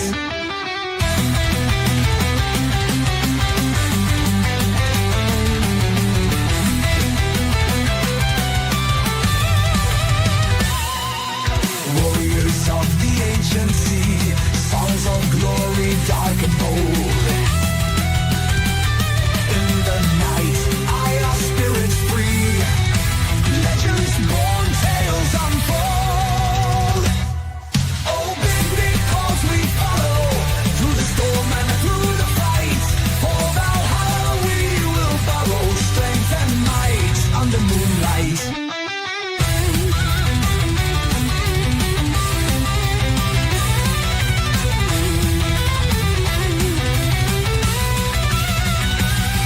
From horizons wild we roam, with thunder in our soul. Every battle brings us home to the stories ages told. Oh, big Nick, cause we follow through the storm and through